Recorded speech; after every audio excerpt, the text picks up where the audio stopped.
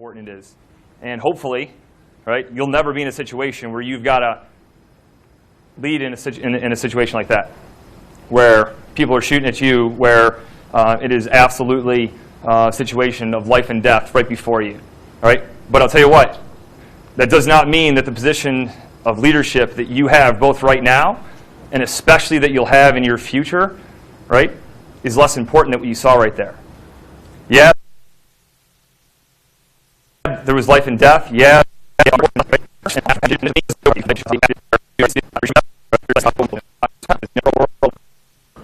As we know it is today.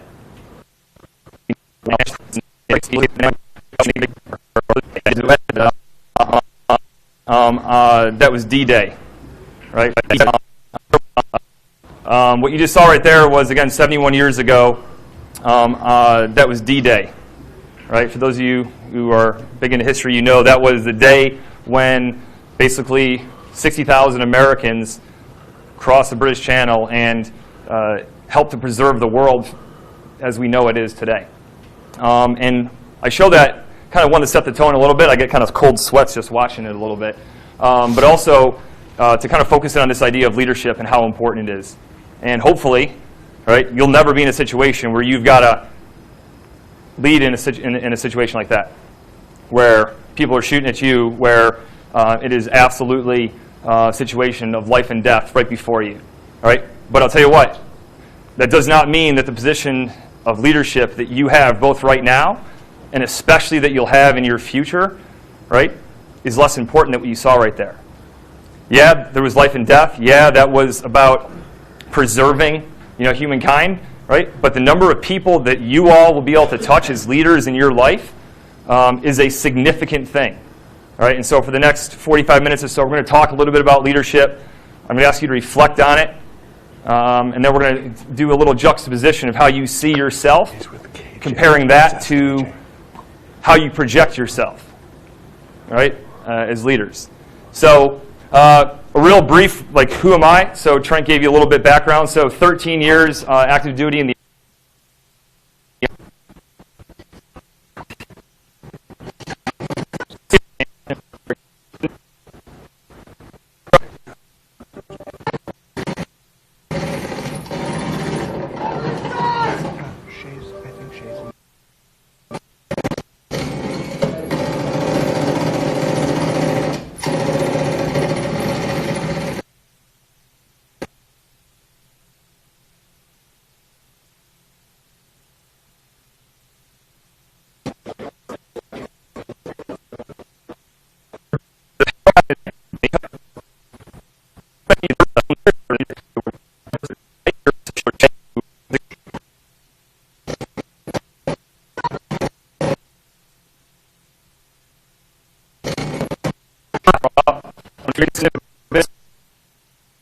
so scared you've thrown up for a game, for a competition?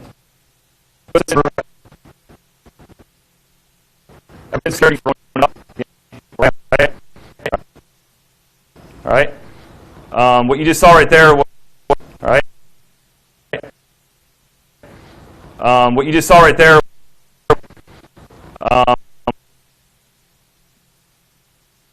What you just saw right there was, again, 71 years ago.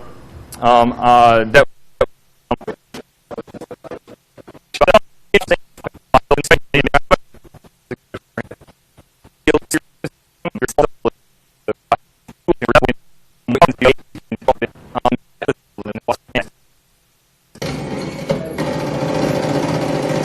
what you just saw right there was, again, 71 years ago.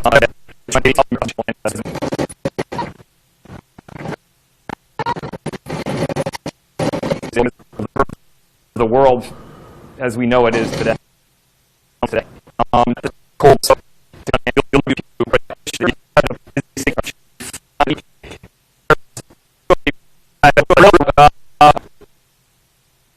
What you just saw right there was, again, 71 years ago.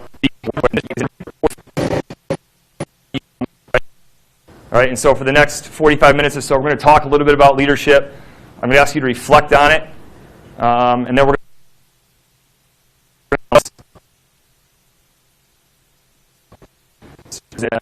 yeah.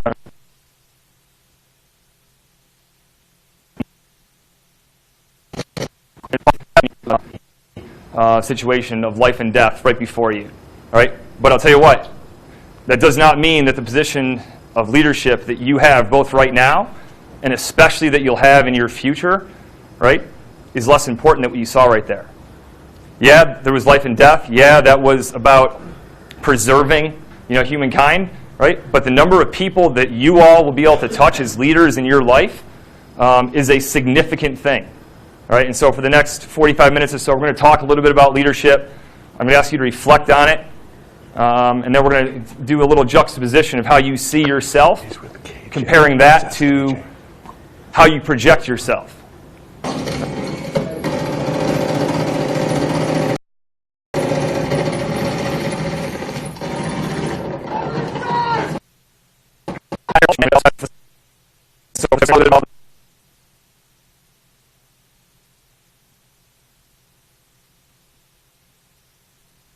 Leadership. I'm going to ask you to reflect on it, and then we're going to do a little juxtaposition of how you see yourself, comparing that to how you project yourself.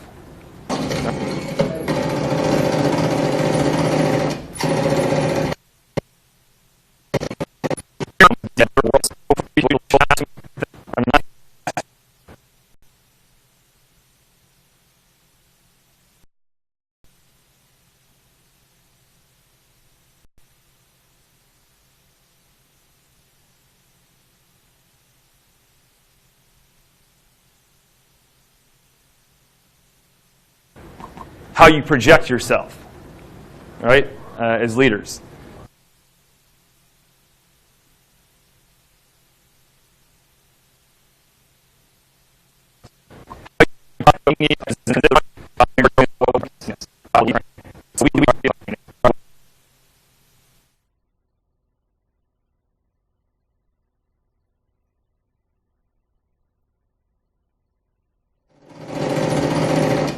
What you just saw right there was, again, 71 years ago.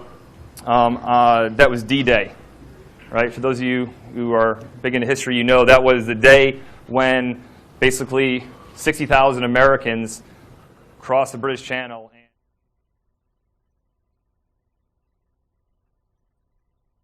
And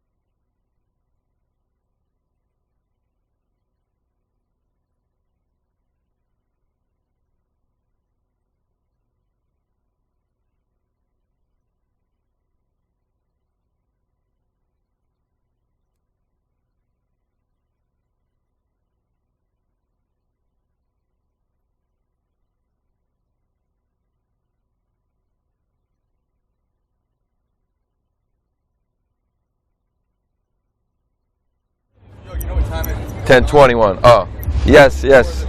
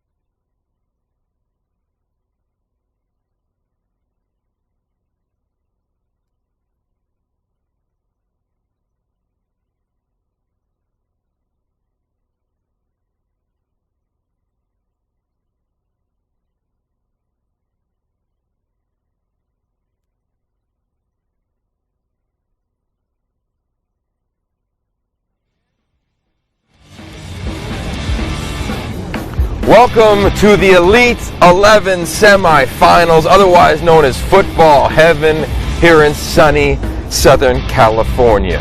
We are in the final day of the Elite 11 Semifinals, and we have been competing with the top quarterbacks in the nation on Cromwell Field. Hi, I am your host, Yogi Roth, and today is the day where we will find out who will make it to the Elite 11 Finals, joined by high-performance psychologist Dr. Michael Gervais. And Mike, it has been incredible competition. What have you noticed from these quarterbacks? Well, so far so good. Like, they're all in. Like, these guys they're hungry, they're young, they're getting after it, and they're wanting to see what their future is going to be like, so they're creating it now. They truly are, and it is being created right before your eyes. To set the stage, this began 5 months ago on the island of Hawaii. This is how the Elite 11 journey began. It was amazing. Over the last 5 months, our staff has looked at 1,000 quarterbacks, narrowed it down to the top 30 who are here for the semifinals. And as you take a look at the graphic, you can see the quarterbacks in bold. Those are the 10 who have already earned an invitation to the opening, the finals of the Elite 11. Throughout the day today, these quarterbacks, all 30 of them, will be rotating through a variety of different groups, different pods. Some will be on the blackboard studying film. Some will be learning the playbook. Some will be getting technical skills. Some will be getting mental training. And others will be getting interviewed here. But most importantly, quarterbacks will all be competing in 7-on-7 on the field. Our head coach, Trent Dilfer, will be the offensive coordinator for the afternoon, calling all of the plays. And all of these quarterbacks will be hoping, Mike, that they get one of these. This is an official invitation to the opening. Thousands show up, few prevail, and you'll be able to watch it live on ESPNU July 9th and 10th. It will be an epic atmosphere. The competition, Mike, safe to say, is on for 30 alpha males because only 8 spots remain. Yeah, it is. I mean, it's intense. These the talent level over the last 5, 6, 7 years, it's the narrowing of the field is pretty incredible. And the people that are here now, their ability to let it rip, to let go, it's amazing to watch. And when you look at the Elite 11, this is the 17th year of this competition, one of the most elite competitions at this position. And the numbers, well, they simply don't lie. When you look at the National Football League, 77% of the quarterbacks on any roster have gone through this process. When you look at major college football, Power 5 conferences, 84% of the quarterbacks on every roster have gone through this process, and the numbers just continue and continue. 9 of the last 10 Heisman Trophy winning quarterbacks were Elite 11 quarterbacks, 8 of the last 9 overall #1 picks, Elite 11 quarterbacks. It is a who's who of quarterbacks. You're looking at Dwayne Haskins, one of the top quarterbacks in the nation. He has already earned an invitation. Jack Allison committed to Miami. He is there. Brandon Peters, Michigan. You can see it, the cast of our quarterbacks. And what we do every year is not only evaluate them on the field, but we go beyond the X's and O's. And Seth Green, committed to Oregon, is one of those quarterbacks that love diving in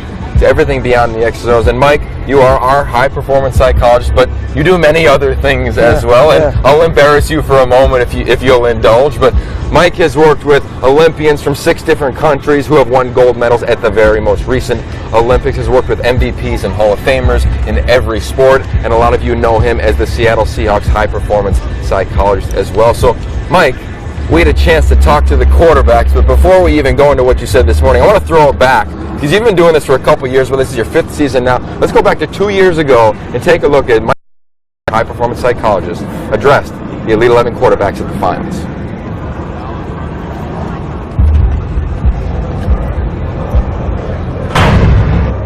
Trent has a real rich understanding that it's a complicated game, and to make it simple, we have to be fully present. Sports psychologist Dr. Michael Gervais is on site to fine-tune the player's psyche for football. Have a vision and make a decision to commit to that vision.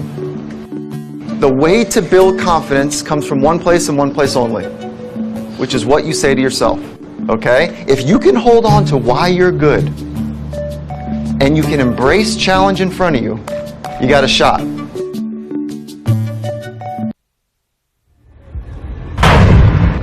Mike, you've been around the best in multiple sports, but when you get around this setting, because there's a lot of future hopeful Elite 11 quarterbacks watching now and past ones, What is something that you're making sure is a takeaway for these quarterbacks when you get with the best guys? Yeah, so I think one of the most important takeaways is that to become great, coaching is required. And we become our most consistent coach. And the inner voice that we have within ourselves, that inner dialogue that we have, really guides so much of our ability to be present, to believe in ourselves, and to be confident in moments that have test and challenge. And so the clean, bright line takeaway is, can you become really familiar with your inner dialogue and your coach and guide yourself relentlessly towards your optimal mindset? And that takes discipline and work. And it's an exciting time right now in our field because such amazing, talented people are interested now from a very young age on how to train their mind, train their technique, as well as train their body. And so it's the confluence of those three that is accelerating performance at a faster rate than we've ever seen in the history of sport. These quarterbacks, all 30 of them, are pretty much household names in the college football world. Yeah, in high school. It's At unbelievable. 16, I know, 17, yeah. KJ Costello, it's his birthday today, he just turned 18. These are young men. Yeah. When you talk with them, because a lot of them, they pull you to the side afterwards, or, hey, coach, can I get a couple seconds? What do you see as a big obstacle for these quarterbacks, because they're under such intense scrutiny?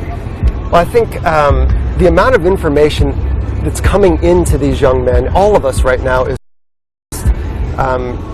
15 years ago, we had to go find information from the library or wherever we wanted to become smarter from.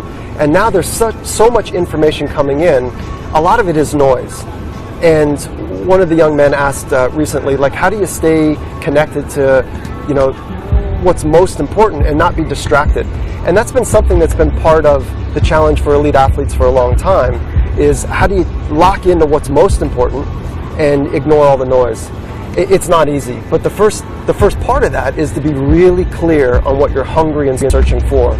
And if you're hungry and searching for mastery, and you're searching for a way of being switched on and being your best on a consistent basis, then just about everything else becomes noise, less your loved ones. When you look at these young men, a lot of times when I interview them, sometimes these quarterbacks, they're like political figures, right? They want to say all the right things, they want to do all the right things, and sometimes it seems as though they get out of touch with being a little kid again. I think in this setting, what we've seen, remember, these quarterbacks arrived about 48 hours ago, came to Santa Monica, had to play in the sand a little bit, some competitive volleyball, then they came on the field yesterday, they were with us last night, we had a bunch of guest speakers, had you this morning. It seems as though they start to let their guard down a little bit. Well, so what happens at a young age for athletes is that when they're really good, is that there's so much attention about their talent and their skill, is that they get a talk track around what they're supposed to say. And fortunately, they're really good at media. Better than they've ever been, in the history, because they're polished. But unfortunately, it distances themselves from what's true, possibly. So one of the things I talk about is that people are always giving out their highlight reels. And we as a society, as a community of elite athletes, we have to be able to get past the highlight reel and get down into the good stuff of what allows somebody to work and what allows somebody to tick and what allows somebody to really be honest with the struggle that they're going through. Because let's be really clear, is that to become one of the best in the world, or to become your personal best, you're going to have to face down adversity. And facing down adversity is challenging.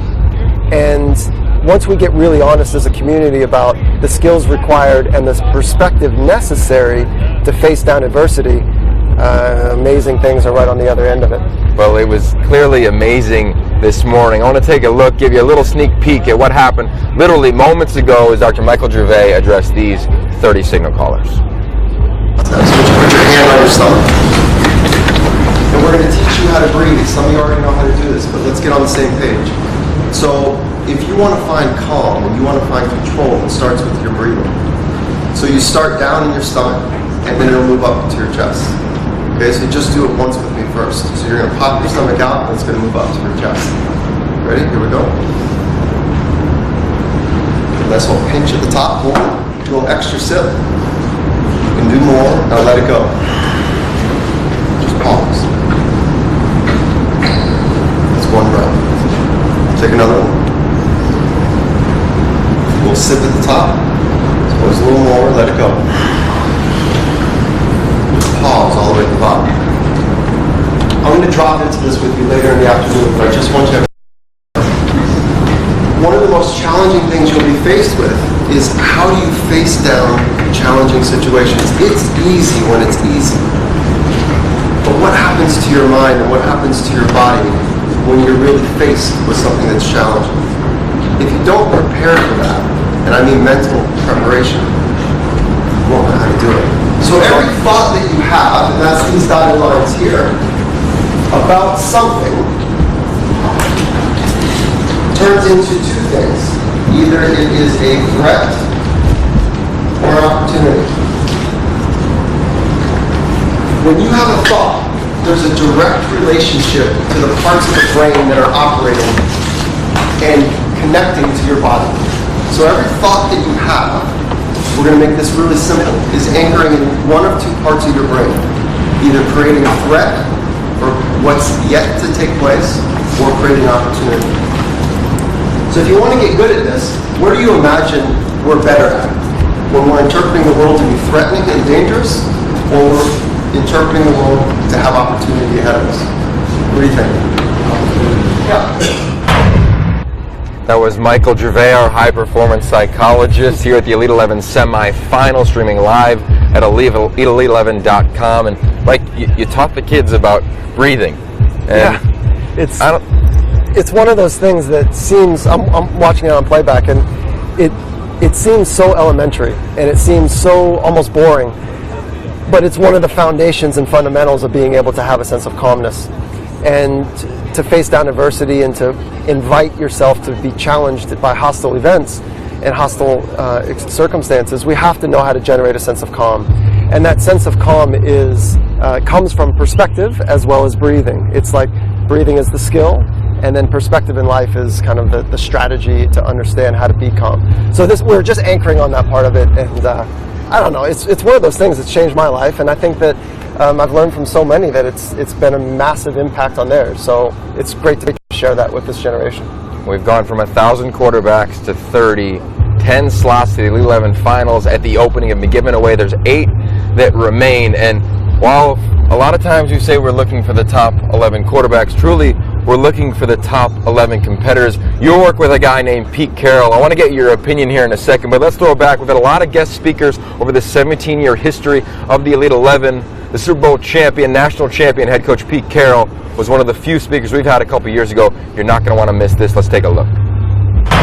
There's a head football coach in the National Football League that all he does when he wakes up in the morning till the time he goes to bed is compete. You guys are lucky enough to have him here tonight. The head coach, the Seattle Seahawks, Pete Carroll. Oh, is that all you got? Let me hear a little bit. Hey.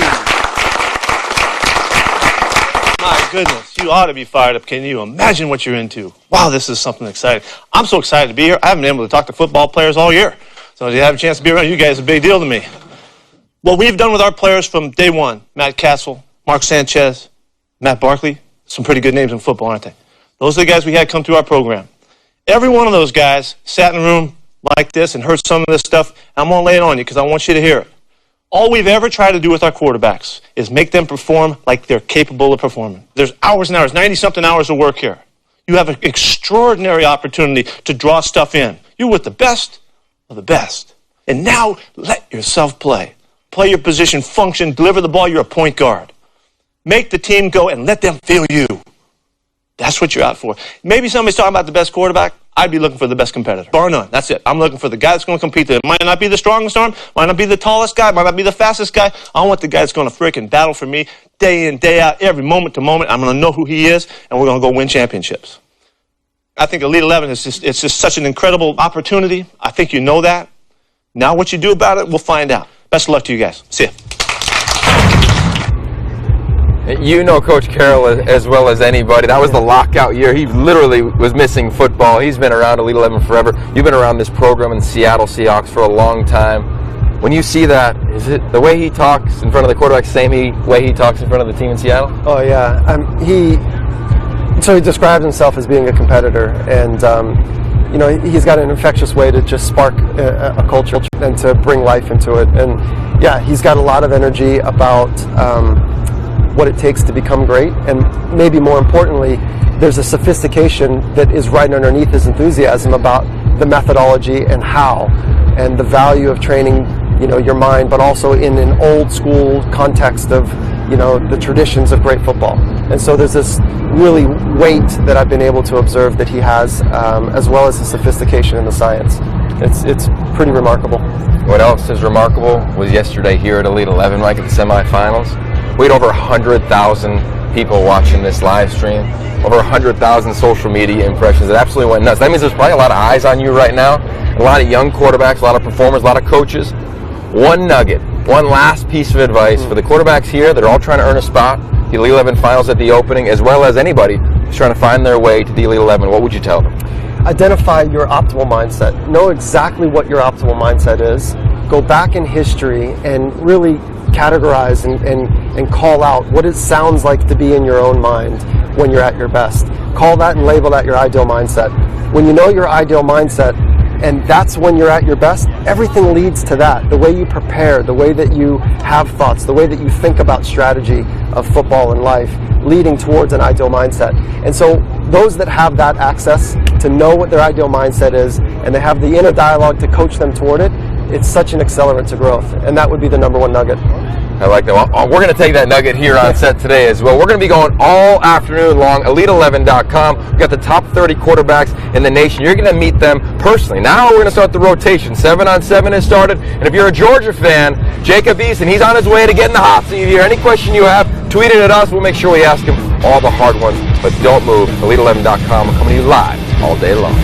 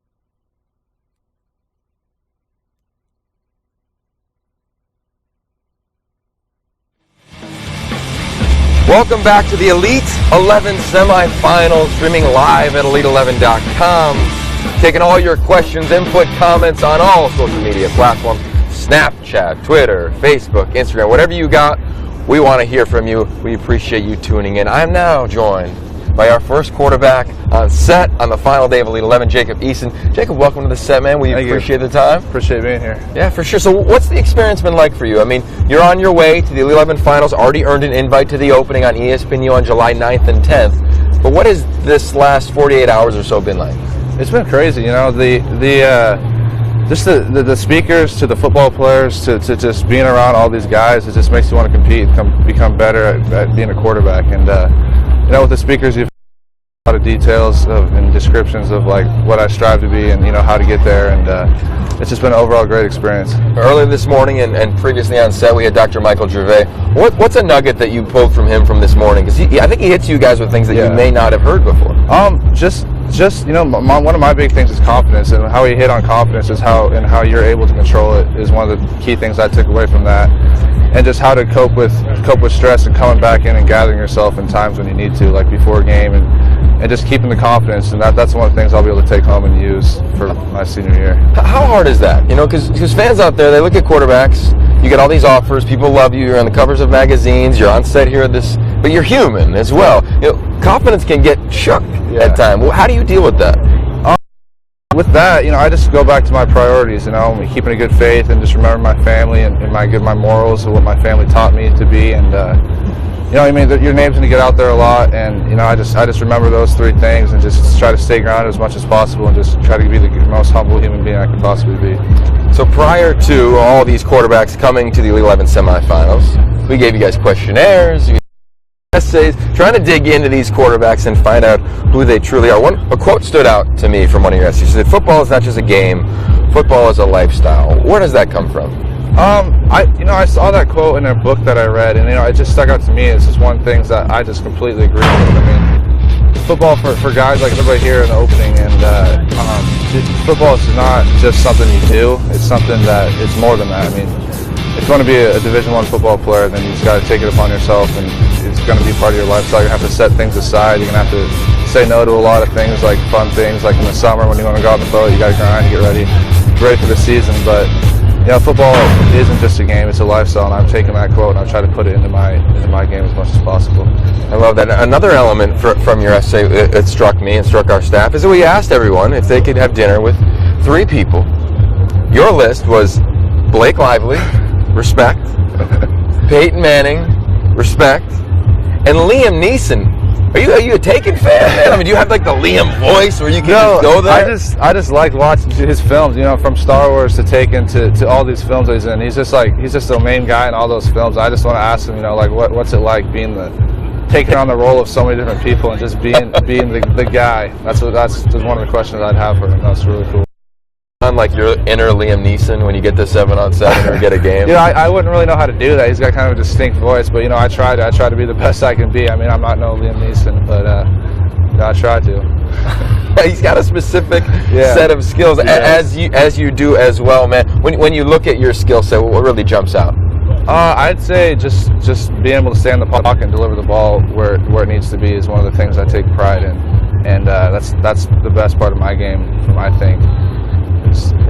All right, well, we love your game. Georgia Bulldog fans, you're going to love his game as well. Jacob, get to the 7-on-7. We appreciate you jumping on set. We're going to take a quick break, and these quarterbacks are going to be rolling through all day long. You are not going to want to miss what these guys have to say as we find out who they truly want to have dinner with.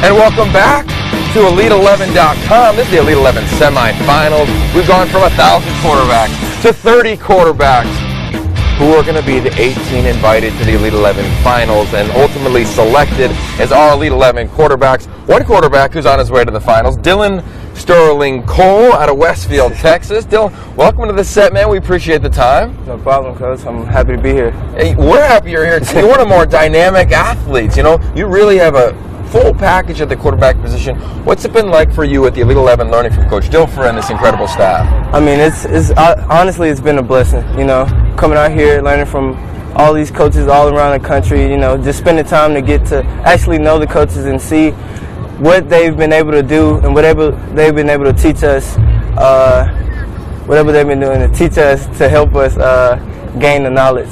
Yeah, no, a lot of knowledge happening around here. Absolutely. Now, a lot of knowledge we're going to drop on the fans as well. Everyone doesn't know that hidden skill you have as a long snapper. I mean, way back in the day. Tell us about that element in your football career. I mean, it's just grab the ball, you know, just throw it back. I mean, I guess I was so accurate with throwing the ball between my legs, you know, it actually helped me with my accuracy, you know, holding the ball up with both my hands actually up on my shoulders. You know, it's funny that you say that, actually. Well, we dig into these quarterbacks here. They all had to write essays. We define out a lot of different elements about them and their career. Something I want to know about you is, how much do you really love this game? Man, honestly, it's all I really have, you know.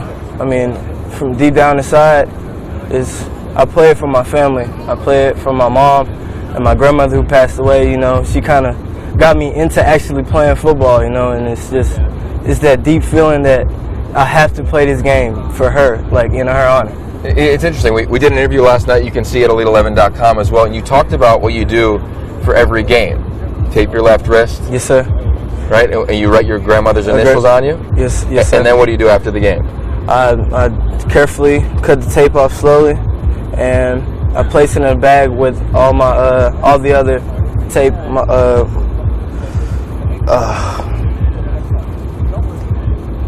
Basically, I'd like to know, every single game, Dylan Sterling Cole tapes his left wrist, puts his grandmother's initials on it. And then you take that tape off after every game, and you've saved every one of those. After every game. What has she meant to you, and not just your career on the field, but to your life? Everything. Like, honestly.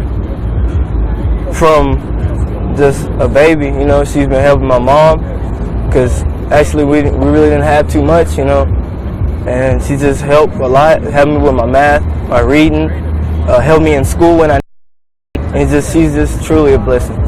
You're one of the top recruits in the country, one of two guys here that are uncommitted. Yes, sir. For you, how do you deal with that attention? I just go with the flow, you know. They ask me why I'm not committed or why this or why that, and I tell them straightforward. I mean, I'm just trying to enjoy the process, you know. I want to be able to get to see these schools for myself, I don't want to just commit and not just know what's going on, get a feeling of the coaches, the coaching staff. I mean, I want that, you know, that real, like, I want to get that aspect of where everybody's coming from. How about that process and the process here this weekend? We had a lot of guest speakers. Team Red, White, and Blue and the Navy SEALs spoke last night. Alexis Jones talked about men and empowerment last night. Right. This morning at a high-performance psychologist with Dr. Michael Gervais. Yeah. Out of those three groups, is there a nugget that you really pull that really influenced you? No, sir.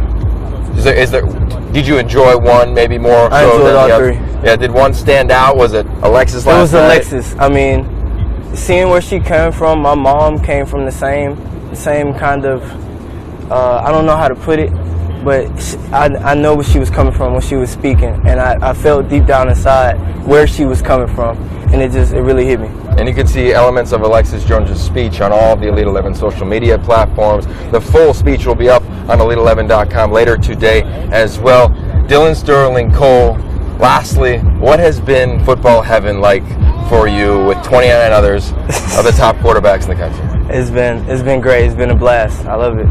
I love it. Well, we love having you. Good luck with your decision. Good luck in 7-on-7, man. Yes, and lots of love to your entire family. We know your grandmother would be very proud of you. That's Dylan Sterling Cole. I am Yogi Roth. This is Elite11.com. We're going to take a quick break. And we got the other uncommitted quarterback, Jawan Pass, coming on set. You are not going to want to tune out.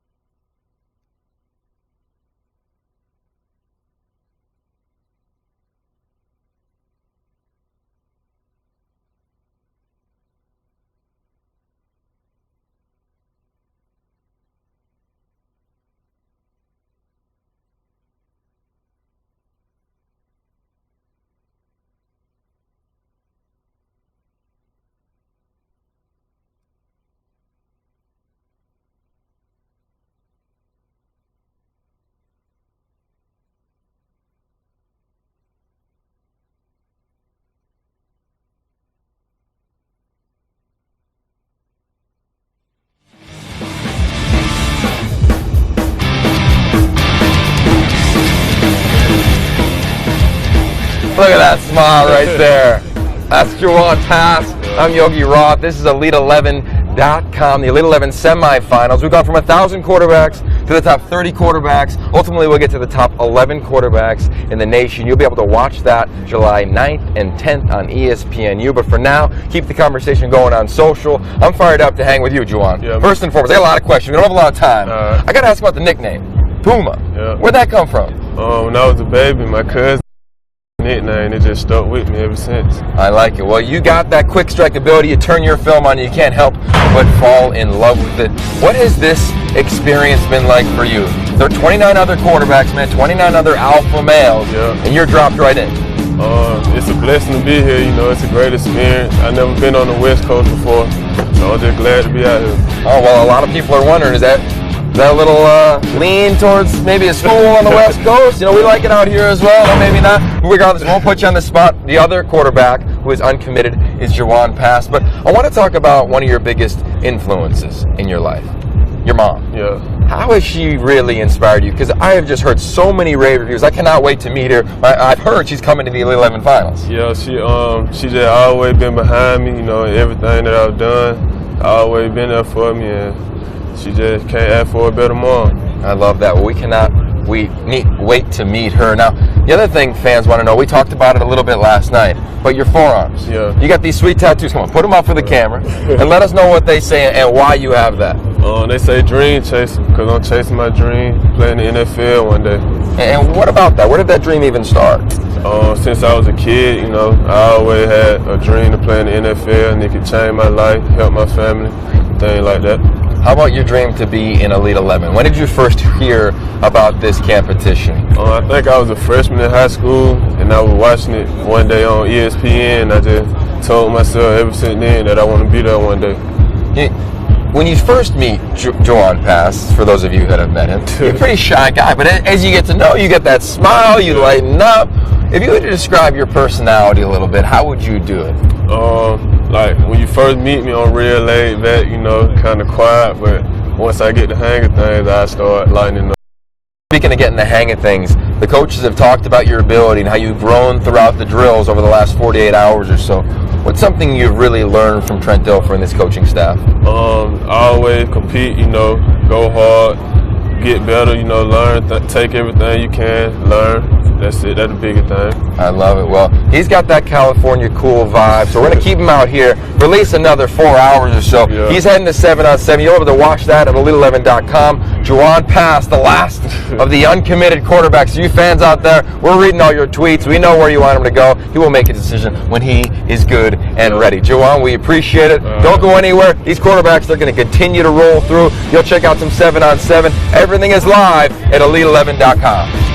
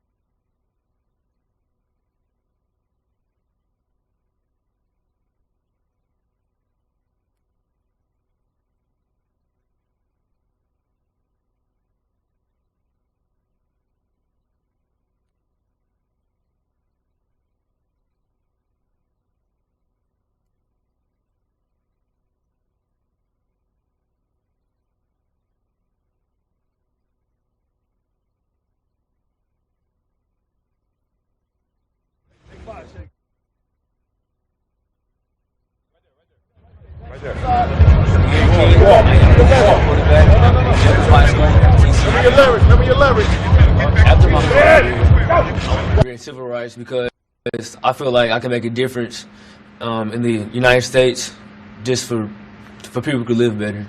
Point it at the screen.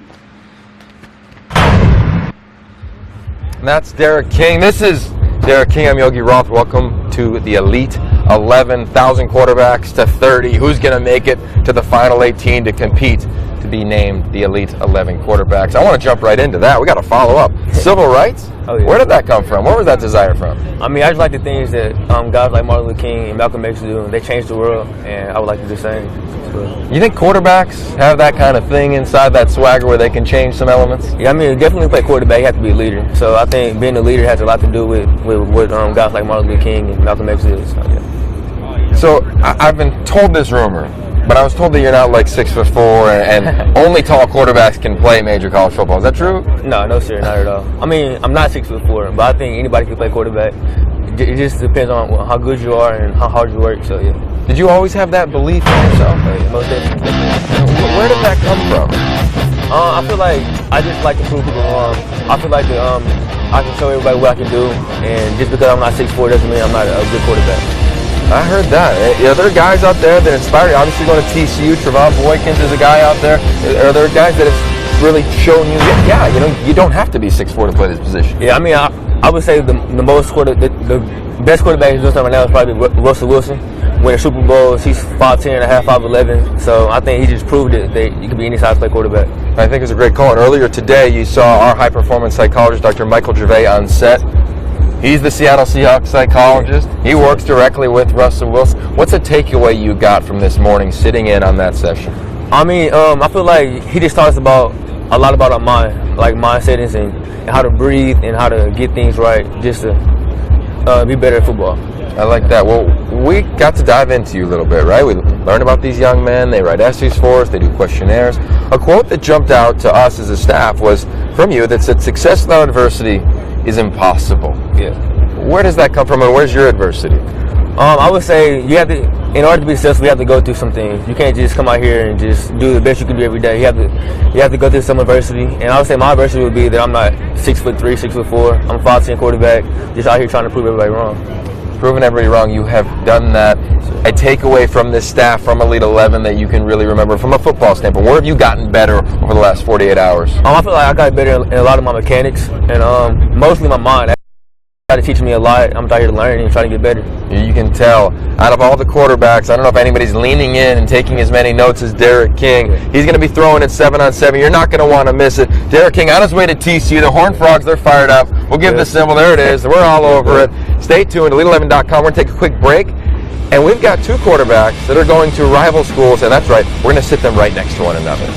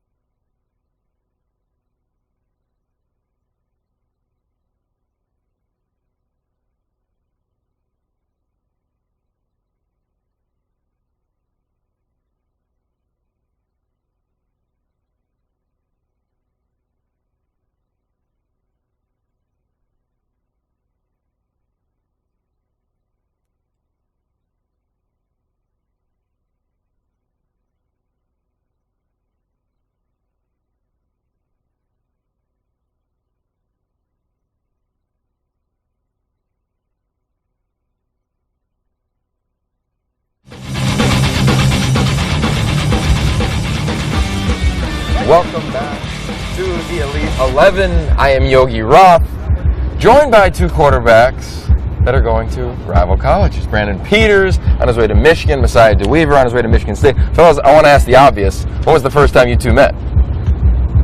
Regionals? Chicago. Chicago Regional? Yeah, Chicago. Yeah. But what's it like? I mean, you got fan bases that are like, oh, they're not allowed to sit next to one another. They cannot shake hands at all. How is that really in reality? Just competition, coming out here and competing. It's not about college yet. We're still in high school, we're trying to get better. So we're just focused on getting better and becoming great quarterbacks. Brandon? Yeah, like he said, we're just competing. I'm going to respect what he does, and he's going to respect what I do. We're just going to be good competitors and for the weekend, good teammates, basically. Well, what's this weekend been like for you? I mean, this is a different setting than either one of you have ever been in. So Brandon, what's something that's jumped out that maybe you didn't expect? I don't know, just like the way things are kind of done here. I've never really done it in like that format, just the lifestyle here. It's a lot different from where I come from. It's just been a really cool experience so far. And Messiah, we get off the plane and here we are in Santa Monica playing some volleyball. Yeah, man, the volleyball was very fun. Never played volleyball on the beach before with guys going to big time colleges and things like that. So it's just been a fun experience, just being around everybody and going through the process. What's it like? 'Cause you all hear about each other, right? You meet at regional camps, at the opening regionals. You get to meet people. You get to know about a name at least. But now you get to see the other guys who are trying to perfect the same craft as you. What is that like when you first kind of meet one another? When you first kind of meet each other, you're kind of observing them, how they throw the ball, how they drop back, how they carry themselves, how they talk, just kind of their attitude towards the game, that's something that every competitor looks at in their other competitors too, so. Yeah. For both of you, I'm really interested. When we dove back in, remember we get to ask these quarterbacks every question we possibly can. We send them essays, we send them questionnaires. We have a former running back, wide out linebacker before he became quarterback. You were an offensive tackle and a linebacker. Yeah. Regardless of quarterback, I want to know what it was like to play up front. It was actually kind of fun, I'm not going to lie. Less stress. Yeah, a lot less thinking, but I love the quarterback position. So. When did you make that change? 7th grade. 7th grade, Yeah. You're like, I can't just set anymore in that left tackle spot. Yeah, we needed someone to play there, and I was like, hey, I'll step up and play. So yeah, I love it. And how about for you? Clearly you're an athlete, played running back, wide out, linebacker. When did you make that shift to the quarterback position? About 7th grade, figured out that's what I really wanted to do. Always played around in the backyard throwing the ball. Me and my dad talked about it like, you're going to be tall, you're going to be big. Why not try to play quarterback? Worked on it, came true. I love that. Well, I really want to talk about how excited you guys are to have gone through this experience. There's 28 other guys that you've gotten to know, right? You've been through intimate settings. We had Team Red, White, and Blue. Navy SEAL Mike Irwin came in to speak last night. Alexis Jones talked about empowering men to make sure they can protect other women when you guys become those influencers on campus. This morning, you had Dr. Michael Gervais off the field, beyond the X's and O's. What's one or two takeaways, Brandon, from you? Really, it's just becoming a better man myself, a better citizen in public, the way I treat people, women, the way I carry myself, just the way I prepare for things too. That's really what I can take away from this. How about you? Last night, when everybody got back to the hotel, we walked back. After all the speakers, they got to showcase their bowling skills. We'll take a look at those a little bit later. But what was the chatter among the quarterbacks on the walk back? How impactful Alexis Jones' speech was. I took a lot from it actually. The women in your life, your mom, your sisters. You really don't think about other females, but when it comes to your own family, you really think a lot about that. So she spoke very, very well, and she's a very special speaker. So last night, with the Elite 11 quarterbacks, we went over to Lucky Strike. We wanted to see if you guys had any bowling skills. But before that, Alexis Jones, a motivational speaker, one of the top 100 most powerful women in the world, gave you guys a presentation. In that presentation, she talked about the power, the role that you men have to influence your teammates in the locker rooms. And as she's doing that, everybody's listening, they're kind of leaning in, and all of a sudden she goes to one of her slides in her PowerPoint presentation, and she's got pictures of some members of your family. When all of a sudden that pops up on screen, you could see some of the guys just, oh my God, they couldn't believe it. What was that like for you, Brandon? It just kind of shows like how important those people are to you in your life, and like you want to treat other women and girls the way that you would treat them. You know, you want respect all the way around. Yeah. I love it. And lastly, before we guys let you guys go on set, I want to ask how excited you are for the next phase of your career. On to Michigan State, I mean, this is a place, Connor Cook, I mean, they got a lot of good quarterbacks. What is that going to be like for you? What are some of your expectations heading into that environment?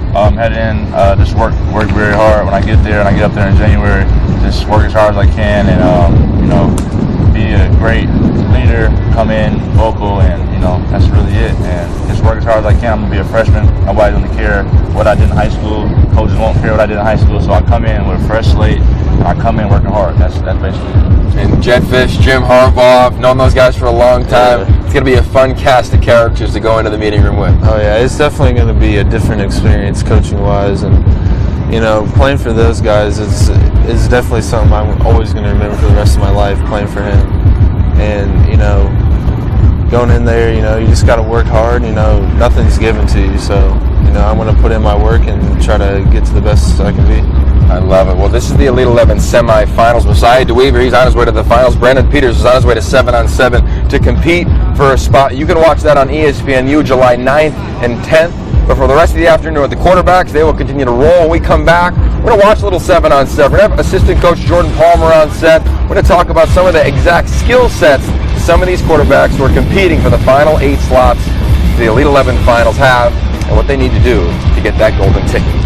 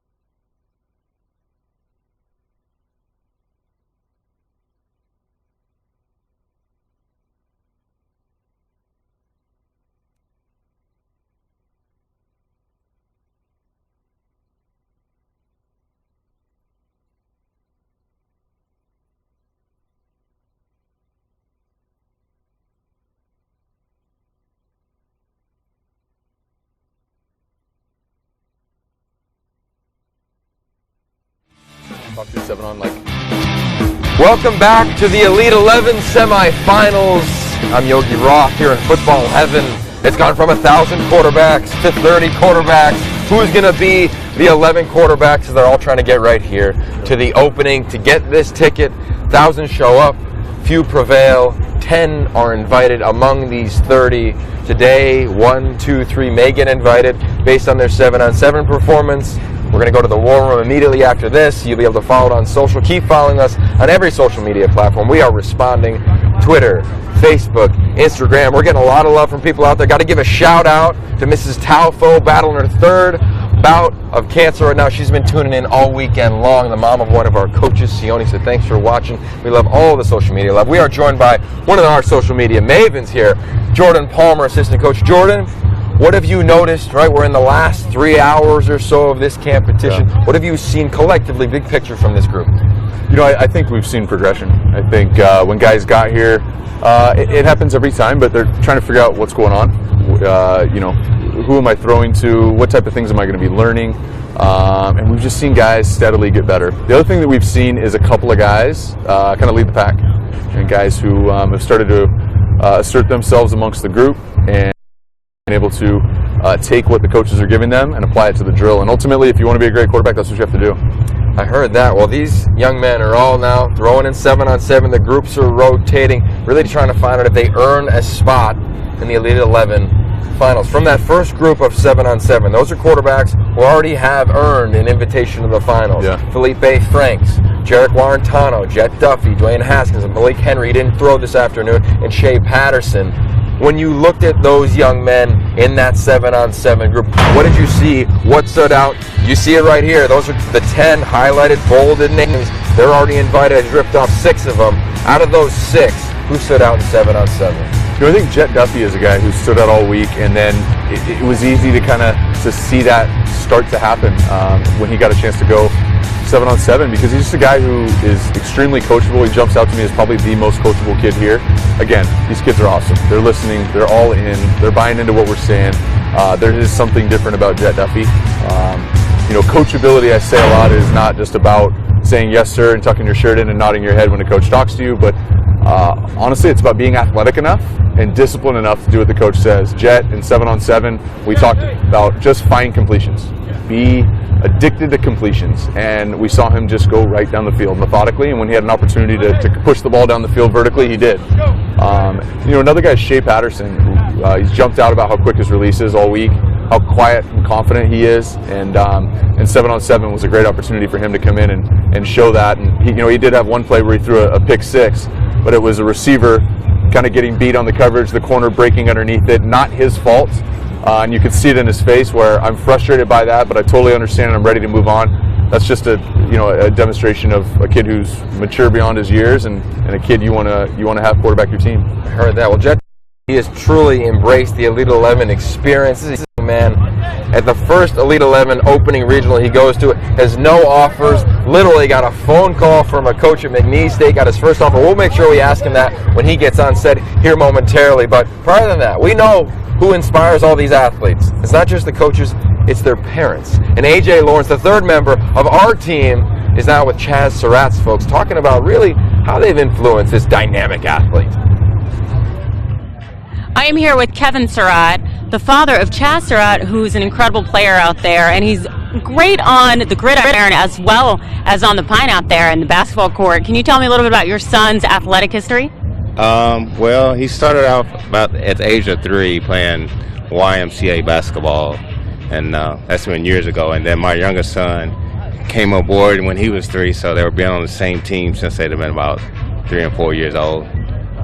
Yeah. And Chaz says that his favorite wide receiver is his little brother. Do they work together in their connection? Yes, they do have some kind of mental connection where they kind of know where each other is supposed to be at all times. And a lot of the learning that the young men have been doing here at the Elite 11 have been dealing with things outside the X's and O's in terms of being good men and leading the right lifestyle. And I know you've been mentoring your sons in that way. And so can you tell us a little bit about kind of their growth and progression? Well, they're basically kind of quiet people at sometimes. So the leadership role, Chaz is more of a game time kind of player. So once he gets on the field with that uniform, then his leadership kind of just takes over in how he plays. Not so much a vocal guy, but you can feel the steam. I coach him a lot of time. You can just see the steam in his eyes, and I think that gets other kids motivated too. Yeah, I definitely think he's bringing out that competition. Right. Thank you so much. All right. Back to you guys.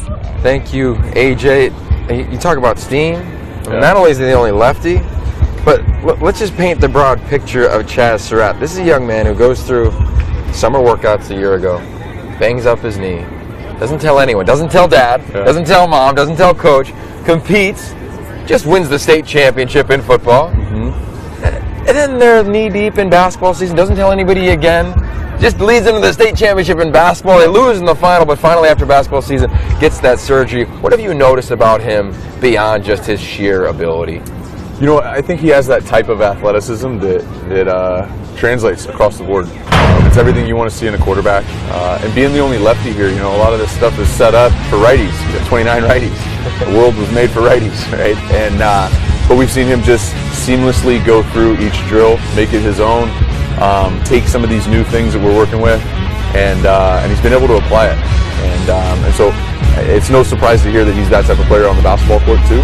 And I think that all the things that you see in leading that team to a state championship in basketball and in football, when you get used to winning at a young age, you've been around some winners. When you get used to winning at a young age, and winning comes easy, and losing comes very, very difficult, that's the kind of guy, when he gets a chance to have his own team in college, it's really difficult for the other players to not rally around that. And so I love the fact that it translates. You know, my brother, Carson Palmer, won a state championship in football, won a state championship in basketball, and I got a chance to see that translate, you know, across the board into college and all that. And so I like when I see Chaz, I see a little bit of that. And so I've become a fan of him over the last couple of days. I like it. Well, I know, you know, coaches, they stay up late, right? We're up late last night evaluating, making mock war rooms, you know, mock picks, who's going to make it to the finals. Well, a young man making it to the finals. He's in 7-on-7 right now. I want to take a look at Jacob Eason, because we had a conversation about him last night. Yeah. And you said, wow, he's got some things you just can't teach. And this is a young man, he just jumps off the screen. He's a massive guy, 6'5", he can make every throw. What have you seen from him, and what do you love about him, and where has he grown? I think the biggest thing is, you know, he plays a lot of baseball. He's throwing a lot of baseballs right now, and so that can be a difficult thing for your throwing motion.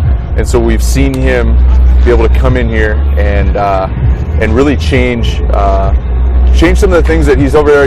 He's hearing all these different mechanics, all these different motions, and he's been able to process it. He's naturally really gifted. He's a big, strong kid, as you said. He can make all of the throws, but he can flip that switch, go to quarterback, and go through his progressions really seamlessly, and he throws a really accurate football. You know, all these quarterbacks are not finished products yet. He's obviously not, but you said last night that the things that he needs to fix are really fixable. Yeah. What do you mean by that? Yeah, I think there's a few mechanical things that we talk about the efficiency of your stroke being your throwing motion. And so any things that you're doing that are inefficient, little 5% here, 7% there, 4% here, it adds up. And all of a sudden, when the ball leaves your fingertip, you're not throwing the ball as efficiently as you can. The things that are prohibiting him from throwing the ball as efficiently as he can are some of the easiest things to fix. It's literally just muscle memory. And so it's been great to be able to pull him aside a couple of times this weekend and see him fix one thing, another thing, another thing. And when I say fix, nothing's broken here. Right? This is one of the best kids in the country, one of the better kids we've seen in a while. But any of those inefficiencies, he's been able to click the switch here over and over and over again, and you see this steady growth throughout the weekend. If he continues that, he's going to be a great player. We're going to flip the switch here as well. We're going to take a quick break. Jordan's not going anywhere. He's here for the next hour. We got a lot of quarterbacks to talk to. These QBs are rotating through 7-on-7, a variety of other pods, other groups. Don't go anywhere. Elite11.com. The next group of quarterbacks, they're getting in the hot seat. We're going to dig in.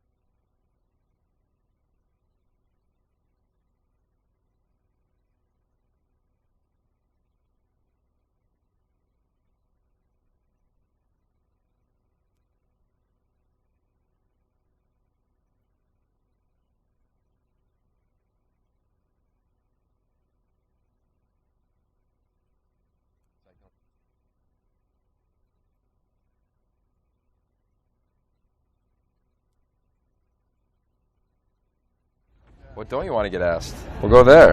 Okay.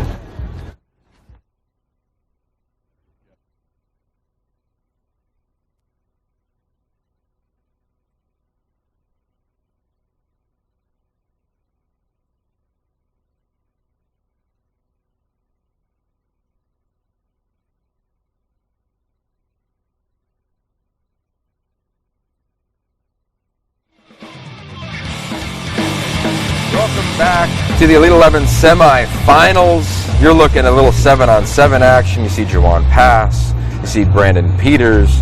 Aside to Weaver, he's currently taking drops. He earned his invite yesterday to the Elite 11 finals, a Michigan State commit. This young man has really gone through the process. Went to the Chicago Regional, balled out there. Went to the Ohio Regional in Columbus a couple weeks ago, balled out there. Got a really dynamic personality. Joined by Jordan Palmer. Jordan, when you watch Messiah DeWeaver on the field here in 7-on-7, what about him earned his invitation? You know, I think we've just seen a really consistent guy. He's every time that we've seen him, he's been accurate. He showed arm strength, but at the same time, he showed composure when we put him in the pressure chamber, things like that. One of the most important traits in a quarterback is consistency, and when you have that, you have an opportunity.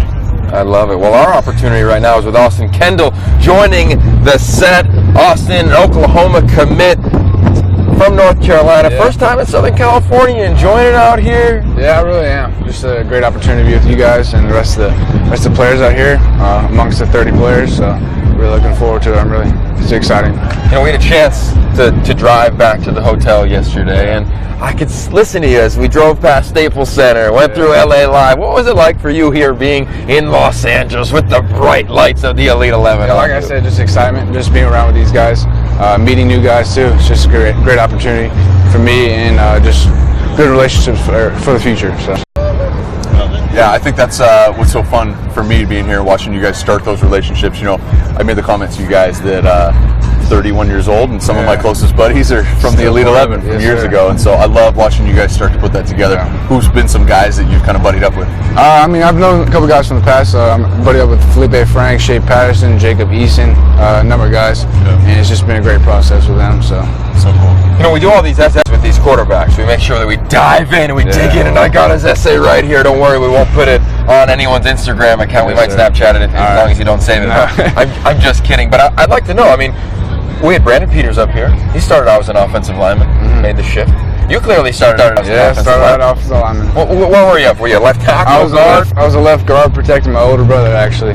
So. Did you ever let him get sacked? Try not to. I might have a couple times. So. Oh, you would? Would he grab you by the face, man? Yeah. We actually we played in the Panther Stadium for like a halftime show, and then he scored on a run, and I was the first one to greet him. So as a lineman, you got to run down there and meet.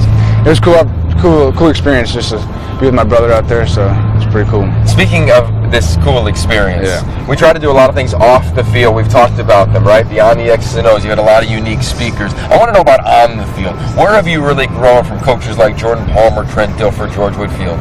Mechanics in the head too. It's definitely a big part of this process. So. Jordan, you've been around some of the top guys in the country. Yeah. Anybody he compares to, or where have you seen him grow in the last 48 hours? Yeah, you know, I think I've seen a quick release. You know, not a guy who's going to make a living because you're 6'6", 240. Right. Nowadays, it doesn't matter. You don't need to be. I almost see some Brody Croyle, right? I'm going to go way back. No, I do not. Played quarterback at Alabama. Really quick release. I mean, is that? I think that's that's an ultimate throwback to one of the old school Elite 11 classes. I don't know what music Brody Croyle listened to. I don't. But I do know about your music taste. Pre-game. Describe that. It's just slow music. Just trying to get mellow in the game zone. I'm not really a hype guy. I want to stay calm. Under pressure, you want to stay calm. And I'm kind of one of those guys. Slow music, low country, and a little variety of slow music. So. I know Jordan's a big country guy, but we've gone from 1,000 quarterbacks here to Elite 11, starting in February. The top 30 quarterbacks. We're trying to narrow it down to the Elite 11. 8 spots remain to get an invitation, a golden ticket right here to the opening on ESPNU July 9th and 10th. You're up next in 7-on-7. What, in your opinion, do you need to do get Coach Dilfer to make sure he gives you one of those invitations? Completions is key in scoring touchdowns. So I'm up next with the rest of the guys. So gotta show my talents out there and hopefully get the invite. So all right. Well, completions is key. Throwing touchdowns is fun. We'll make sure to tune in to your 7-on-7. We're gonna take a quick break. We're coming right back with Jalen Hurts, the recent Alabama commit. Gonna want to tune in to this young man. We'll be right back at Elite11.com.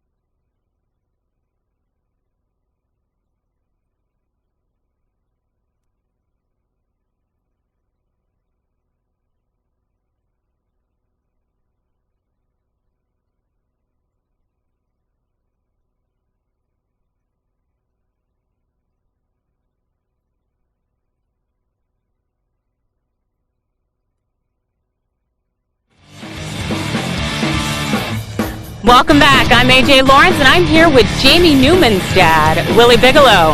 So Jamie has some incredible athletic, raw talent, completely gifted. Where does he get that from? Genes, family genes. He just blessed with it. That's what we do. He get his size, all that from me. Well, Jamie said, I think on his Twitter account around May, he said, just a young man from a small city with big dreams. What do you think he meant by that? Well, we come from a real small area, small town. It's kind of, we haven't seen too many people that make it big time do things like this, and he's trying to just fulfill that, trying to do that, and it seems like it's pretty much coming true. And what do you like most about coming out and watching Jamie perform? Just like to see him compete and have some fun, develop relationships with people, and that's it. Enjoy yourself. It's California. Absolutely, and they are enjoying themselves out there. Thank you so much. Right, thank you. Back to you, Yogi. Oh, gotta love that. Joined here on set, Jalen Hurts, Jordan Palmer. Jordan, you've been around this for a long time. Yeah. Whether you've been a ball boy, whether you've been a counselor, your brother obviously has been through it as well, Carson Palmer. Your dad has probably watched a lot. We just had a great interview with AJ and Jamie Newman's dad. What has he said to you and your brother and your family when he's come and watched you in settings like this? It's really cool. My parents came yesterday, and they're proud parents, right? They got 2 kids that played in the league. They got 2 other kids who have amazing families and kids, and your parents are proud of what your kids do. But I think that they're most proud of my involvement with this, because I love being here, being able to impact these guys. And when parents get a chance to then come and watch, and they get to see the entire process, they're looking at it from a different view than the fans. There's a ton of people that are going to be fans of this kid, right?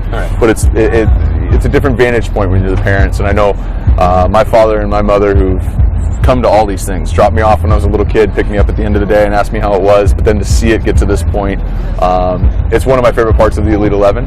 And for the parents that are watching, this is worth all the shakes that you make in the morning and the carpools that you drive and all that. It's really cool when you get a chance to watch your kids go through this, and I know I've heard it a lot from my parents over the years. And I would bet that you've heard a little bit as well. Yes, your sir. father being your coach. What's that relationship like with your dad? I mean, it's a loving relationship. He's a great father figure to me and my teammates. So it's good to experience somebody like that in your life and my friend's life as well. So it's a good thing. When you talk to any of our coaches or anyone around the country when they've gone through the evaluation process, we talk about character. You're the first guy, one of the first guys that people mention. And we've asked all these quarterbacks to write essays, fill out questionnaires. And one of the things that jumped out to all of us, when you talked about what you were most proud of, it wasn't necessarily throwing a touchdown, winning games. You said being inducted into the National Honor Society. Yes, sir. Why is that? I take pride in my grades, and I mean that's been an important aspect to me growing up since I was in kindergarten. And in sixth grade, I got inducted to the Junior National Honor Society. So I thought that was pretty cool. I was like, so my goal is to be in the National Honor Society, and I achieved it. So I'm proud of that, and I'm going to continue to do good with my grades. So, Jalen, do you see a correlation between competing on the football field, trying to be the best, trying to win a championship, and competing in the classroom? Is there a correlation between that? Yes, sir. I mean, it all evens out. It's all the same to me. I mean, I'm a competitor. I'm born to compete. It's in my Twitter and all that, but this is how I feel. I'm a competitor, and I'm going to try and be the best at whatever I do. So, I mean, if you're not trying to be the best, then why are you doing it? Yeah. The young kids watching that, you can compete in the classroom. The teacher asks who has the question, who has the answer. I'm going to put my hand up faster than you. I love that. It's very cool. Speaking of competing, you're also a power lifter? What is that all about? Well, my dad wanted me to do it my 9th grade year, so I did it and had a little fun with it, realized I was kind of strong. So I came back I did it 10th grade year, I'm sorry. Came back my 11th grade year and went to state in it. And, did all these things that quarterbacks, you don't see other quarterbacks do. So I was proud of that, just to be, set myself apart. Like we were talking about, you don't see strong quarterbacks like that. So I just wanted to be something different and do something different. Well, I don't know what I know what powerlifting is, but I've forgotten what powerlifting is. So if you can remind me what powerlifting what do you even do? In powerlifting, you squat and you deadlift and you bench. And my squat was 560 at regionals. At state, I went to state, but I hurt my back, so I pulled out. But my goal was to get to state, just to say, I went to state. I was a state qualifier. But I squatted 560. I deadlifted 585. I benched 285 or 275, one of those. But it was a successful year, so I'm happy about that. I would say so. Yeah. It's been a successful week for you as well. Literally, you get to California and you made your commitment. What did you commit and why? Well, Alabama, I just loved it. I mean, I love how Coach Saban ran his program, and I love how their school is so organized, and they want the best out of their student athletes and their students. So, and Coach Saban also wants to create young men in life to be successful, and my main goal is to be successful in life. So that's really important to me, and that was very intriguing. Yeah, you're on your way, man. I think anytime a young guy tries to find opportunities to compete, yes, sir. Try and find it in the classroom, try and find it in an unorthodox sport, powerlifting, and you got a chance. I think anytime you're searching for somebody to compete against, I said it today, right? If it's you or me, it's me. Exactly. I love it, man. I love it. Well, you may have started your career as an offensive tackle. We read about that as well. He's clearly a quarterback. Jalen Hurts, the country's going to know about him, not just for his ability when he goes to Alabama, but I think you're going to get into the even collegiate National Honor Society. We appreciate the time. There it is. For him, the plan for us is to keep these quarterbacks rotating. You're going to go ball 7, so you do your thing. Jordan Palmer and I are not going anywhere. Keep it locked right here at Elite11.com.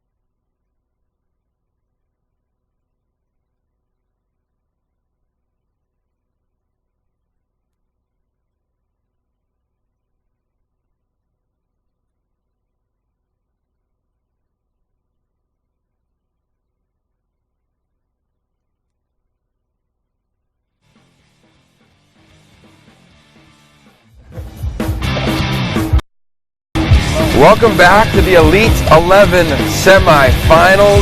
Who's that guy right there? Who are those people? That's my parents. And we got Chaz Surratt. That is the Surratt family. The contingency make their way out from East Lincoln High School in North Carolina. And we are joined by Duke commit Chaz Surratt, Jordan Palmer. I'm Yogi Roth. This is the Elite 11. It's gone from 1,000 quarterbacks starting in February in the island of Hawaii to now 30. Now we are trying to find who will be the 18 invited to the opening. 10 invites have already been given out. Chaz Surratt is competing for the remaining 8. You can check him out, hopefully, if he makes it to the Elite 11 Finals, on ESPNU July 9th and 10th. It will be going off. But you are an athlete. You've gone off a couple times as well, man. Your career is as good as anybody's out here. State championship in football, made it to the state finals in hoops. Athletically, man, you're just gifted on the hardwood and on the gridiron. Yes, sir. I've been playing sports my whole life, so I've been raised that way. So it's kind of natural now, but it's been pretty good. I've had a good run so far. It's safe to say he's had a pretty good run, Jordan. Yeah. What type of things do you think in basketball translate over to football? Just being a point guard. Being a point guard, that's the leadership role on the basketball court. So translating that to football, being the quarterback, and trying to be a facilitator to everybody else, and that's a big help when it comes to quarterback. Yeah, I made the comment earlier. My brother Carson won a championship his junior and senior year in football, and then won a state championship in basketball in the state of California. A lot of the things that I saw in his basketball game, he wasn't as athletic as you. He was a guy who would guard the best offensive player. He'd get rebounds, and he'd hit big shots. What type of basketball player are you? I kind of do it all. I'm versatile, get rebounds, assists, score when I have to. Most of the time I try to get my teammates involved though. And then big games when it's like fourth quarter, I'll try to take it over. That's the kind of player I am. I love it. Last off season, we've talked about it a bunch on this show. You had a little bit of a knee injury. Mm-hmm. Tell us what happened there, because you didn't even tell the people we just saw on screen about it for a while. Yeah, I heard it at Carolina, one of their camps, and it bothered me, but I didn't really say nothing about it. I didn't want anybody to worry. So as the season went on, though, I think it got more serious to me. So I had to mention it during basketball season, and then that's when they finally took me to the doctor and found out my meniscus was torn. So basically you went to the state championship in football, state championship in basketball, never told anybody about it.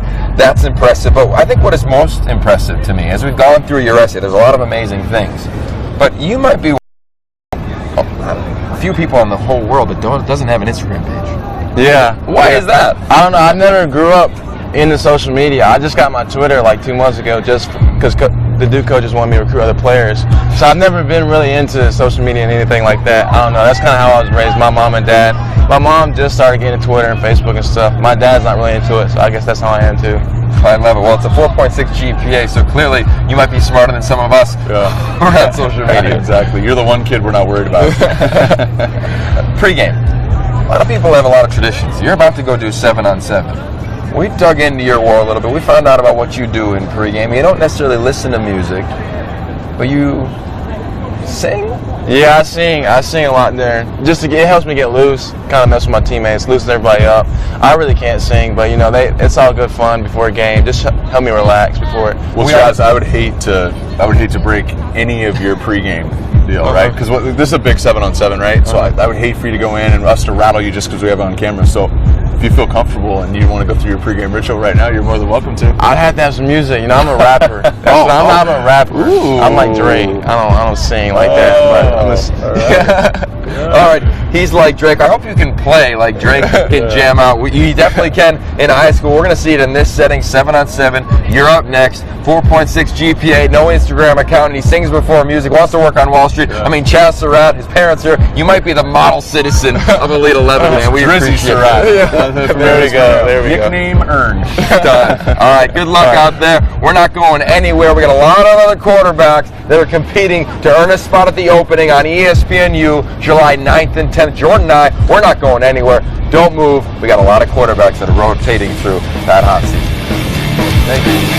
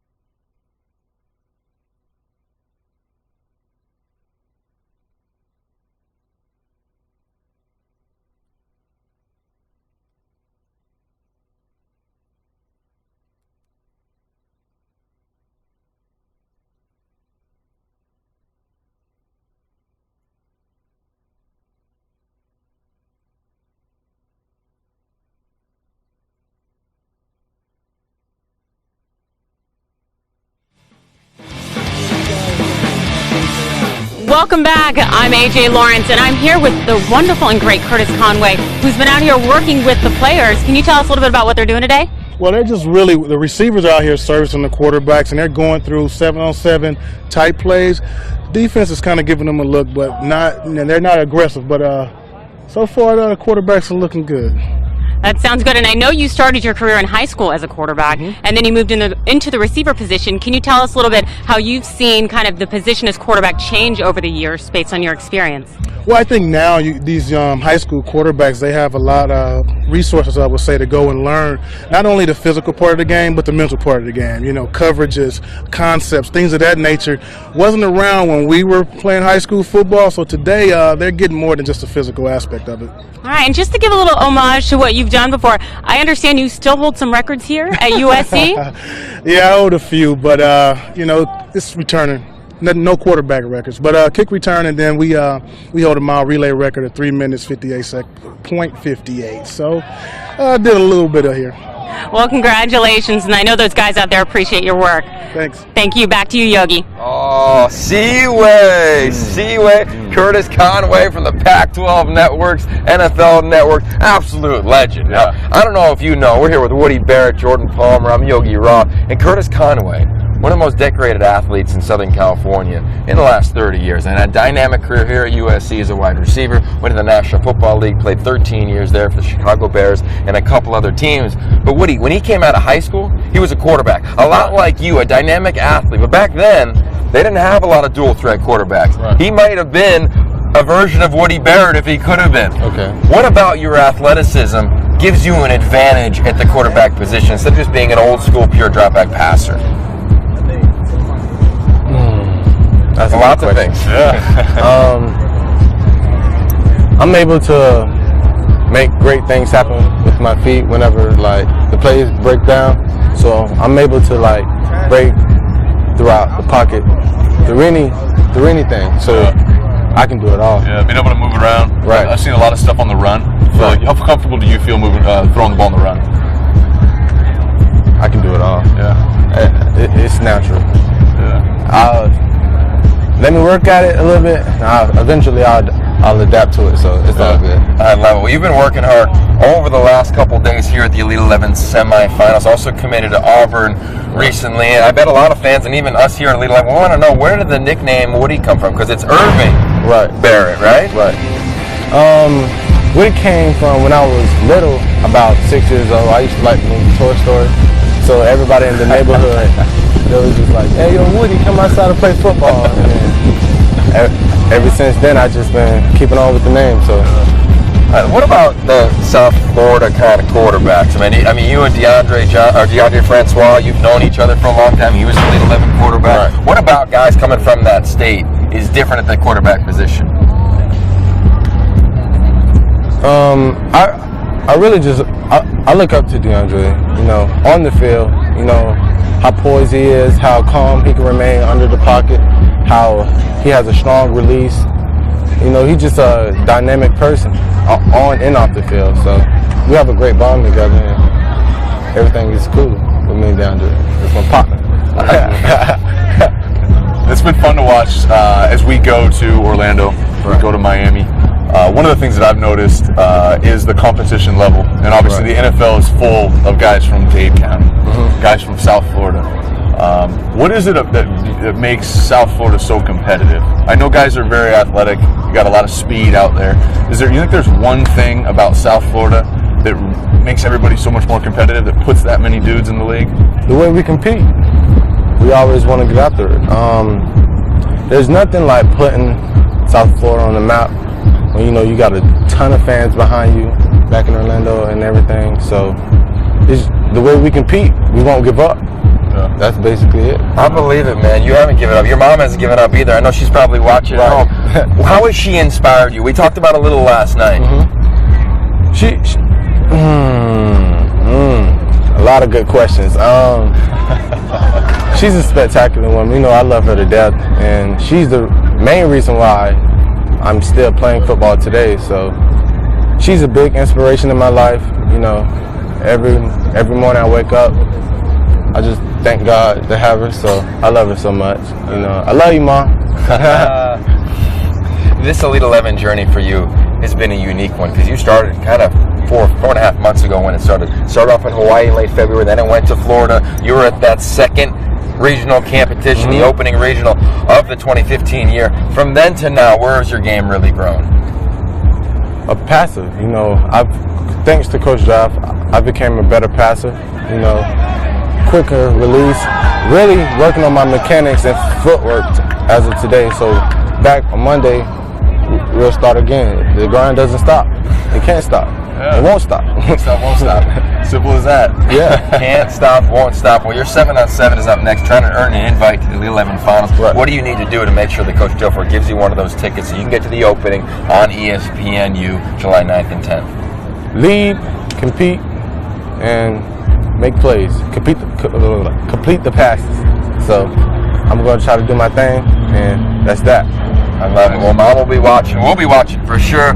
Irving Woody Barrett, because of Toy Story, give you a shout out. Mom will give you a shout out. Woody, do you have Andy written on the bottom of your shoe? No, I wish though. Oh man, he gave me up a long time ago. So. Permanent ink. I'm a Toy Story fan too, man. We got a lot of entertainment here. We're in Hollywood, Los Angeles, California. We're going to take a quick break. Coming right back with Jamie Newman. Heard from his dad.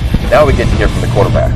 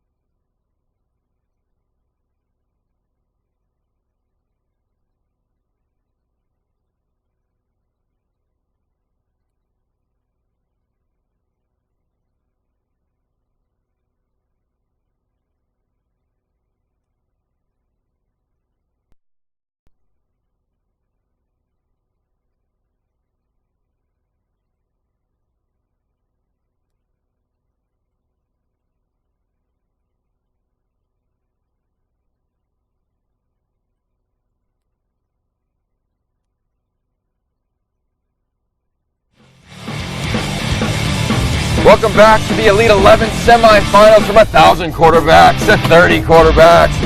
We're going to get to 18 eventually over the next 48 hours. We've got 10 quarterbacks invited to the Elite 11 final. Campus at the opening will be on ESPNU July 9th and 10th, joined by Jordan Palmer, assistant coach, former counselor, former ball boy. He's been around this thing for 17 years. And Jamie Newman, Wake Forest commit. We had your dad on camera before, Jamie. You know that? Sir. Yes, sir. He did great. That's good. That's real good. He didn't embarrass himself. You know, he said my favorite line of the day. He goes, "We're in Hollywood. We're in LA. We just got to relax and let it rip, baby." That's right. That's right. Just relax up top and we'll be fine. Now, you've always been a really focused individual. How would you describe your approach to this game? My approach to this game is basically like just staying calm and relaxed. The meeting that we had earlier with Mike, it very touched me in a deep way because he had something that I really needed, meaning stay down to about level 5, meaning not too high and not too low. So that really helped me a lot. So I think that's going to help me a lot going into the 7-on-7. I think it's helped you a lot all year long. Jamie Newman, he's the Elite 11 poster child. Atlanta, D.C., Charlotte, where there's an opportunity to compete, it seems like you don't flinch and you show up. That's right. That's right. Any opportunity I took just to get better. It's not about just making the opening. It's just about getting better. Your dad mentioned something about you guys grew up in a small town.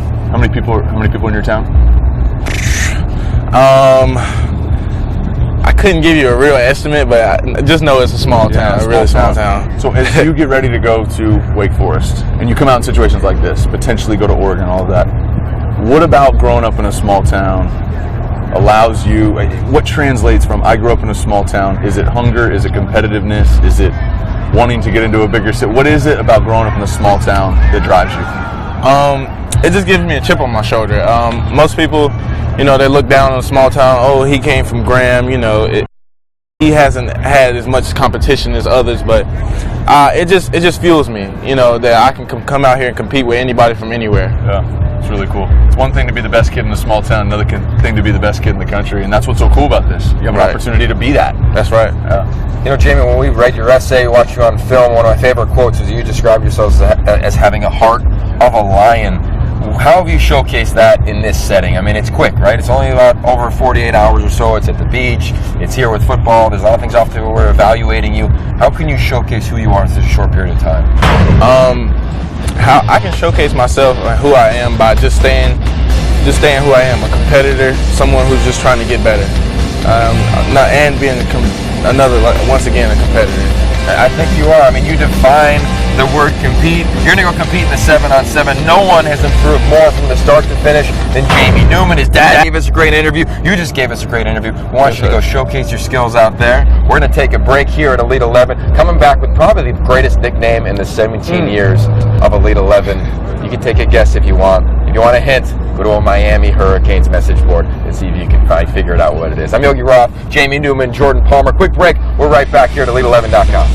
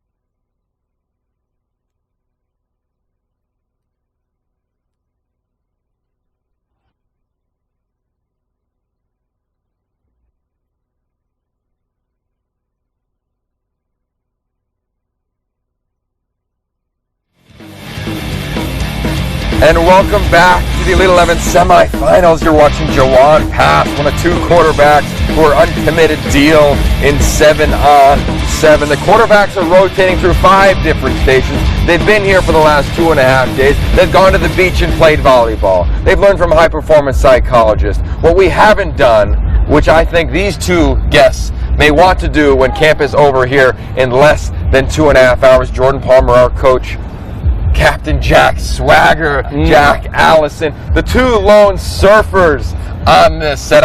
I consider myself one, but my skill set is not near either one of you two. Is there a surf date scheduled between you two?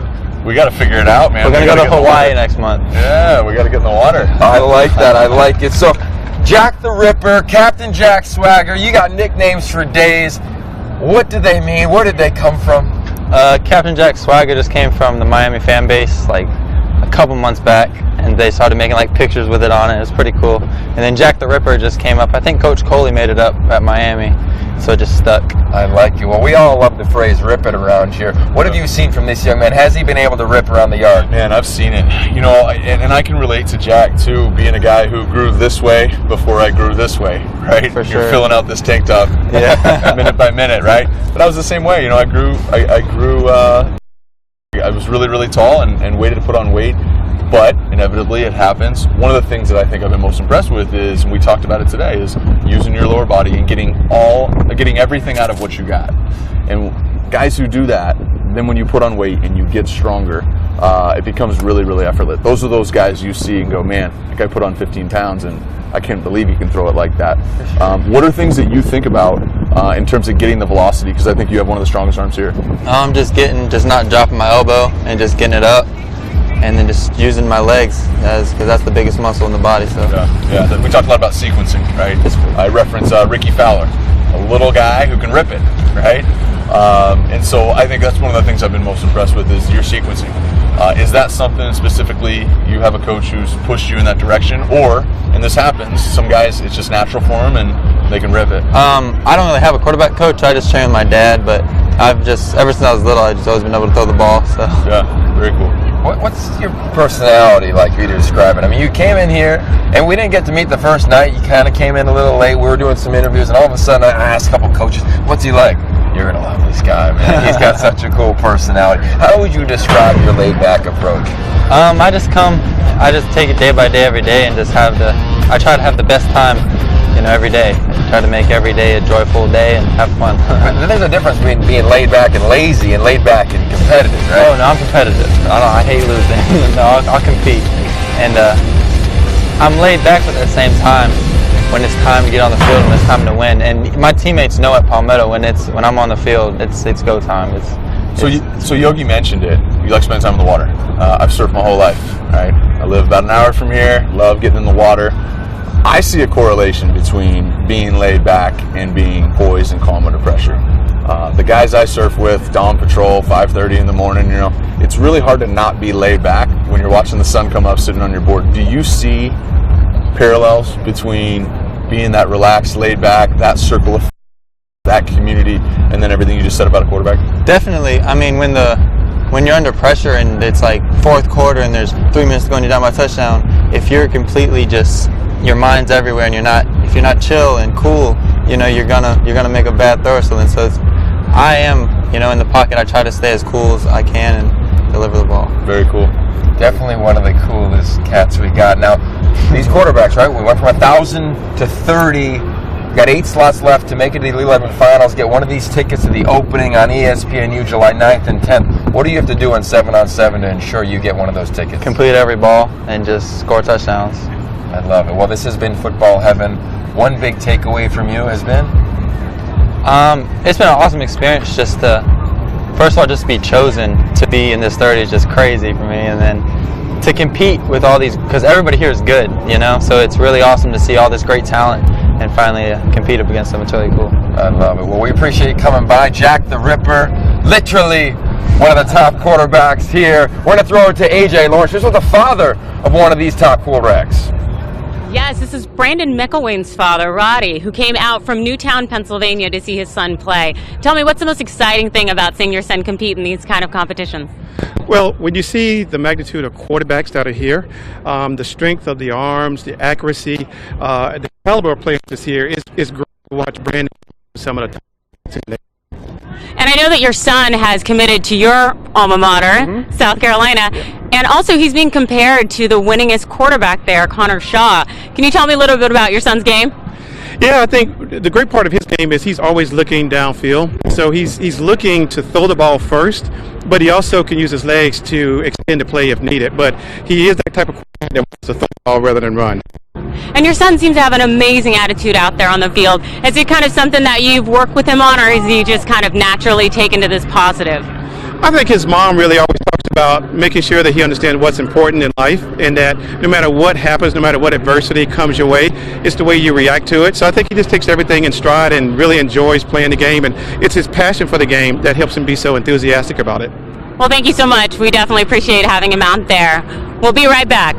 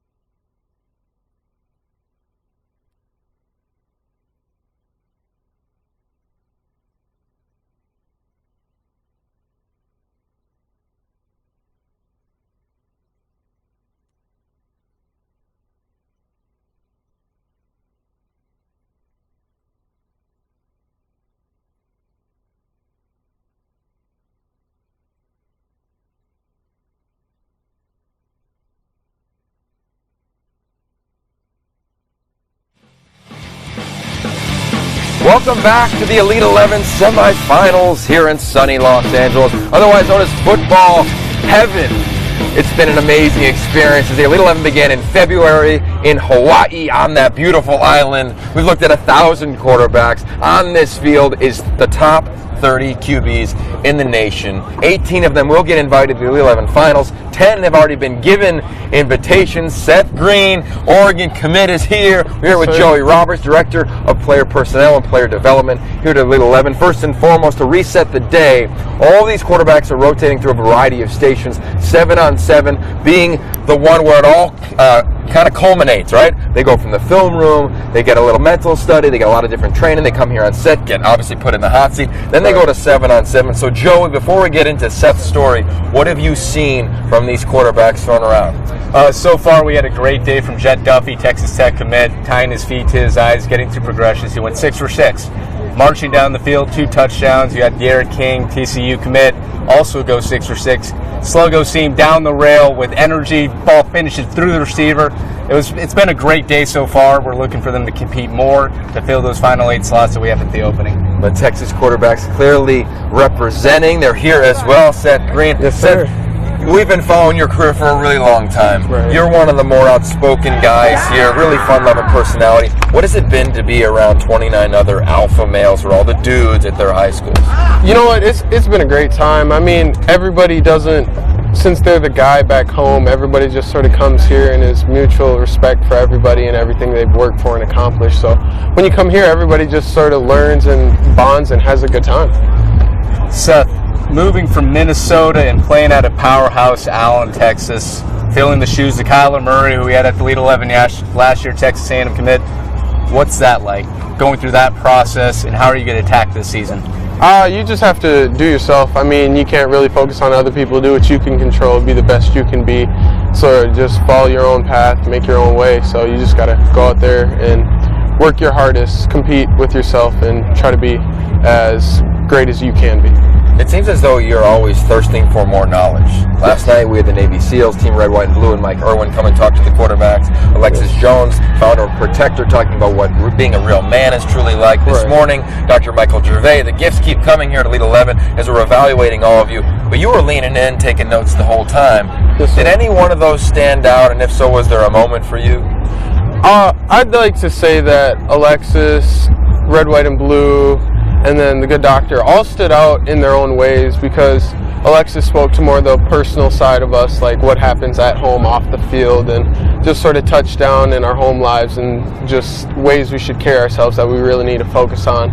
Red, White, and Blue just did a great job of presenting the leadership aspect of presenting yourself in a positive manner, so that way you can be a more effective leader and have a greater positive impact on the people around you.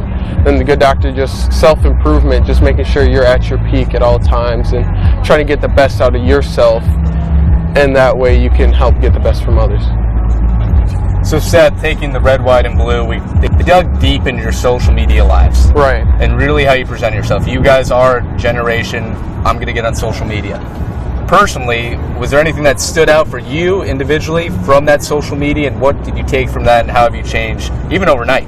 Right. There are some things that, I mean, my social media is fairly fine, but there's just some people that you follow that you don't think anything of, and then maybe you don't even see it because you're not on. They post something that's not appropriate or bad, and then when they dig through that and find it, that you're like, wow, if someone you're connected to can do something bad and that still comes back and gets you, even though you have no control over it, that you really got to be careful of who you associate yourself with.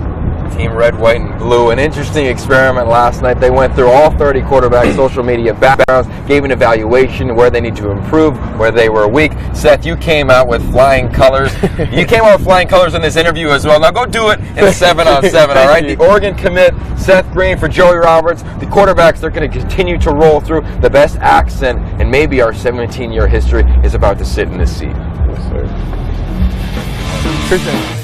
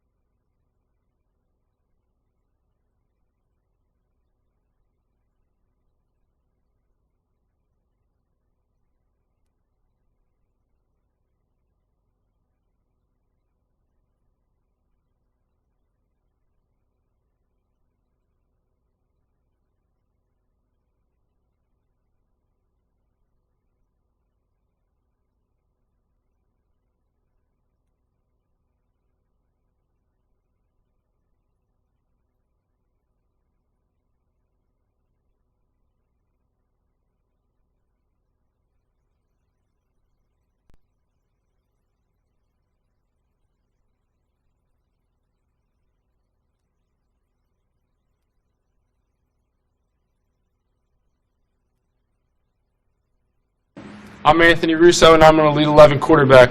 I go to Archbishop Wood High School, and I'm committed to Rutgers University. If you were to come to my house for Sunday dinner, you don't know what you're in for. We have homemade pasta, homemade sauce, and homemade meatballs by the greatest mother in the world, my mom. Every Sunday at 5:30, dinner is served. If you're late, then you don't eat. But I mean, it's the greatest meal in the world. Everyone looks forward to Sunday dinner and that homemade pasta. That's Anthony Russo. Mom, we want to come. We want to come for Sunday dinner. We won't be late. Invited. Everybody's invited. I love it. Anthony Russo, Rutgers commit, coming out of Philadelphia. Joey Roberts, Elite 11 player of development. He's been around all of these quarterbacks for the last 5 years. Anthony Russo, clearly the most dynamic accent of these quarterbacks. And you can play too as well, man. Yes, sir. What about your game do you think stands out among these other 29 quarterbacks? I think I'm the definition of a pro-style quarterback, which absolutely fits the Rutgers offense perfectly, and that's why I chose it. But, I mean, I'm a smart quarterback, and I can stand in the pocket. With my big frame, I can take hits. So I think just a pro-style quarterback that's in the pocket and can make any throws is really what describes me as a quarterback. Anthony, so we talked about dinner, Italian style dinner. Yep. We asked you to name 3 people that you would go to dinner with. You said Tom Brady, Martin Luther King, and your grandma. Yes. Go a little in depth on the reason why you picked those 3 to have that great Italian style dinner. Of course. Tom Brady, of course, he's the greatest quarterback, in my opinion, of all time. So he's just someone I would love to learn from, love to talk to, and just kind of pick his brain about different stuff. Martin Luther King, being the greatest leader of all time, is just someone that I always take leadership qualities from.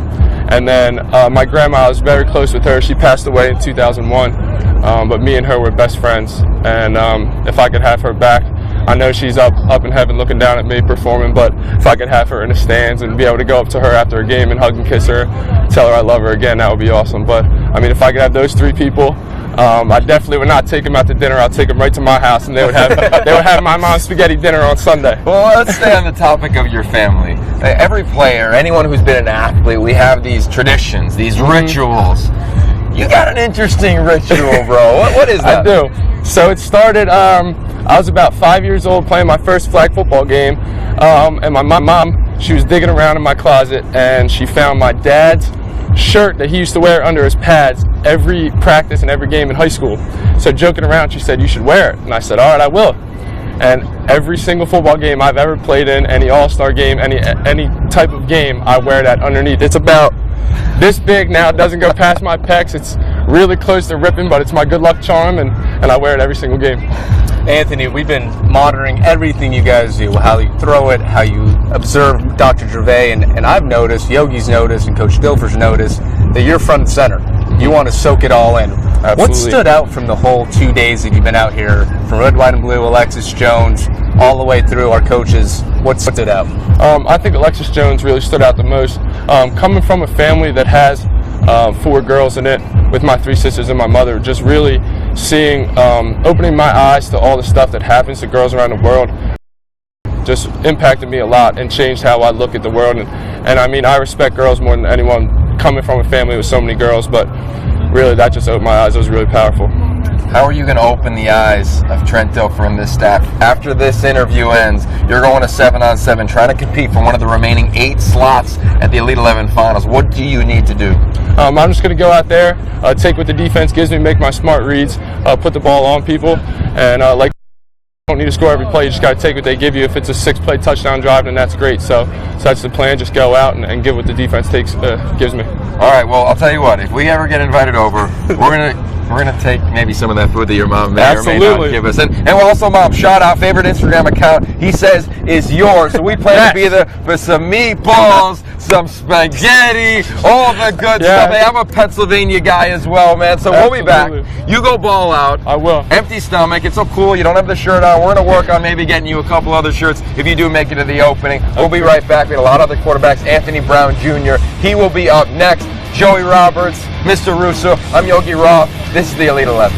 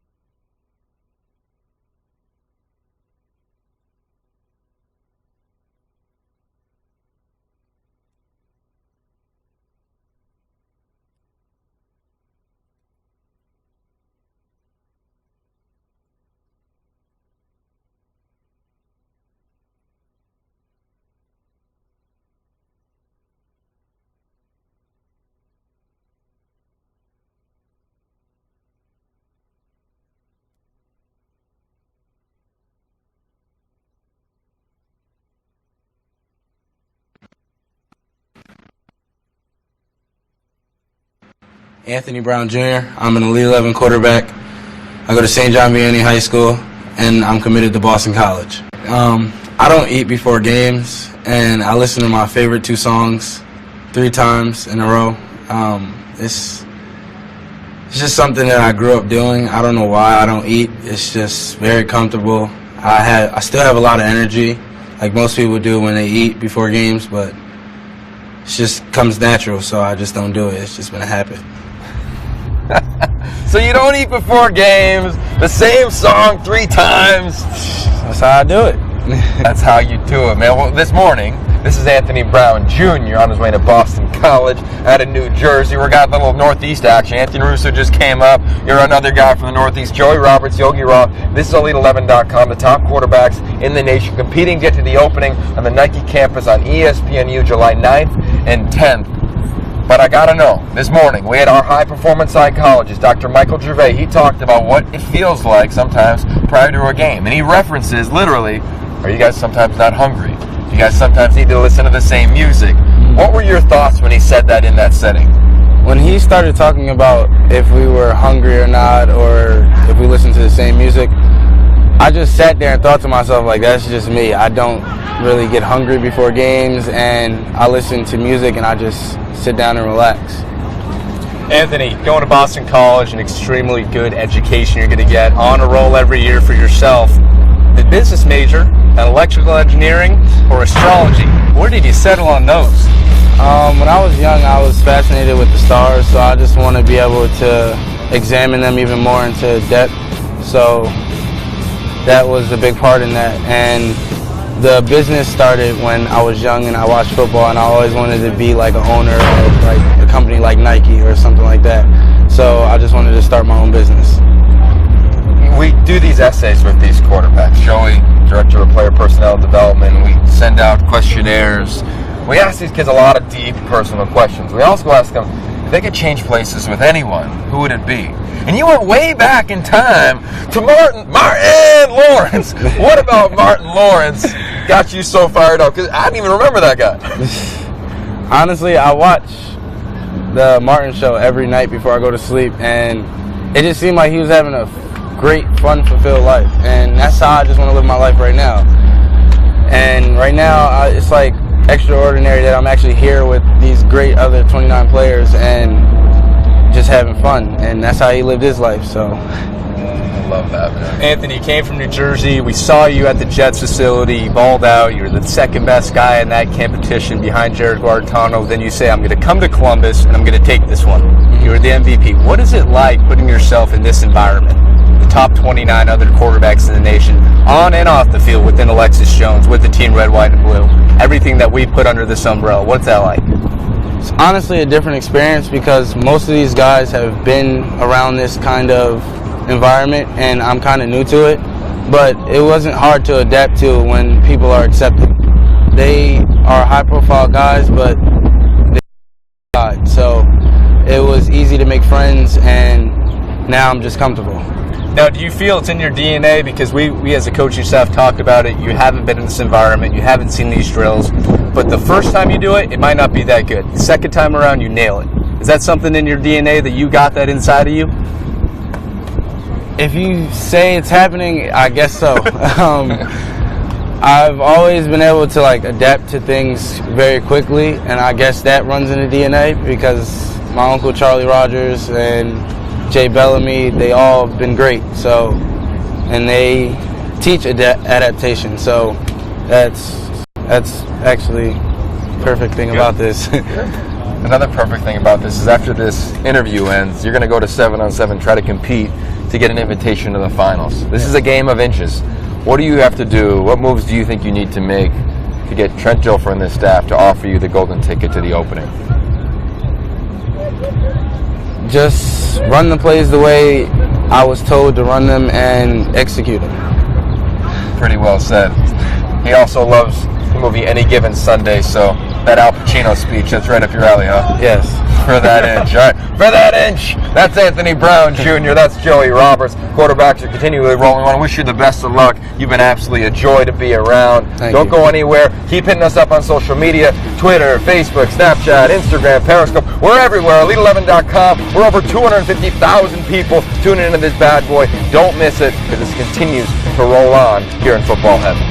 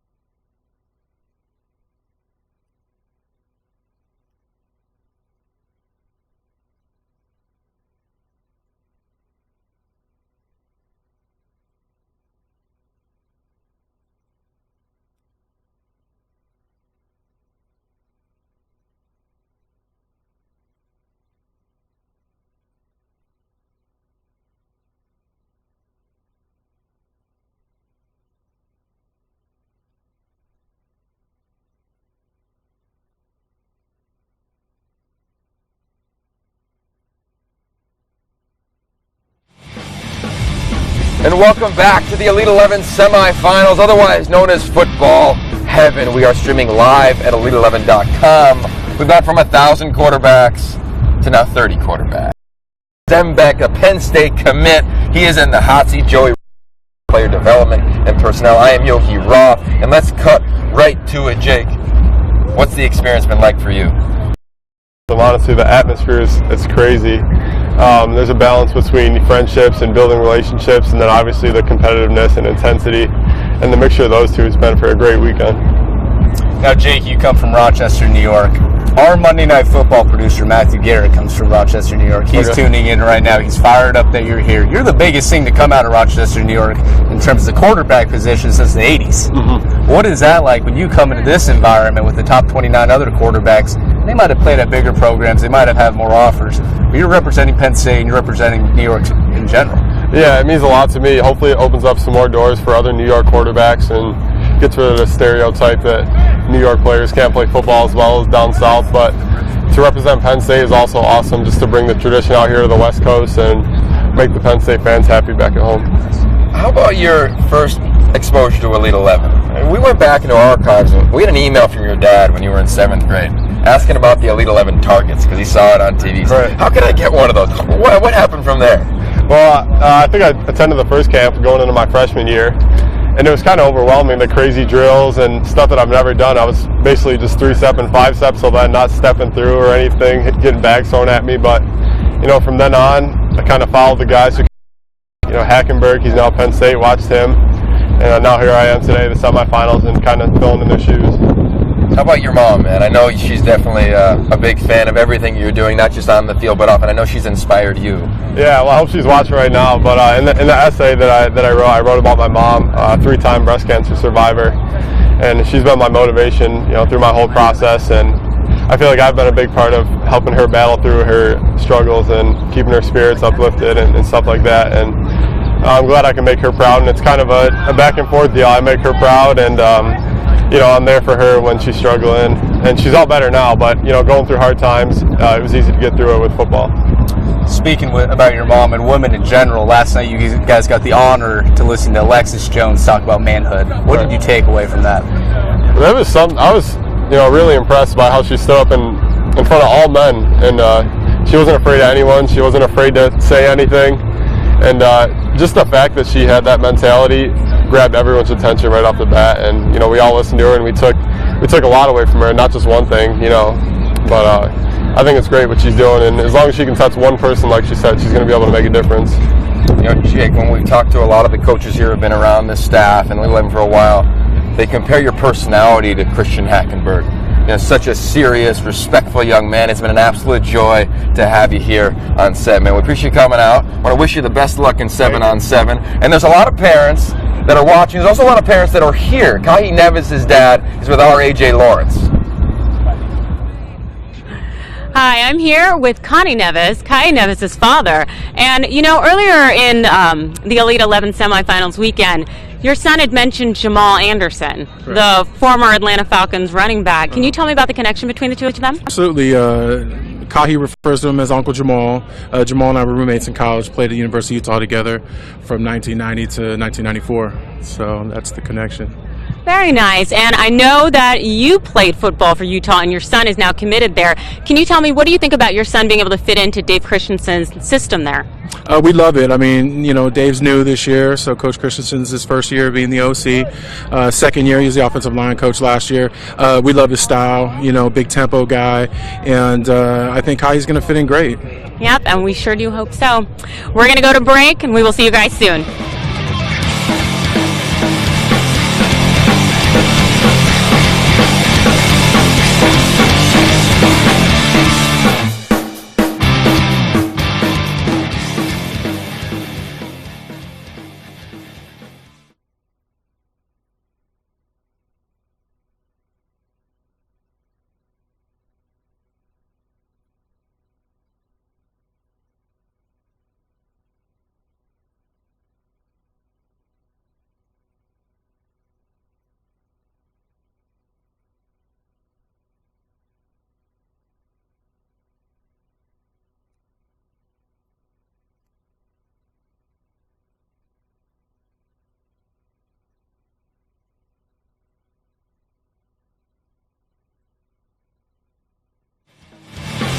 Welcome back to Football Heaven, Elite11.com. Top 30 quarterbacks in the nation. And a lot of the parents are here. We just saw Kahi Nevis' father get interviewed by our AJ Lawrence, Joey Roberts, Kahi Nevis. I'm Yogi Ra. Dad did a nice job on there, man. Definitely. He did good. Yeah, now your dad, I know he's a big inspiration to you, so much so that you told us you have to hear his voice before every game. Is that literally? Literally, yes. Both my parents. What do they say? He inspires me in every aspect of life, and I look up to him in every single way. And hearing his voice before I compete in anything, means the world to me. Kahi, so every regional we get, or opening, we get a list of huddle links for each kid. So we get down to you and we see the offers you had at Utah commit, and the majority of the film is playing middle linebacker. You're getting after it. Right. Can you explain that to the Utah fans or anyone that's trying to look for a quarterback film on you, on what the story was that got you to this point? My whole life I've been passionate about the quarterback position, and being a linebacker last year, made me humble. In the game of football, I believe getting on the field in any way, playing and helping a team become successful, that's what I believe in. So. Transferred to multiple schools, going through that turnover, coming to here where there's a lot of guys that started for 3 years. They've got 42 games under their belt. How has it been adapting to the new playbook and to this environment in general? Oh, it's challenging. It's definitely been challenging, but the coaching here has helped me beyond measures, and be able to have that, and it means a lot. And I take a lot away from the coaches that taught me everything here. What about the Polynesian community? I mean, this is a community, Troy Polamalu, Marcus Mariota, quiet personalities, but absolute ballers when the lights turn on.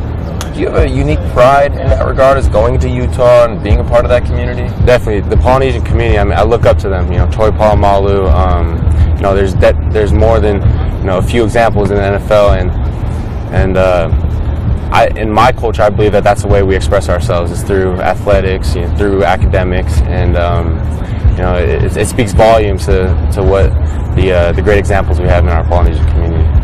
How well do you think you've expressed yourself after about 2 days here at Elite 11 within your ability in this competition? I express myself very well. I mean, I'm learning a lot, and I'm taking away everything possible from what the coaching staff has taught me. So. Tahi Whip, you guys fill out surveys and write essays, and there's a lot of different questions. One question that stood out with you was an appreciation for the past. We say, who's the best athlete on the world? Some people say LeBron, some people say Tom Brady. You said Bo Jackson. Definitely. You had an appreciation. We get to see Bo Jackson up at the opening. Nike guy. Definitely. What's the reasoning behind Bo Jackson? Last year I took an unofficial visit to Auburn, and after that visit, I learned a lot about Bo Jackson. I didn't know a lot, going into that visit, but just learning about his background, where he came from, and the hard work he put in to be a successful athlete, it spoke volumes to me. I love it. Well, you've been obviously a successful athlete. Looking forward to watching you continue to grow and be a successful quarterback. Good luck in 7-on-7. The competition continues here at Elite11.com. Jamie Newman, he's dealing right now in 7-on-7. We're going to come back with quite possibly the best hair in this Elite 11 competition. We'll tell you more about that. If you like European soccer, you're not going to want to miss it.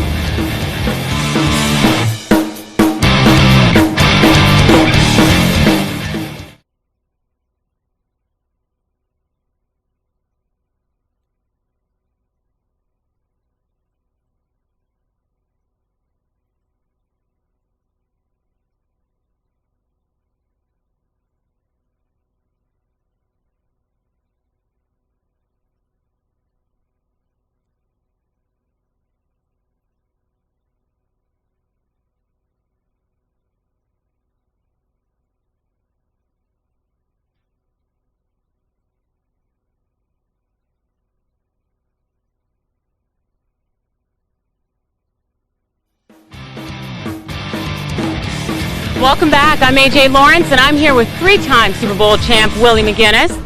And so, Willie, we've been working with these players about being good men and big men away from the field. And can you tell us, just expand upon that? Well, it's important. Everybody wants to be the superstar athlete and be the great football player and things like that, but there's more to it. You got to be a good role model for the kids. You got to do things the right way, conduct yourself like a professional outside of football, which means you got to make the right decisions.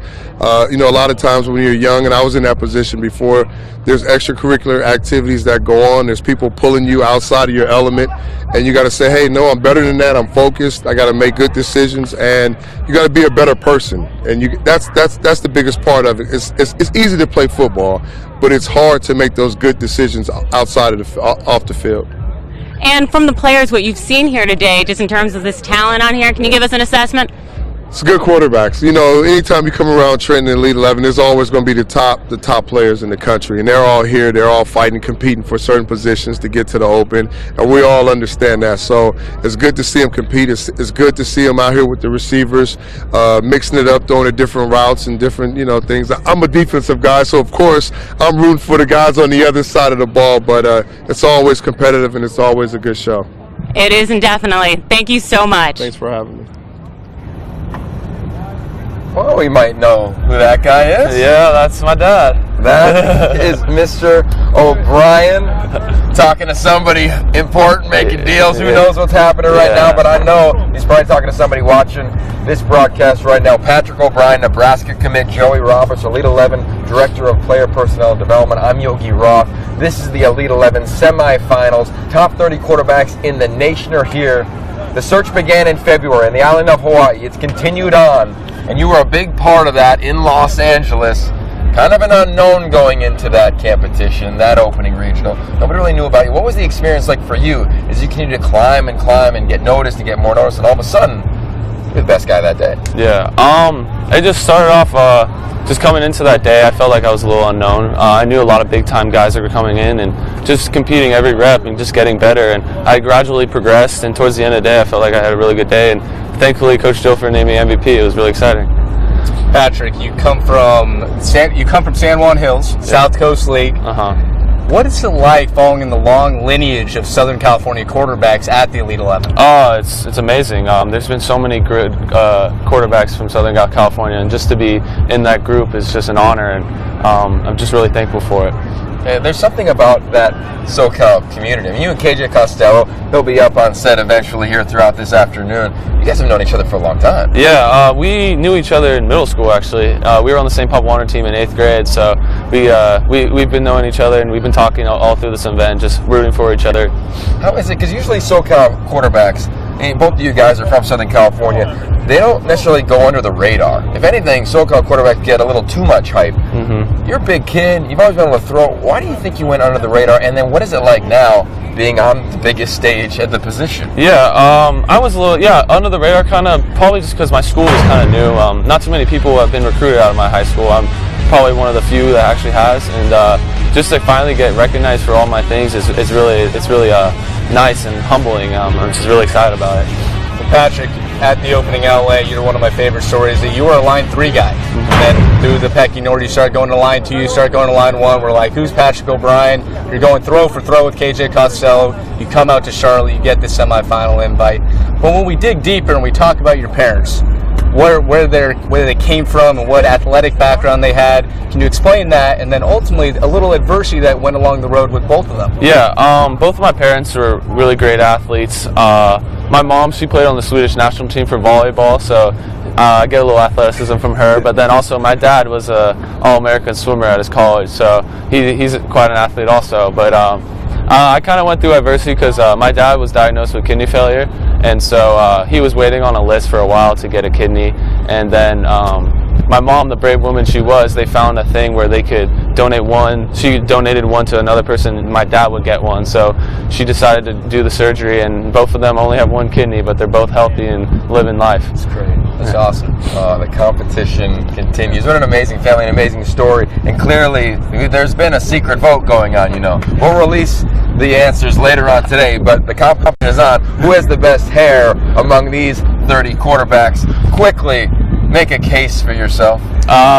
I got the flow, man. It's just it stays nice when I throw. I might have to tweak it a little bit, but it stays perfect usually most of the day. So. Except on a slow-go seam. Yeah, pretty good. Slow-go seam, baby. It'll get a little flip. Get a little pump fake action. Well, I like it. Both of you guys, great hair. This set, we really pride ourselves into having great hair. We're not going anywhere though. You're on your way to 7-on-7. We got another group of quarterbacks rotating in. Joey Roberts, we appreciate the time. Get back out there, get evaluating, dig into these guys. Let us know how the competition goes. Not only how they throw, but who has the on the Sluggo seam. We're not going anywhere. Don't go anywhere. Elite11.com. The competition continues here in football heaven in SoCal.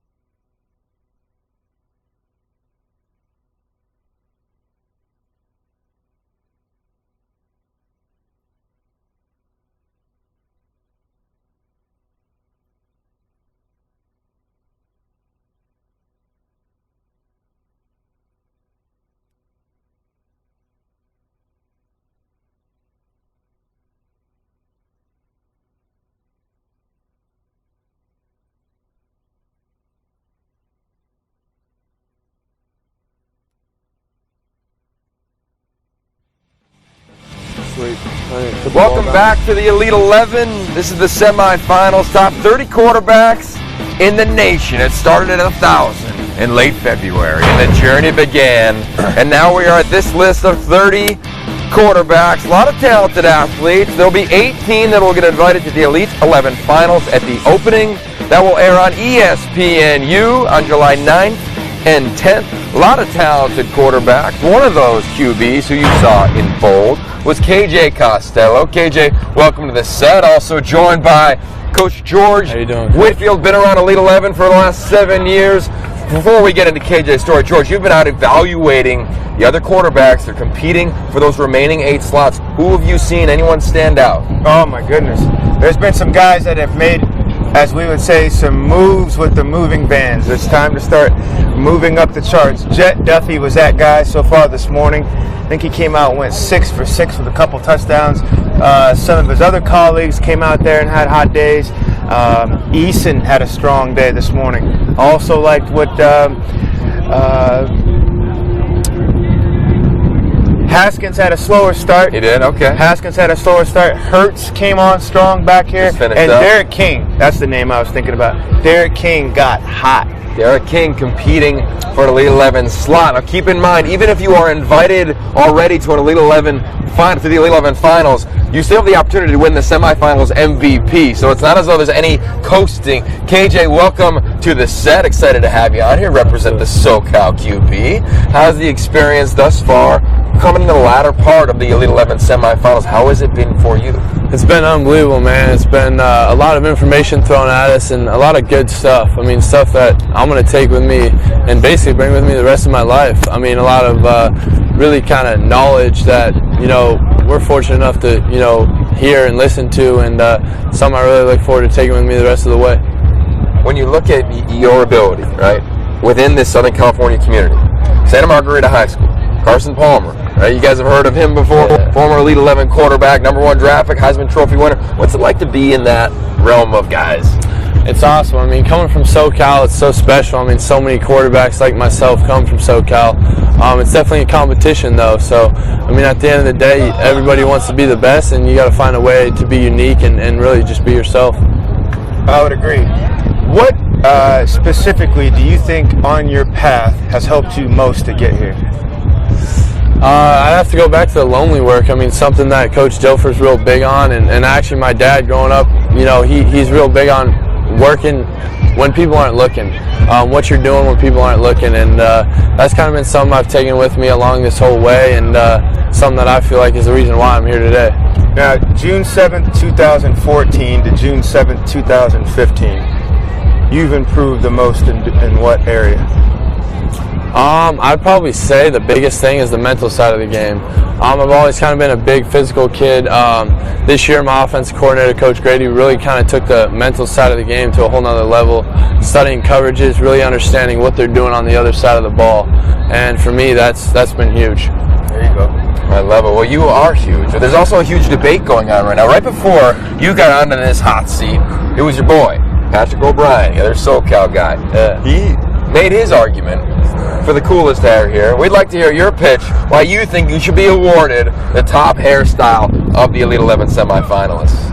Patrick's a good friend of mine, but on this one I got to be a little selfish. I got to go with my own hairstyle. All right. No flow, right? No flow. He had a big argument for the flow, right? On the pump fake, he said it went. You look at your boy right there on screen. He said, it never gets out of part. There's never a strand out of whack. You got the flow thing going on. Well, you got your thing going on, man. I want to make sure we wish you nothing but the best. We will see you at the finals. Already has his invite to the Elite 11 finals. From 1,000 to 30, 10 out of the 18 have been invited. You are one of those 10. Congratulations, my friend. Thank you so much. You got it. We'll see you soon. And right now, competing out on the field is Seth Green. He is competing to get a spot in the Elite 11 finals. A lot of competition among that group. George Whitfield, you got Seth Green, Anthony Russo, Anthony Brown Jr., Jake Zembeck, Kahi Nevis, Patrick O'Brien. All those quarterbacks, they will be competing to see if they can get a spot.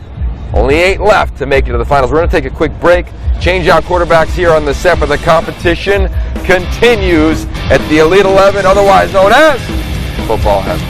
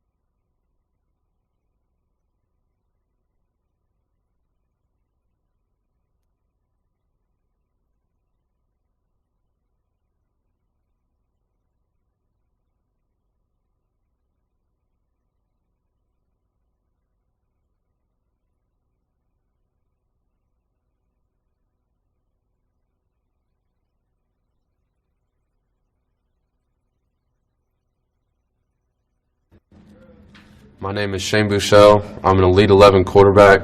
I'm from Arlington Lamar High School, and I'm committed to the University of Texas, Hook 'em.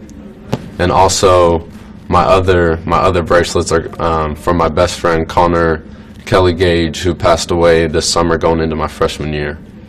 And growing up with him from kindergarten all the way up to then was really a blessing, just having him there for me. And he was the dude that would make everybody laugh. And just having him pass away has just probably been one of the most hard things for me going through just this journey that I've been on. And I need him there for me, and I wear him on my wrist, and I just need him there. And he's there for me.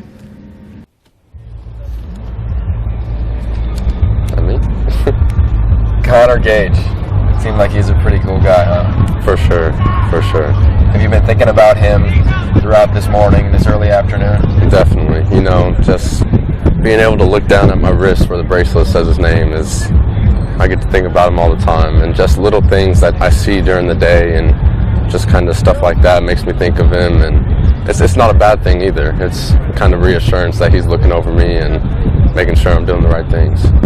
This experience for you, you have 29 other alpha males, 29 other big-time quarterbacks. You're on your way to Texas. It was Shane Buechele, George Whitfield. I'm Yogi Roth. What has this 2.5 days been like for you as you're preparing yourself to try to earn an invite to the Elite 11 Finals? It's been a lot of fun being out here with the best quarterbacks in the nation. Just being able to compete with the guys and coming out here having fun as well as doing hard work on and off the field, listening to these speakers. I've definitely just kind of changed me as a person just over the last 2 days, listening to all the different speakers and what they have to say. But overall, it's been a lot of fun just being able to compete with the guys and making new friends out here.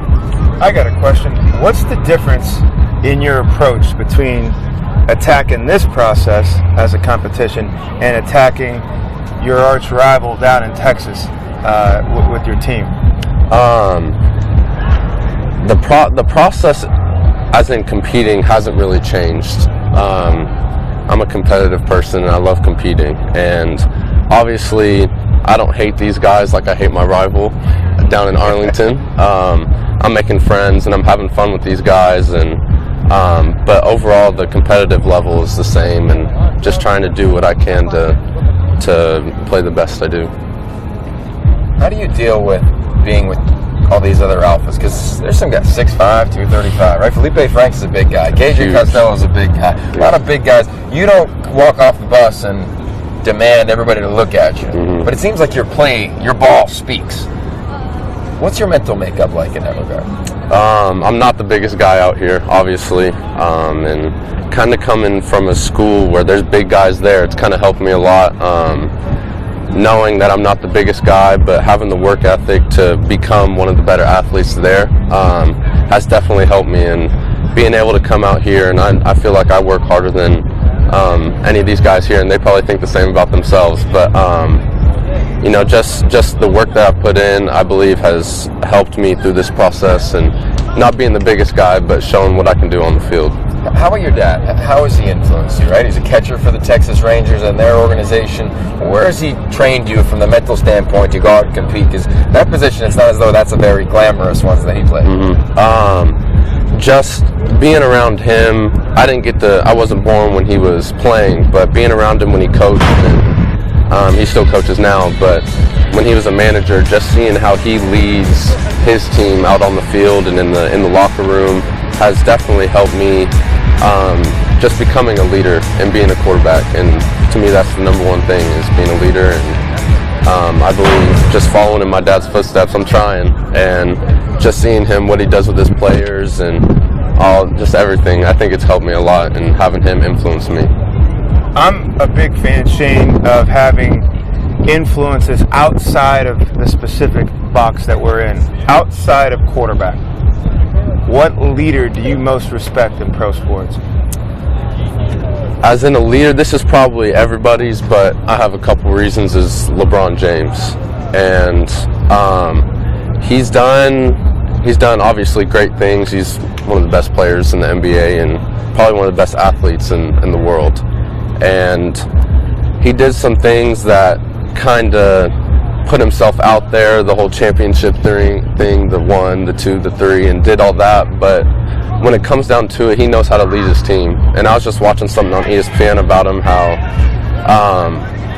he can take a coach and he listens to the play, and he has the ability to kind of say, Coach, I respect that play, but I think that moving these guys over here and doing that can affect the play even more. And just the thing that he plays off with how important family is, and family is extremely important to me, and just the kind of guy he is off the field. You don't see him being in trouble or going to the club. He's with his family, and I think just without family and all that, LeBron James is definitely a big guy that I look up to. I love that. Well, I know there's a lot of quarterbacks that are looking up to you. They will be when you're at the University of Texas as well. I want to wish you luck in 7-on-7. Thank you very much. We're not going anywhere. We've got a lot of other quarterbacks coming up on set.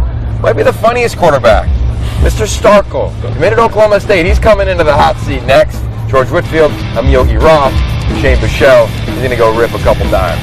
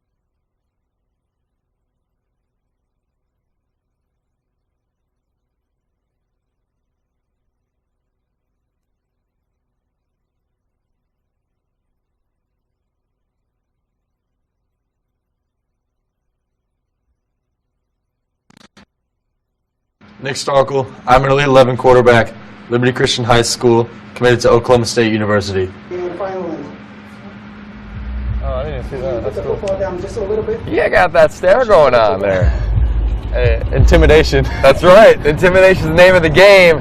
He is Nick Starkle. He is George Whitfield. I am Yogi Roth. This is the Elite 11 semifinals, elite11.com. Every quarterback competing is trying to get one of these. That's right. It's an invitation to the opening. It will be on ESPNU July 9th and 10th, otherwise known as Quarterback Heaven. We've gone from 1,000 quarterbacks to now 30. You're in the group competing to get an invitation to the finals. What's this experience been like for you in 2+ days? I think it's the greatest experience I've ever had. Meeting all these kids, going to big-time schools, big-time places, and making friends, learning from the best coaches in the country. It's truly a blessing to be here. Nick, you just said when you got up on set, this is crazy. We just saw your boy back here throw a touchdown pass. I think it was O'Brien. And you said this is wild. The whole day builds up to 6 throws. What is your mind preparing itself for right now? Really just to give it my all out there. Those 6 throws, they mean a lot. You got to know what to do with the ball, and you got to put it in the right place at the right time. So really just being prepared for that is going to be a huge part. There you go. Patrick O'Brien, you're seeing him deal in 7-on-7, has the flow going on. But Nick, I want to talk about your dad. We had a lot of the quarterbacks do essays. We asked a lot of different questions. We're trying to dive into the quarterbacks. So your dad seems like he's been one of your heroes your entire life. Yes, sir, definitely. Served in the military for 20 years, retired as a lieutenant colonel in the Army, and he's my hero for the sacrifice he's made for our country, and not only our country, but our family as well. You've moved around the country a lot.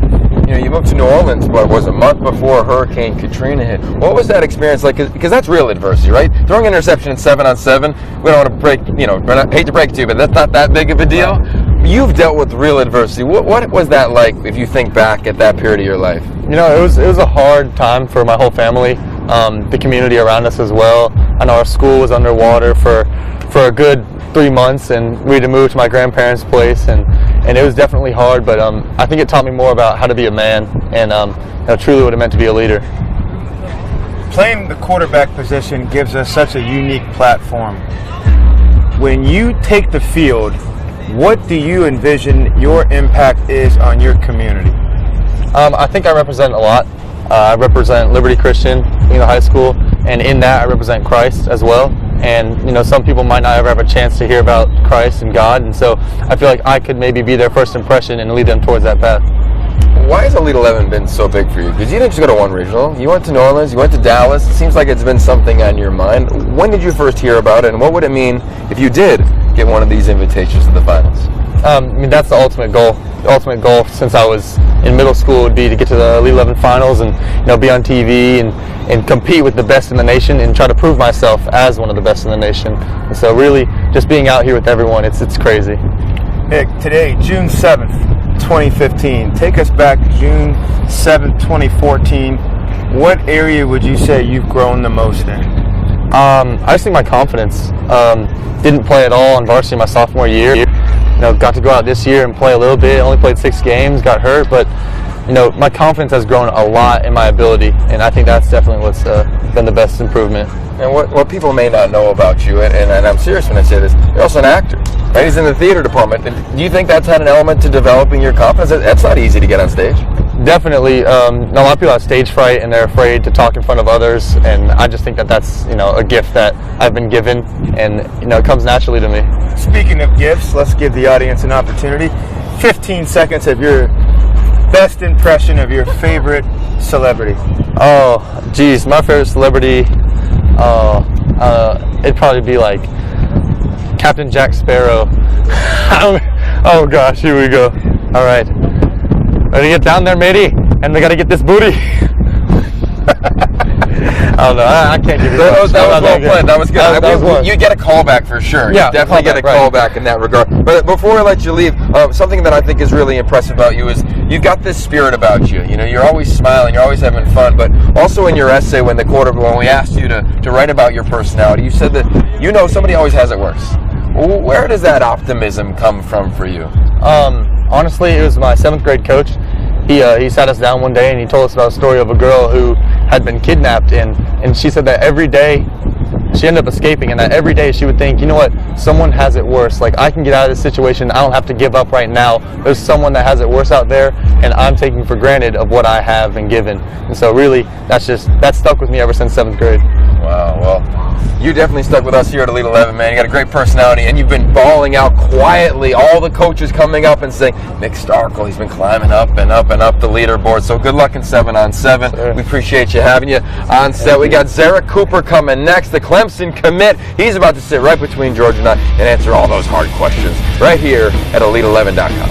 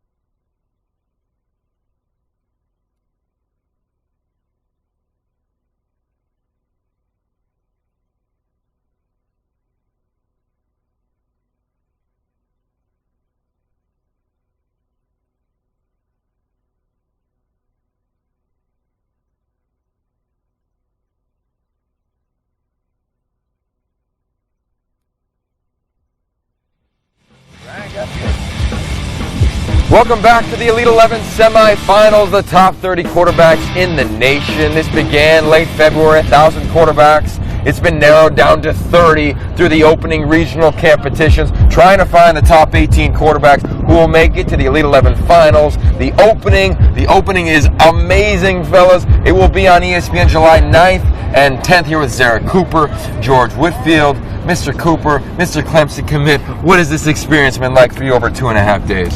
For the past 2.5 days, it has been a great experience being able to come out, competing with the other top quarterbacks going out of the big schools.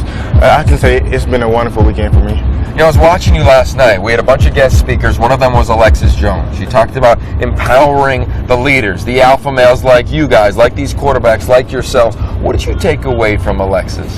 I took a lot of stuff. Actually, for her to come out and speak to is a big thing for me. I know most women won't come out and speak to guys, so being able to come out and speak to us, it means a lot to me. What is your favorite part of the quarterback position? Being able to make plays, giving the ball to playmakers. The quarterback, you have the ball in your hands the majority of the game, but giving the ball to playmakers is my biggest thing. And then who have you then modeled your game after the most, would you say? I could say Cam Newton. Hey, a guy I know a little bit. What has made Cam so special? Well, for me, at a young age, Cam took the tools he had and just dominated. Then when he got to Auburn, he took the teammates he had and he dominated. Every single time he had to go up, he made the jump. Coming into the NFL, it wasn't going to be about power game and running the ball and then the zone read. He had to open up his quote-unquote textbook and start getting in the books and then acclimating himself to that NFL level. He's done that. He's sustained success. He's only getting better. That's been exciting for me, and that's something I hope these young guys can start to grasp as well. It isn't having one or two tools and being able to knock out this level. It's what tools do I have to acquire to go up to continue to knocking out people on the level above. That's what you gotta acquire. Speaking of tools, these coaches, they've been raving about you, man. They said if there was one guy who's got all these tools in his toolbox he can build something from, you'd be in that short list. What have you really learned from the coaching staff? There's a couple takeaways as this second day is coming to a near close. I learned a lot being with the drills that we have done. It's a new experience for me, even though we did it in regionals. But coming out, learning from Coach Whitfield, it's been a blessing to me. I never met him, but I've seen him work out with Cam Newton. But seeing him helping me means a lot to me. That's it. How about you? I mean, you got an interesting story, man. You're coming off of an injury. That's got to build up some mental resiliency. When you were rehabbing, what was constantly going through your mind? What's going through my mind was coming back stronger. Coming out stronger than ever. I had a lot of doubt. People doubted me, saying I wasn't gonna come back the same, stuff like that. So keeping that in my mind, it made me drive harder. It made me want to come back stronger, come back better, stuff like that. So I can say I have came back better and I proved myself. Derek, a year ago today, could you see yourself here at USC's campus on the verge of breaking through the Elite 11 finals? Honestly, I can say I can't see myself. From back then, I was the same guy, but I have gotten better. So I can say I can't see. Which rolls me to my next question. In that year, what do you think you've grown the most in? Being accurate. My fundamentals, it has improved a lot. Mm-hmm. And then how have you worked to get that better? Working out with DJ Shockley there. He works with me every Sunday. Go out there. He works on my footwork, stuff like that. So the lonely work that Coach Dilfer and Yogi Roth talk so much about, Coach Shockley's helped you awful lot about. You're going to get 6 opportunities out here behind you in a 6-play drive and 7 on. What does that feel like, that the whole weekend feels like it culminates to my 6 at-bats? At 6 at-bats, it's going to mean a lot. It's going to make or break me. I either go to the open or not. I'm just going to come out here, compete, use the tools that I learned, and put it to test. Yogi, you heard that? I heard that. Well, the beautiful thing about the evaluation is that everything counts, and you are attentive in every meeting, taking notes. I want to wish you the best of luck in your 7-on-7, in your throws, and then obviously the rest of your crew will definitely be staying in touch. That's Zara Cooper. That's George Whitfield. We got another quarterback coming up next, Skylar Thompson. He's got a really interesting story. You will not want to turn off the channel.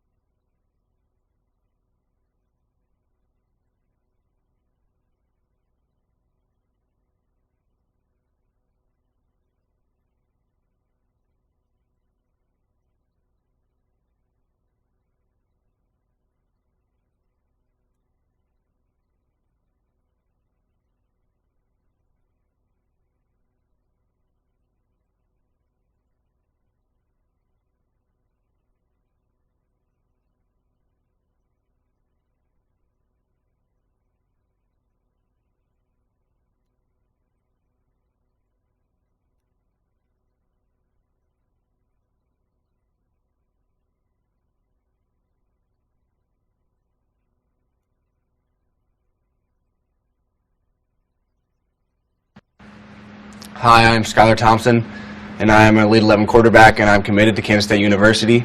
I attend Fort Osage High School that's located in Kansas City, Missouri. Representing the Midwest, Skylar Thompson. What's it like to be out here from Kansas, man? It's a great opportunity, you know, getting to interact with these other quarterbacks around the nation. You know, there's not a lot of kids from the Midwest, and to have the opportunity as a Midwest kid to come in here and compete with guys from California, Texas, New Jersey, you know, it's a very awesome experience. I love it. From Missouri, on his way to Kansas State, I apologize, but well, first and foremost, it's a big week for you. Yes. It's your birthday on Thursday, man. Yes, sir. Could you have imagined a better culmination to your birthday than 7-on-7 here in football heaven? No. To be honest, I couldn't, you know, and to have this opportunity was an incredible opportunity, you know, as I said before, and for it to kind of take place in my my birthday week, you know, and for me to kind of spend it out here and kind of celebrate my birthday a little bit, doing what I love most, and interacting with these awesome players and coaches, you know, and it's awesome. It was an awesome birthday present for sure. Skylar, now that you're here on this stage, we're here at USC Cromwell Field, on the verge of making it to the Elite 11 Finals. You now are aware that you're one of the best quarterbacks in the nation. What was the moment that it hit you that, you know what, I am among that group, I can do this? Was it a particular game? Was it in the off season? When did that light bulb turn on that I'm not just a dude, I could be one of the dudes? I would say early on in the camp circuit in my high school career, there was a couple of times where I was competing with other quarterbacks, you know, across the nation. We were going to Chicago or wherever, and I was competing with other guys that had scholarship offers to pretty big schools. And as I was competing, I was like, man, I can compete with these guys. You know, I mean, they might be a little bit better, but I'm definitely right with them. You know, and I can hang with those guys throughout the nation. And you know, that carried with me a lot, you know, through this off season and carrying in my junior year. You know, I got my first offer, I want to say in February, so the recruiting process kind of started late with me. But you know, I had great support from my parents and my coaches. You know, that kind of just, told me to stick to what's important to me and what the things that I could control, and that everything would take care of itself. And, you know, I did that, and sure enough, it played out perfectly to where I found a school that I love and that loves me, and I'm very happy with committing there, you know. And so, but to answer your question fully, I mean, I definitely would say early on in the camp circuit. There you go. Yep. Dad's principal? Yes, 9th grade principal. What's his advice been to you along this journey? So much advice. You know, he's seen so much being a principal with disciplining kids and all these type of different kids that come from different atmospheres and different families, you know, and he's seen everything. So, you know, he, with a lot of experiences and adversity that I've faced throughout my life, he's always had an answer for it and something to advise me in doing, which I think really has helped me throughout my lifetime, you know, and developing me into the man I am. You know, my dad, I mean, he deserves a lot of that credit. You know, he's my best friend too. You know, we throughout this recruiting process and everything, you know, I think it was like every night after dinner we would sit there and talk about it, and I think he loves it just as much as I am, and he really likes to be a part of it, you know. And my family was all basketball coaches. You know, I'm the first kid in my family that's really played football, and so he doesn't really know a lot about the quarterback position or football, but he really just drives me to my locations and supports me, and always listens to what I have to say, and always really responds back and gives me, you know, the advice that I need to be successful. Parents have such a big role. We're seeing it at Elite 11. You know, your mom, you lost her as a younger child, but she's always been an inspiration for you. Is there something you remember before you go out and play that your mom told you? You know, there's not really anything in particular that she's told me, but definitely before I take the field, I kind of isolate myself for a little bit and kind of just think about her and kind of what kind of person she was and how she influenced me. And really all I do is try to make her proud, you know, and I know I do. But, you know, that really motivates me to go out there and play my best, you know, and give everything to my teammates and coaches that they deserve, you know, and I know that's what my mom would want, so that's what I do with that. There you go. Quarterback. such a unique position. You've been growing in it. Now you're one of the best, among the best at it. From a leadership standpoint, which is the value that we all have come to embrace, if you look outside the quarterback position in pro sports, what athlete do you most admire that carries that trait? Ooh, I would have to say Drew Brees. You know, so Drew Brees is that in quarterback? particular, yes. Outside of quarterbacks. Outside of quarterbacks, Michael Jordan, hands down. You know, Have you ever seen Michael Jordan play? No. I love it. This kid does his history. Continue. I'm sorry. Continue. But actually, when I grew up, my brother and sister bought me this video. I think it was Rare Air. Yeah, Rare Air. Come Fly With Me. Come Fly With Me. That's what it was. There you And go. Space Jam. So I grew up, and what I would do is I would literally watch those movies over and over for months and months, and I'd eventually get sick and tired of it. But but to see all the things that Michael Jordan has done, you know, he's faced adversity. You know, he's won championships. He's heard it all from people saying he's not good. People say he's the best ever, and he handles himself very well. You know, and you know, I really inspired that guy and really looked to him in certain aspects of life and how he carries himself and promotes himself to other people. And so yeah, I'll definitely say Michael Jordan. And so you alluded to Drew Brees, and before I was asking about a non-quarterback, what is it about Drew Brees that most inspires you? I would say his leadership skills and the fact that people criticize him kind of for being undersized, you know. And for me, I'm not 6'5" or 6'4", but I'm still a pretty good sized kid. But you know, with being an undersized kid, you got to find ways to kind of promote yourself to the teammates and to, as far as the media and everybody else. You know that it doesn't really.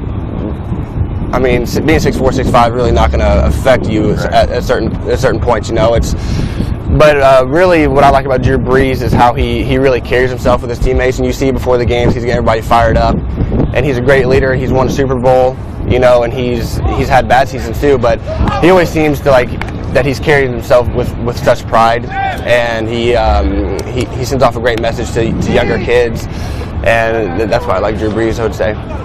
Yeah, well, he's one of the best. Yes, sir. You've been one of the best. Anthony Brown, he was just dealing in 7-on-7. You saw that. But, Skyler, we appreciate your time. We know everybody back in the Midwest. They're pulling for you. They're fired up for you. George Whitfield, Skyler, we're going to take a break. We'll be right back as the Elite 11 semifinals continues. Who's going to make their way to the Elite 11 finals? Who's going to get to the opening on ESPNU on July 9th and 10th? Stay tuned.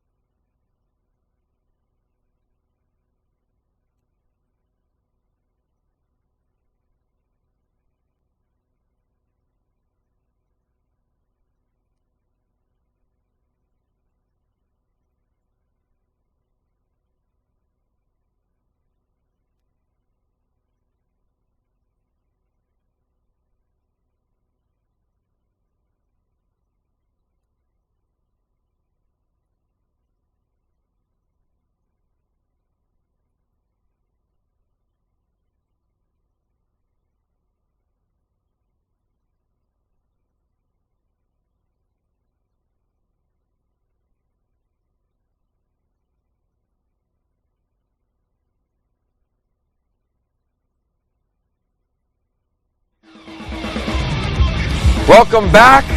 Selfies galore around here at Elite 11 in the semifinals, all over social media, Instagram, Twitter, Facebook, Snapchat. Brandon McElwain here, George Whitfield here, the semifinals. It's football heaven from 1,000 to 30. Who's going to make it to the opening on ESPNU July 9th and 10th? The man who started off the first night of Elite 11 at the beach was you. You caught everybody's attention on that sand, man. What was it like for you to get to California? All of a sudden, there you are, America playing beach volleyball? It was very exciting. I mean, it was a great experience to get out here and see a bunch of athletes that have the same goal as me, and then see how competitive that everyone can be, even in just a game of beach volleyball. So, I mean, it was really exciting. It was a lot of fun. It was a great way to start off the weekend. Your personality has jumped off the page, and we know you love Russell Wilson. We've all been around Russell enough here at Elite 11. You have a lot of the personality traits of him, for real.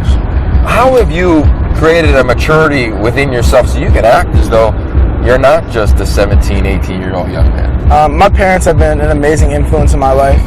They've taught me everything that I know, and one of the biggest things that they've always taught me is about humility and character, and how important it is. And they just taught me very well, both my mom and my dad, and all the influences I've had in my life and coaches. I just had a great experience with everyone that I've grown up around. Athletically, Brandon, what was the most challenging point for you within the last year? Within the last year, most challenging point athletically for me would be, I would say, it'd be the transition between baseball and football. Being able to keep them both at a level where I could compete at a high level. That's been challenging, but it's been very fun, where I got to play both sports at a very high competitive level, and then obviously right after my baseball season ended, I got to come out here. It was the day after my baseball season ended, I got to come out here and compete. So being able to transition from baseball to football and playing both at a high level has been challenging, but it's also been very fun for me. The Elite 11 fraternity is pretty unique, right? Yes, you got 29 other buddies. But you've known a couple of them playing baseball, right? Kai Nevis and you guys used to play Anthony Russo in Pennsylvania. Yes, I mean, you've gone from Cali to Pennsylvania playing baseball against two of the guys. Yes, sir. What can you remember about each of those relationships back in that environment? With Kai, we've played baseball against each other since 4th grade. We were two rival teams who saw each other in just about every tournament that we played in, and it was always great to compete against him. Actually, one tradition that I have now pregame, that blow a kiss to my mom, I got from Kai. My parents saw it one day, and we as a family, we noticed it, and I made it a tradition. And ever since 5th grade, I've been doing that, and I've been blowing a kiss to my mom before every game. And then with Anthony, we had a nice pitching battle in 8th grade. He was at Hollycong Middle School, I was at Newtown Middle School, and we went and my team ended up winning in a 2-1 game in a great pitching battle. And then he came out in the 6th inning, and I got on base, and I got a chance to talk to him for a little while because I had known about him as a football player and a baseball player, and I had talked to him before. But it was kind of a good chance to get to know him and meet him then. Love that. You want to blow a kiss to mom now? To you, Mom. Outside of quarterback, we understand here, and we are built around leadership and competitiveness. Outside of quarterback, what position in pro sports or what athlete do you most respect that embodies that? Outside of quarterback, in pro sports, someone that I really respect would be, I could say in basketball, a guy like LeBron James, who is just a competitor in everything he does. He's a guy who knows what it's like to be at the top of the game, and he's obviously very humble and has done a very good job of using his stature and using his abilities to do more than just sports, but also to reach out and help out community like he does in Cleveland a lot. How do you impact your community with your platform you're given as a quarterback at home? A lot of times through social media, where there's different things like the Athletes Helping Athletes program that we have at our school. That's to help special needs kids and get them kind of involved with sports. And there's a Special Olympics that we have. And then also in just different programs throughout my school, we have a diversity council that works a lot with integrating people together and a lot of anti-bullying things and a lot against discrimination. And between my influence as a leader in the school and having a reach to a lot of the people in the school, and then also my influence on social media, I like to get a lot of those things out there and help to spread the word about these things so that more people can be aware. Is it hard to go from baseball, because you're not just walking into any football environment, right? I mean, this is the most alpha competitive environment at your position. I mean, you literally played a game a couple days ago and then flew out here for this. What's that been like? Is there a switch mentally? Is there an element physically? You know, what goes on in that regard? Yes, there's definitely a mental switch. Baseball is so relaxed to me, and football is as well. But being able to transition to that and then compete at the highest level like this is it is a little different. It's a little different than playing baseball games. And then physically, there's a little bit of a change. Definitely the throwing motion in baseball and football is very different. But I've been doing it all my life, and I've kind of learned and grown up and be able to change between the two pretty consistently. When you go back June 7th, 2014 to today, June 7th, 2015, you've grown the most in what area, would you say? I'd say I've grown the most in my character. I've really learned what it's like to be a leader. I've learned all the aspects between leading my team to a playoff game this year, which doesn't happen very much in my high school, and then also in just the experiences that I've had between this experience, which has been an amazing thing that I feel like in the last 3 days I've grown so much as a person, as a leader, and just as a man. But I really think character between, and then again the experiences with my parents, with my mom and my dad, they continue to keep me humble and continue to teach me lessons that I'm going to need to know and that have been helping me to grow up as a man. President McElwain here. Seriously, Russell, I hope you're paying attention to this young man. He's joining that same fraternity. Well, we appreciate the time, and one of my favorite stories of you, which we'll leave you with because you're on your way to 7-on-7, you said that when you're 8 years old, 80 pounds, you made the shift from running back to quarterback. Yes, sir. You said it's because you fell in love with what? I fell in love with the leadership. Fell in love with the leadership? You also said you fell in love with the cadence. The cadence. I love the cadence. I love being the one who started the play off. I felt that was another part of the leadership part about it, that I could start off the play and always be touching the ball on every play. I love it. Well, we can't wait to hear the cadence out here. Downset Hut, you're out there, 7-on-7. Yes, sir. Good luck. Everybody back home, they're definitely supporting you as well. You definitely set the bar for character here at Elite 11. Appreciate the time, Brandon. Yes, sir. Best of luck. South Carolina, you got a good one. George Whitfield and I are coming back with another group of quarterbacks. These are some names that you definitely will recognize.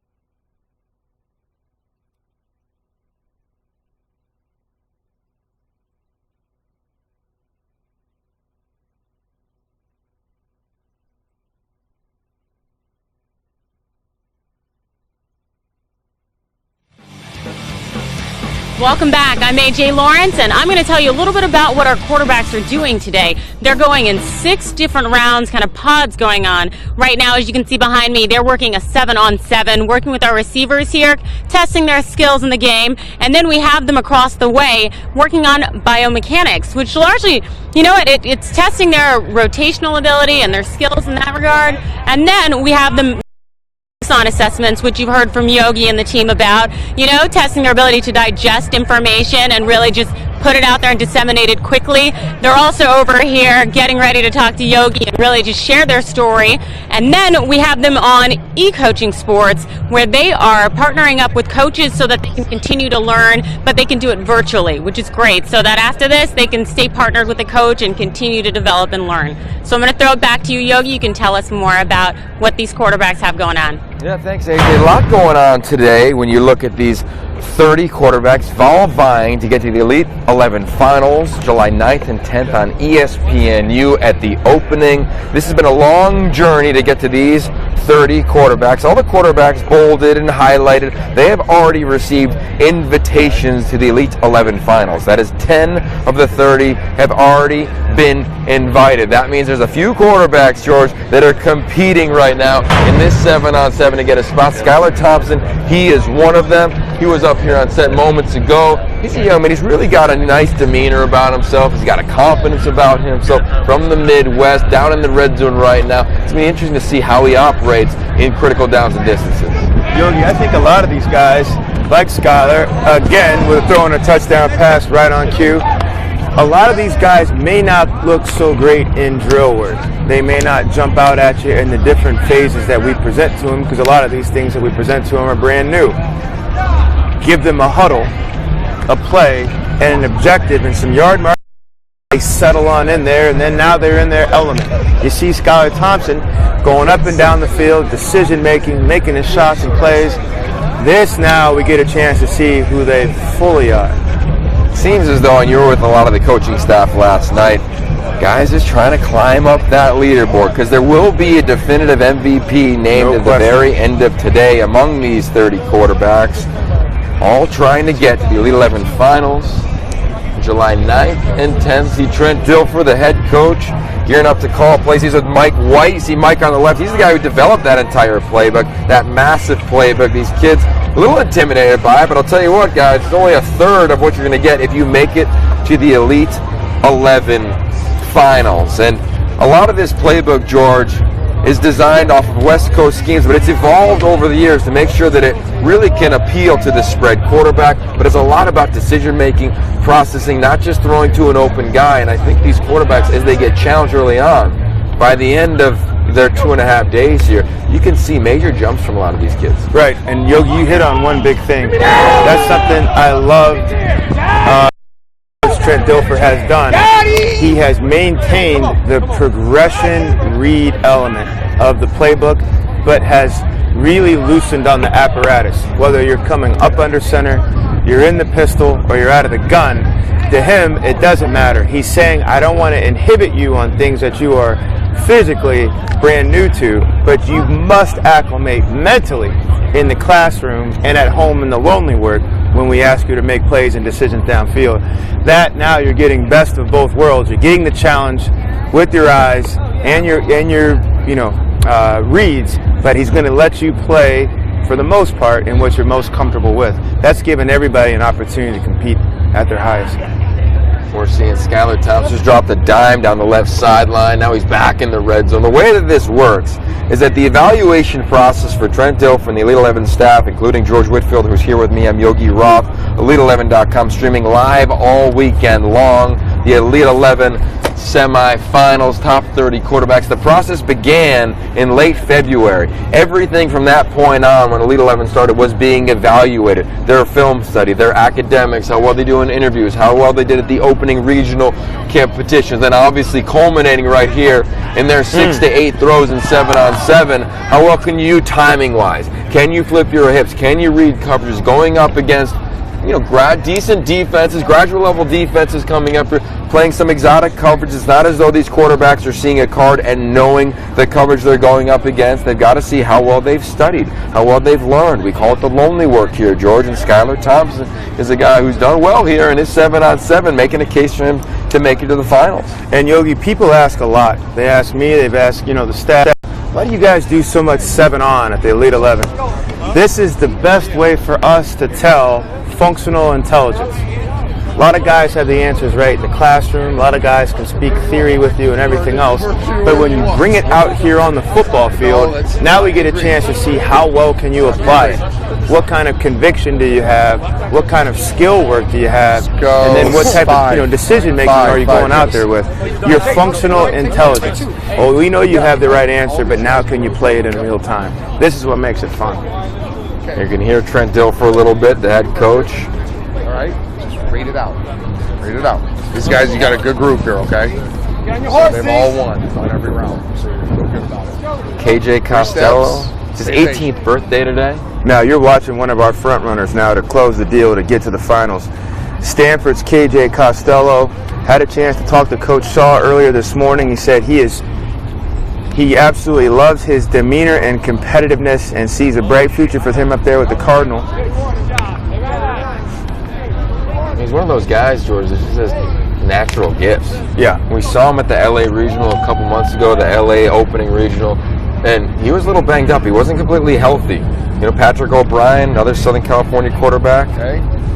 We all He know ended up this, winning right? the MVP. After you're looking the whole time. So this guy's been awesome, and he sucked. So But when for he the sucked, audience he at home, sucked. these You know what guys I'm saying? only And had the this guy playbook won for every single time. just a few weeks. All right, And I don't even know if they even had it a few weeks, Yogi. And so we're putting them in a huddle. Yes, we've gone over a few meetings with them, 2 meetings, install meetings with them. And Coach Dilfer is basically kind of giving them a few last-second read tips in the huddle. And now let's see if you can go out and execute it. This is, you know, incredibly quarterback friendly for the semifinals. Now when we get to the finals, they'll be separated, put on teams. Them and their given coaches will have to go out and execute this. But what Coach Dilfer right now, what you're watching him doing, he's trying to tee this up for these guys to succeed. Let's go. Have you ever run a skinny post in your life? Yes, ever. All that. 16. Let's do it, bro. Okay, now the bang 8's only free access, cover 3, right? He's going to run you a good route, right? Otherwise, you're back over here to the hook curl. Okay, that should see. That's a bail, I'll tell you. He's out. Okay. All right? 5 no hitch over there. You can hitch to there. So Yogi, what you're seeing here, yeah, perfect. This is the most attractive part of Elite 11. You know, aside from the competition and getting a chance to come up here, these guys have an NFL Super Bowl champion veteran quarterback taking them through an NFL curriculum playbook. Yeah, in a hyper amount of time, given a chance to go out here and try to execute this deal. This is it. Can you acclimate and catch up to what it's being asked of you or not? And they're all given this opportunity today. You always talk about natural traits, unique traits. KJ Costello, he fits the bill. You know, Santa Margarita High School, Carson Palmer, same high school. They kind of have that same build to them. Can make every throw, make it look easy. Not a lot of guys can make it look easy. But I'll tell you what, George, the one that can, he's sitting right next to us. Felipe Franks from Waukesha, Florida. Welcome to the set, the LSU commit. Felipe, what's your experience like here at Elite 11? Amazing. You know, I've watched Elite 11 on TV. You know, going up to my 8th, 9th, 10th grade year. You know, since I've been a quarterback, I've been watching Elite 11. You know, it's an honor to be here finally. You know, with all these amazing coaches and people. So you know, it's really an amazing event, and I'm honored to be here. There you go, Felipe. June 7th, and we've asked this question to a lot of your colleagues here today. June 7th, 2015. What area would you say you've grown the most in as a quarterback, competitor, young man? I believe I've grown very much so, and I'll say my mechanics and my leadership role. You know, we've had a lot of mentors that we've talked to, and you know what they have had to say. You know, I've took notes on, and I've did a lot of stuff. You know, thinking at night and stuff. So you know, it's really a lot to think about what the mentors here at the Elite 11 have given to me to think about. So you know, that's one thing I'm really going to bring back home and stress to my players and the people that I know is the leadership role here that they stress at the Elite 11. Now, just to roll off of that, outside of quarterbacks, you can't give me a quarterback with this following answer. In pro sports, what athlete do you admire the most for his leadership? For his leadership, and my definition of leadership, you know, is being yourself, and you know, and having that swagger, you know, that that make people want to follow you. So, and it's right near my hometown, and I'd have to say Jameis Winston. You know, he's right near my hometown, and the way he leads his team and the people he makes people want to follow him. You know, it's amazing, and I really admire him for that. For you, being among 29 other alpha males, obviously you're on your way. Felipe has made his way to the Elite 11 finals.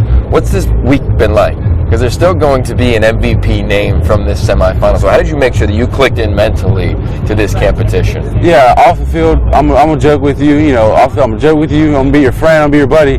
You know, when we step in between them, you know, in between them white lines, you know, it's strictly business. You know, I'm out here just like everybody else competing. You know, trying to, even though I already have a spot, the mindset is, you still want a spot. You still want to go out here and compete just like everybody else. And that's mainly what my goal was, come out here with the MVP, either MVP. If not that, I came out here, I got better.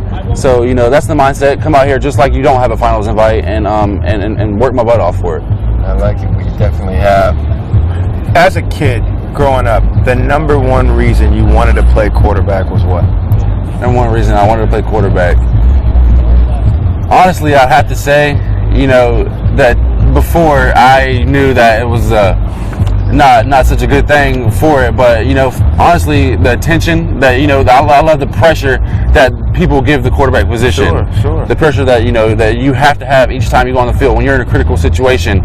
The pressure's put on you. Honestly, I love that. Being in the tight games, 3rd and 7, and you're down by 2 points and you're in the red zone. I just love that pressure. Having to come through for your team. We're going to find out how much you love it at the opening, man. Of course. You'll be up there. You've done a great job, been as polite as anybody here this weekend at the semifinals. So, Filippo, we appreciate the time. We're going to take a break, come right back with some 7-on-7. The last group of quarterbacks are in their rotation. We're going to bring a couple other quarterbacks who already have their invitation to the opening on ESPNU July 9th and 10th. Felipe Franks, George Whitfield, I'm Yogi Roth. Don't turn that dial. We're in the 4th quarter of the Elite 11 semifinals.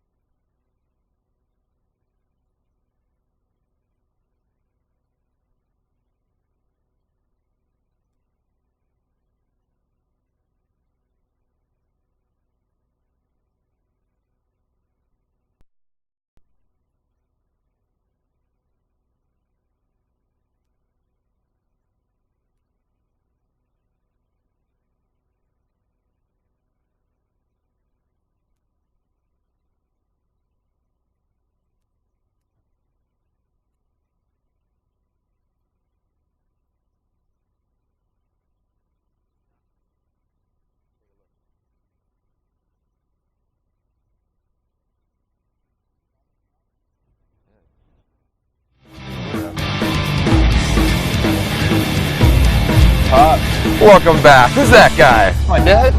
That is, we got a shot of Mr. Guaratano. We are here in football heaven, otherwise known as the Elite 11 semifinals. From 1,000 quarterbacks, yeah, give him a point, give him a shout out. 1,000 quarterbacks to 30 quarterbacks. Everybody's trying to get one of these. This is an official to the opening. You have one, man. The Elite 11 Finals on ESPNU. Tune in July 9th and 10th. We will be there. You will be there. What has this experience been like for you? It's really a once-in-a-lifetime type of thing. I always grew up trying to get to this accolade, and really thankful that I'm able to go to Oregon and get better with the crew. Now, you've been a football guy for a long time. I mean, your first baby picture was with the football. What about this game really draws you in? I mean, ever since birth, I think I've always just been around it. So ever since then, I really had a love for it, and just the adrenaline and all that type of stuff just makes me love it more and more each day. Jared, I am notorious, and this whole staff knows this. When we saw you last year, I thought you could have been Elite 11 quarterback last year as an underclassman. The tools you brought to the table, how competitive you were. From that point to today, what area have you most grown in? I definitely tried to grow in my accuracy, just working with my feet, having a wider base, and really just working on everything. Had to get bigger and stronger during the off season, had to get faster, and really working on footwork and arm strength. That's really about it. A couple fun facts we've heard about you today. Your dad's here. Yeah. Don't be upset. He spilled the beans a little bit. He told us about your room. He said it's an absolute mess, other than the sneaks. What's up with that, man? Oh, I know. I gotta make mom do some work. She has to stay working some. All right. Now on a serious note, what did you do right before you got here? You had a workout in Tennessee, didn't you? Yep. Who were you working out with? I was working out with John Gruden. What's that like? Oh, he's crazy, but he's a really great guy and really helped me critique some things and get better, and really look forward to having a better relationship with him. What's the takeaway? We could see some of the footage of your kind of day in the life, cruising through the Tennessee facility, getting the workout in. What's the takeaway from Coach Gruden that you got?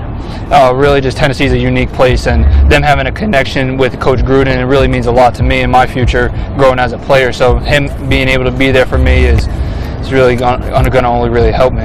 Do you have a Coach Gruden impersonation? No, I didn't get it yet. I didn't pick up on one yet.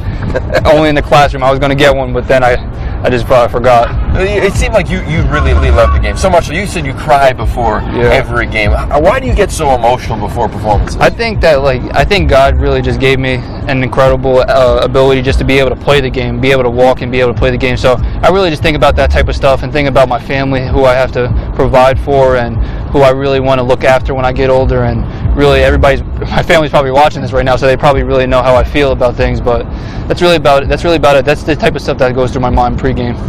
So if that's your pregame approach in season, how different or how much has it morphed this type of competition here?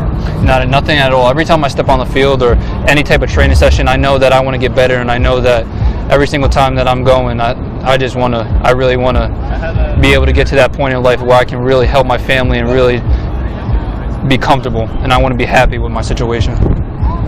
Your dad, he's actually watching it on his phone right now.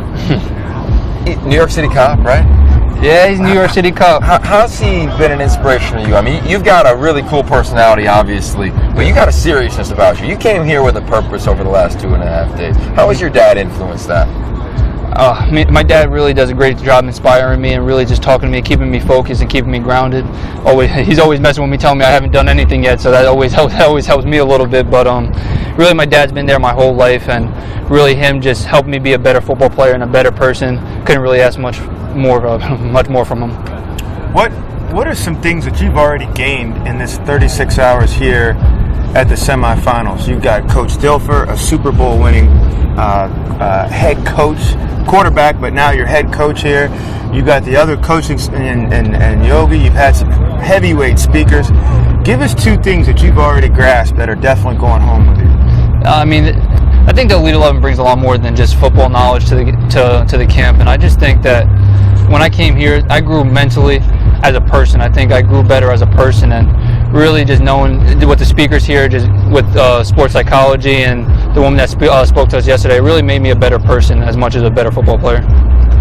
You really have taken in, just watching it from afar, Joe, you've taken all the notes. So everybody back at home, be proud of this guy. He's done an incredible job. It's just the beginning of your journey. And I'll tell you what, we had Josh Dobbs here a couple years ago. Mm-hmm. He set the bar from a character standpoint. In the last 5 or 6 years of Elite 11, George and Jared, you're jumping right into that category, man. Thank you. Wish you nothing but the best. Mom would be proud. That's about it. Yeah, she would. Everybody would be, right? Absolutely. All right.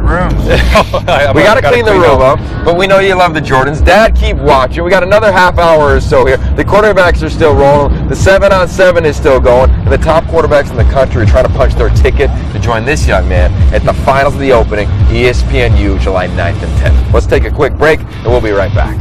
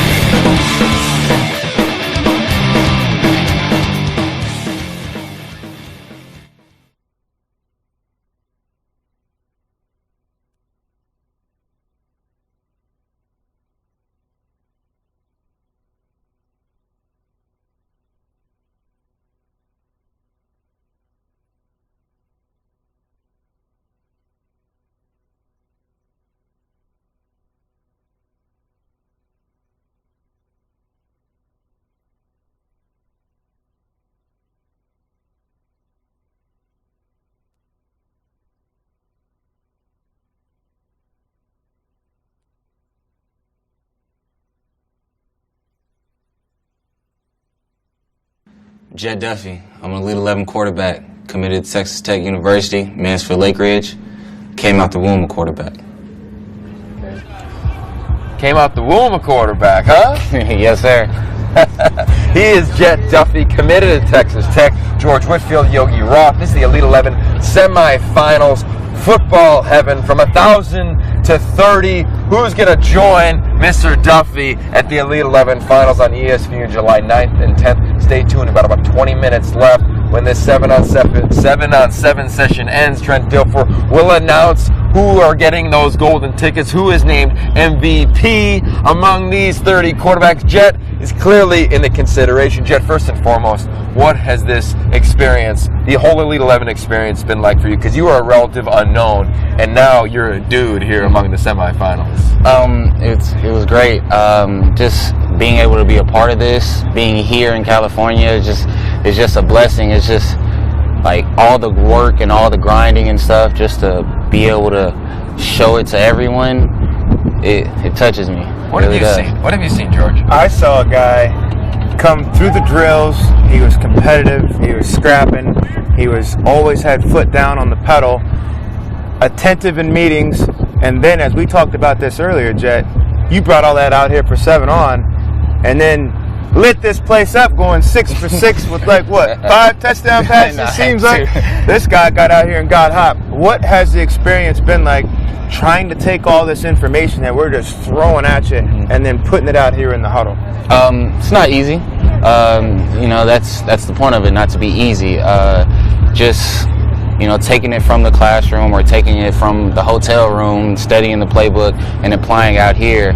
They told us, you don't have to learn it, but just learning it and studying it, I can see it easier. And just looking at the play cards, I can, regurgitate it and just go out there and apply it. So it's been pretty good, yeah. There you go. You sure you're tall enough to play quarterback? I'm perfectly tall enough to play quarterback. We knew that answer was coming. You've been absolutely amazing. But it's a point to take our viewers, all your fans at home, Texas Tech, right? Everybody back in the hometown. Not a regional, right? When you're in Dallas, you don't have any offers when you walk into practice. Yeah. What happened on your phone that day? What happened in person that day? It was just, oh man, I don't know. I just blew up basically. It was great. I don't know. I don't even know how to explain it, to be honest. It was a great experience. The way that the legend has it, then in Dallas, you kind of walk in with not a lot on your plate. Stephen F. Austin comes to the table. McNeese State comes to the table. All of a sudden, you ball out in the Dallas regional, the opening regional. Then you go to New Orleans, win the MVP of that. Then you go to Charlotte, win the MVP of that. And then, by the way, finally, this coaching staff was like, all right, let's send him to the Elite 11 finals at the opening. Yeah. It was just the process. You have to process. If you don't get it there, then you're going to get it eventually. You just keep grinding and keep going. And, I was just blessed enough to get the nod in Charlotte, so that I was excited. I didn't get it in Dallas. Oh, well, I'm going to keep going. Got MVP in Louisiana. Might as well get another one in. Went to Charlotte, got an MVP, got the invite, and it was just, it's just who I am. I like to grind and I like to keep going. I'd rather take the hard road and not the easy road. Well, let's talk about that road for a second, Jet. Let's go back a year ago, just a year. Okay. Where on this long road have you grown the most that puts you here? Honestly, it was before that. It's just my dad and my family, they've always told me to keep working and keep grinding, and just every day going out there preparing is, this is just a product of all of that. All the work, all my parents taking me places just to get exposure. This is the product, and it's a great product. It truly is. Well, I'll make sure you give everybody a shout out and let everybody know why you wear the number 8, because it's a pretty cool reason. I wear the number 8 because I have 8 reasons I play football. My mom, my dad, my brother, my sister, 2 nephews, myself, and God. It's just, those are the people I thank. And without them, sometimes when it's hard and I'm throwing up because I'm working so hard, they're the reasons I stand up and I keep going. Because my parents, they put so much into getting me here, and I just can't thank them enough. And then my brother and my sister always supporting me, and then I always want to be a good example for my 2 nephews, give them someone that's my uncle, that's someone I can look up to, so Uncle Jet, you know. And then myself, because I love this game, you know. I grind for myself, and if I don't love it, I don't want to do it. And then God, of course, because he's blessed me with this opportunity. And it's just, you know, some people can't even run, and just to waste something that I can do that's a blessing from him, you know, it would be foolish. I love that. Coming out of the womb, a quarterback. So be it in the womb or as you grew up. Yeah, I was training there. We'll fast forward past that. Tell us why the part you love the most about the position. The responsibility, because I like the fact that, you know, it's crunch time, the team comes up to me and is like, Jet, we need you. Or the coach is like, the ball is in your hands. Or telling the coach, give me the ball, I can lead this team. I just love every part about that. I love the grind. I love being able to go into a meeting room not knowing something, and then studying and mastering it, and knowing that I mastered it, feeling it here that I mastered it. I just love it. And it showed today. Yeah. All those phases showed out here today. Well, you love the burden of influence. You're showcasing mastery, and you're on your way to the Elite 11 Finals. Jet Duffy, George Whitfield. We're going to take a quick break. We've got a couple more quarterbacks. 7-on-7 is finishing up. Okay, take a look at a few key quarterbacks throwing the ball in 7-on-7 who are trying to make their case to join Jet at the Elite 11 Finals. We'll be back in a moment.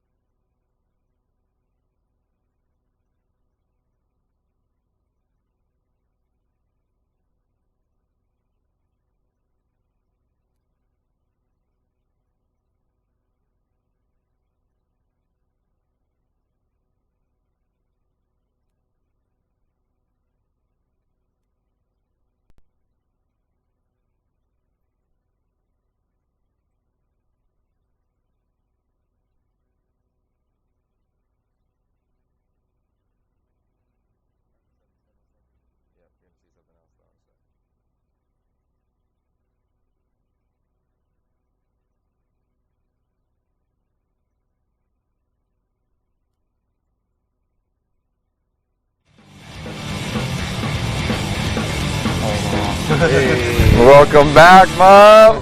Who do we got there? Dwayne Haskins. That's right, we got Mrs. Haskins. Dwayne Haskins, George Whitfield, I'm Yogi Roth, the Elite 11 Semifinals. We're deep into the fourth quarter here. We got a lot of talent. Of course, a lot of fun fans out here as well. You can see the whole crew. Yeah. Getting some content, catching up. Hey, how's everybody doing? Good. For you, Dwayne, Maryland commit, one of the top guys in the nation, top QBs.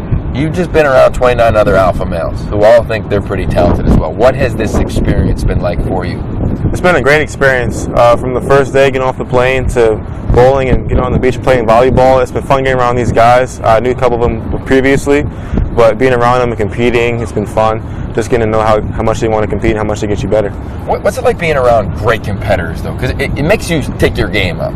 We've seen you at a bunch of other camps, and you ball out, you do great. But when you're here in this environment with the Elite 11, 17-year history, top guys, does it make you ball up a little bit more? I try not to think about it too much and just stay to my game and compete and play hard. That's like how every camp has been. Just because there's other guys out here that are just as good or might even be better than me, you got to compete and just show that you've worked hard all summer, you worked hard all winter and spring, and you just want to go out here and compete.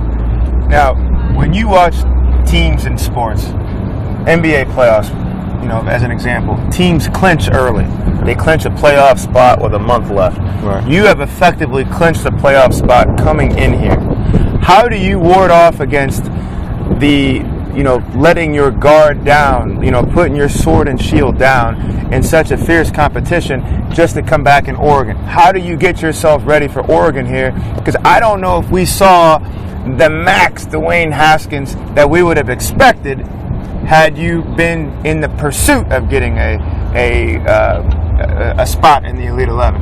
How do you get yourself up to game ready once we hit Oregon? Just continue to work hard and grind. That's how I've worked at the DC Regional, and to get here to semifinals is to continue to compete with myself and get better. And just know that everyone's out there is competing and are trying to be better than you, and they're all looking up to you. Love it. And that's going to be necessary because everything turns upside down. Top guys wind up being on the outside. Outside guys scratched and clawed and got themselves in there close to the MVP. Guys in the middle get pushed out. We've seen it all over the last 7 years. Tell us quickly from June 7th last year to June 7th today, where you've grown the most. I think I've grown the most physically and maturely as a quarterback. I've gotten bigger, I've gotten stronger, I've gotten faster, but I think matured most from the head up, from the shoulders up in my game, just being in the classroom, learning defenses and getting out there and being with my quarterback coach and knowing things that you wouldn't know. That's how Trent was talking about being a quarterback and just playing catch. So that's what I've been working on a lot in the classroom and in the off season, just learning how to play quarterback. Well, you can tell. I mean, you went to DC Regional, absolutely ripped it at that opening regional MVP award. Obviously earned your invitation to the finals. But what stands out, and it probably makes your parents the most proud, is what you do in the classroom, man. Yeah. I mean, it seems as though you're more proud of the work you do in the books than you do out on the field. Yes, sir. My parents have always stressed that classroom is important, school is very important. So that's all I've worked hard for ever since I started school. I've always wanted to be on the honor roll list and do well and make my teachers proud and come home with an A on my report card just to see the smile on my mom's face. So that's the main thing with school. I compete hard in school, compete hard on the field. It's everything in life is a competition. You want to have fun, but you're competing with yourself every day. I was talking to one of the coaches earlier, and they said that they pulled you aside and like, hey man, you ready for your senior year? Like you're committed, you can kind of just focus on football. And they said your response was priceless of, no man, my school, we're hard academically. I gotta hit the bucks. Right, yeah. Bullis is a very hard academic school. It's one of the main reasons why I picked to go to that school. It's very prestigious in academics, and I can't slack at all, whether it's schoolwork, homework, it's so something to do at that school, so it's hard. What does it mean to you to get a chance to not just play at Maryland, but bring a national championship back to the Mid-Atlantic area? It means a lot. SEC talent, and especially in the Big Ten, there's a lot of really great teams out there. I know it's not going to happen overnight, but I'm looking for the guys in the area to stay home and compete and work hard together and put that brand on of that DC, Maryland, Virginia area and potentially bring a championship back. That would be great for that area. They love football over there, so why not bring it back? So I heard that. Well, before we let you go, obviously, we got to ask about your parents. Mom, Dad's got a headset on now. He's joining the crew. Right. How have they inspired you? And not necessarily in the classroom, not necessarily off the field, but where you've developed, where your soul has developed. Because at the end of the day, that's what matters at that leadership quarterback position. They inspired me so much. She sacrificed so much for me to get in this position and continually help me to get to where I want to be in life. Ever since I picked up a football, I always looked to my parents for guidance. I didn't even like football growing up. So for them to actually show that much support and believing me that much is just a blessing from God to have people in your life that are really in your corner. Well, we have... Hey, Mom and Dad, we love you being here. It's amazing. I can't wait to see that video on YouTube so your mom's recording. But more importantly as well, you've done a great job. We ask all these quarterbacks to write essays, and they give us all a variety of answers. One is, what's your next career going to be when football's done? You said broadcasting was an option, man. I think it's definitely an option for you. I like broadcast. At my school, I am the sports editor, and I write a lot of articles for my paper and stuff and everything. So that's good. So I just getting a head start on everything so I can be ready to do what you guys are doing right now.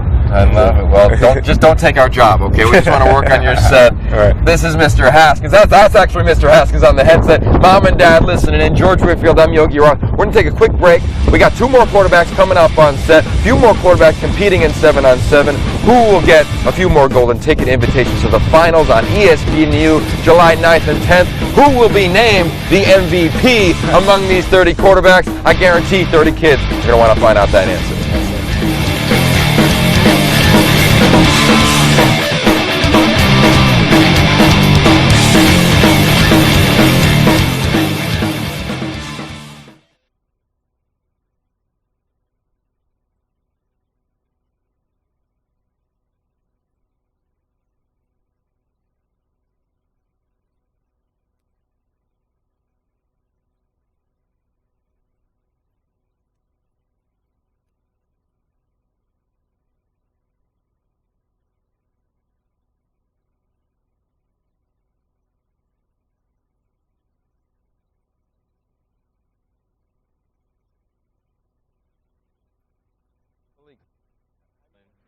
And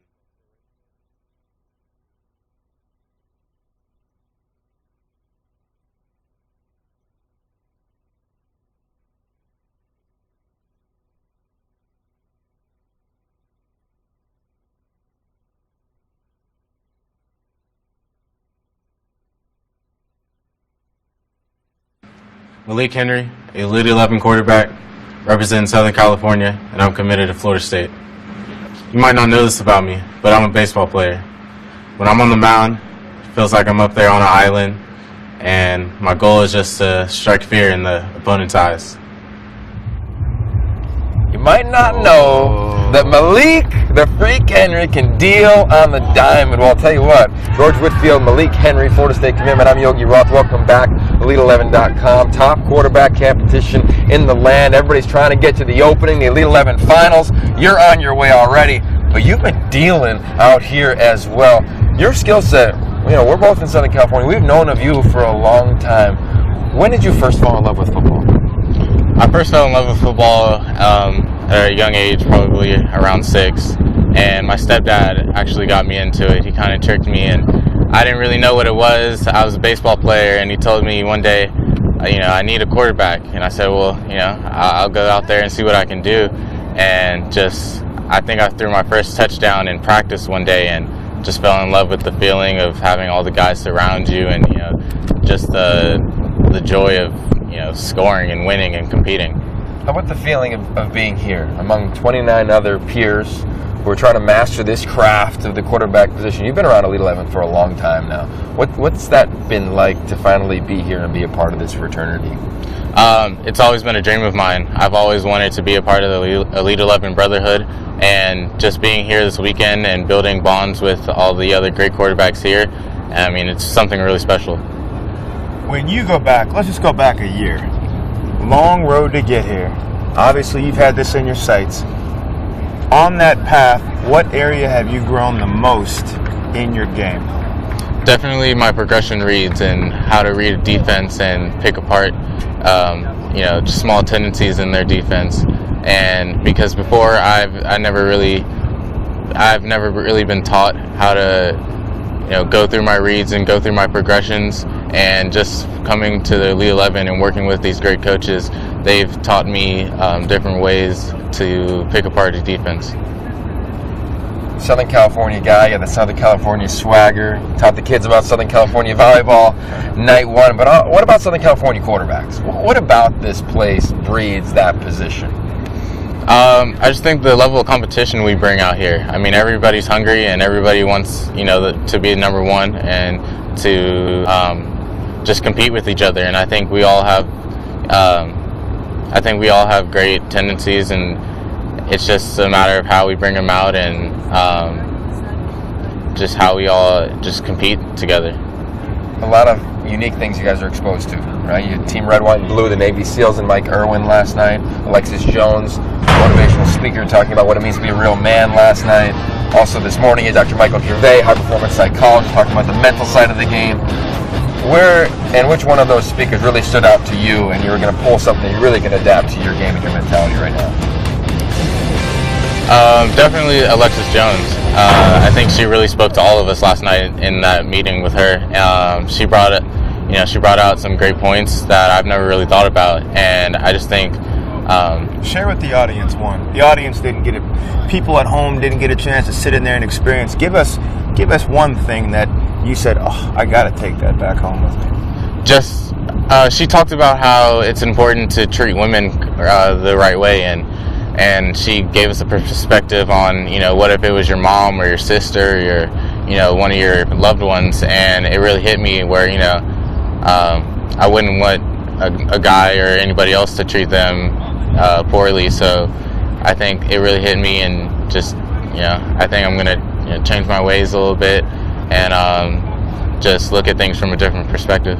It was really amazing last night, right? Where Alexis Jones, our speaker, she's up there, she's giving a presentation, and she's giving you all these stats about women in college and the influence that quarterbacks have, and how we treat women. Then all of a sudden, she rolls a slide on her presentation, and it's got pictures of quarterbacks' moms, sisters, girlfriends, and all of a sudden, you saw the jaws just fall absolutely to the floor, and you could just see guys all of a sudden just lean in a little bit more. Yes. For you, when that moment happened, was that when all of a sudden it was, whoa, this is real? Yes, definitely. As soon as I saw the pictures, I said, man, I mean, first of all, how'd she find them? And then, I just thought about it. I mean, what if it was my mom? I wouldn't want any of those things happening to her. I love it. Well, I truly believe this. Out of all the quarterbacks, we've been around a lot. Your character's as good as anybody. I know you're deciding your high school now, but Florida State, they're going to be lucky to have you. Anybody's going to be lucky to have you, Malik. Appreciate you taking the time. George, Malik, and I are going to take a quick break. We have one more quarterback coming by. It's going to be a blast here. This thing finishes strong. Who's going to be joining Malik at the Elite 11 Finals on ESPNU July 9th and 10th at the opening?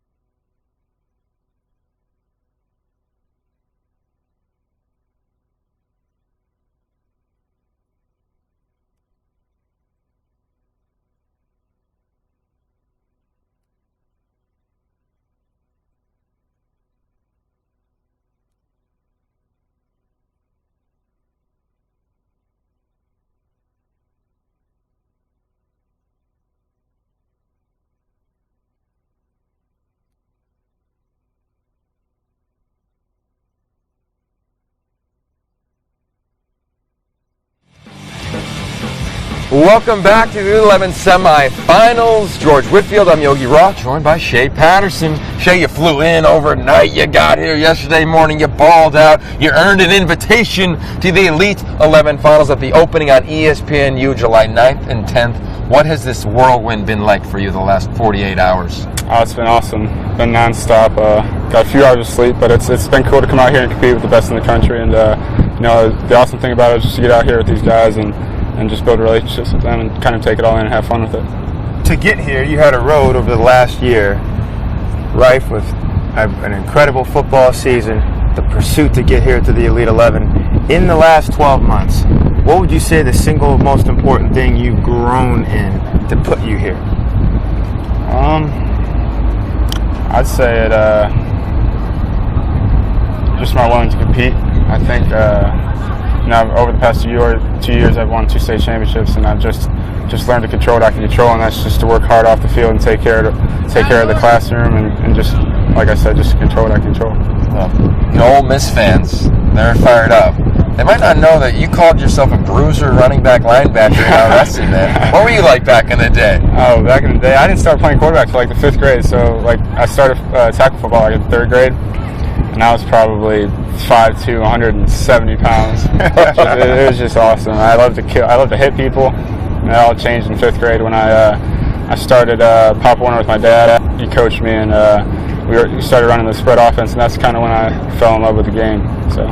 I love it. Well, our staff has completely fallen in love with your ability, your demeanor. Can't wait to get you at the Elite 11 Finals. 7-on-7 has ended. That means the coaches are in a discussion about who else is going to join Shea Patterson at the Elite 11 Finals at the opening on the Nike campus on ESPNU July 9th and 10th. Shea, we're going to let you go. Get back with the fellas. George, you're not going to wrap out. And then Trent Dilfer, he's going to make that announcement of who's getting invited, if anyone, and who, of course, is winning the MVP of the semifinals here at the Elite 11.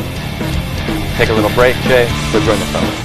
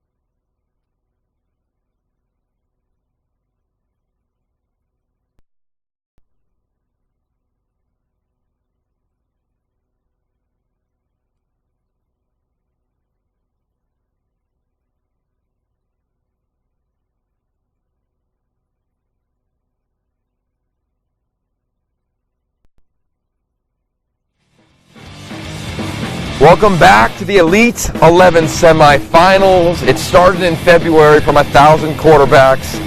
It got to 30 here at the semifinals. Who is going to make it to the Elite 11 Finals at the opening on ESPNU July 9th and 10th? Well, let's send it to Trent Dilfer, our head coach, and find out who's getting an invite and the MVP. First of all, guys, as you can see, when Nike and Student Sports gets behind something, pretty awesome, huh? It's truly quarterback heaven, isn't it? Make sure before you leave here, you go thank Andy Bark, who started this whole thing, Brian Stump, as many of the Student Sports guys as you can find, any coach you can find. There are so many people that work so hard to give you this great experience. Please, more than any invite, When anything you learn, you take away, show the gratitude to the tons of people that work countless hours to make this an epic event. Please do that. Got me? But we did come here to compete, didn't we? All right. First of all, I thought the 7-on-7 was awesome. The first group, that was rough, and I'll take that. The first group, I wasn't calling good ball plays. You guys did a great job warming everybody else up. The next 4 groups, you guys were awesome. All right? Make sure you go thank the scout team guys, both defensively and offensively. They did a great job for you. All right, but I'm excited to announce the 11 invite to the opening of the Elite 11 Finals, KJ Costello on his 18th birthday. Good job, buddy. Great day, great day. Well, we're not done. We have an MVP of the entire weekend. This guy, from the second he got off the plane to the last snap of 7-on-7, was completely dialed in. Absolutely off the charts, rock star Brandon McElwain, MVP. Semifinals and the 12th invite to the opening. Great job, buddy. Congratulations. All right, guys, we have some time hanging out, getting to know each other a little bit more, decompress a little bit. We'll let you know over the next few days the remaining invites. We will get together as a staff later on today in a war room setting and decide those. But everybody, it was a great weekend. This truly is the Elite 11 fraternity for 2015. Please don't forget that's why we put this event together. 18 is not enough. 30 was the number. And you're the 30 best in the country. Thank you for letting me coach you. Thank you to the staff, everybody. From my side of things, you guys make this amazing. You're the best coaches in the country. Thank you so much. Brad, you gotta break us down. Yeah, go, we're live now. Let's do something big time here. Hey, hit the whip, hit the whip, hit the whip. Invited here in the semifinals, Brandon McElwain. You can hear the faint breakdown. The tradition of Elite 11, 17 years, continues. Elite 11 3 times, they get a breakdown. And really what you're seeing here is why Andy Bark started this 17 years ago, why the student sports staff is a part of this, why head coach Trent Tilfer has been a part of this for the last 5 years, and the entire staff. It's the fraternity. It's a brotherhood. If you ever played sports, been around a team in an organization, you understand how important that is. And while it's only been a little over 48 hours with this group, you saw an instant bond. It happened with Brandon McElwain the minute he got to Santa Monica on the beach playing volleyball. It happened with a variety of friends. We're going to hear from Brandon McElwain. He's with AJ right now. Brandon, congratulations. You are the MVP of the weekend. I know you worked extremely hard. What did you find to be most challenging? I think the thing that would be most challenging is really just to take it all in. It's such an amazing experience, and it's something that I haven't been a part of before. So being able to really take in and listen to everything that every inspirational speaker we were talking to was saying, and every coach was saying, I mean, it was just a very great experience, and it was amazing. And one of the marks of MVP is just, having incredible leadership skills and really bonding with your teammates. And so we had your class of QBs here. Do you find that you've built the friendships and you plan to take them with you? Yes, definitely. I've built some great friendships with a lot of people. It was a great weekend that held a lot of competing, and I mean, it brought us a lot closer, and we became great friends. And I guess what's up next for you? I mean, next, just going home, celebrating, getting back into the swing of football, and going over to South Carolina and doing everything I can to help recruit for my school and help make South Carolina the best we can end up being. Well, congratulations again. Thank you very much. Thank you. Back to you.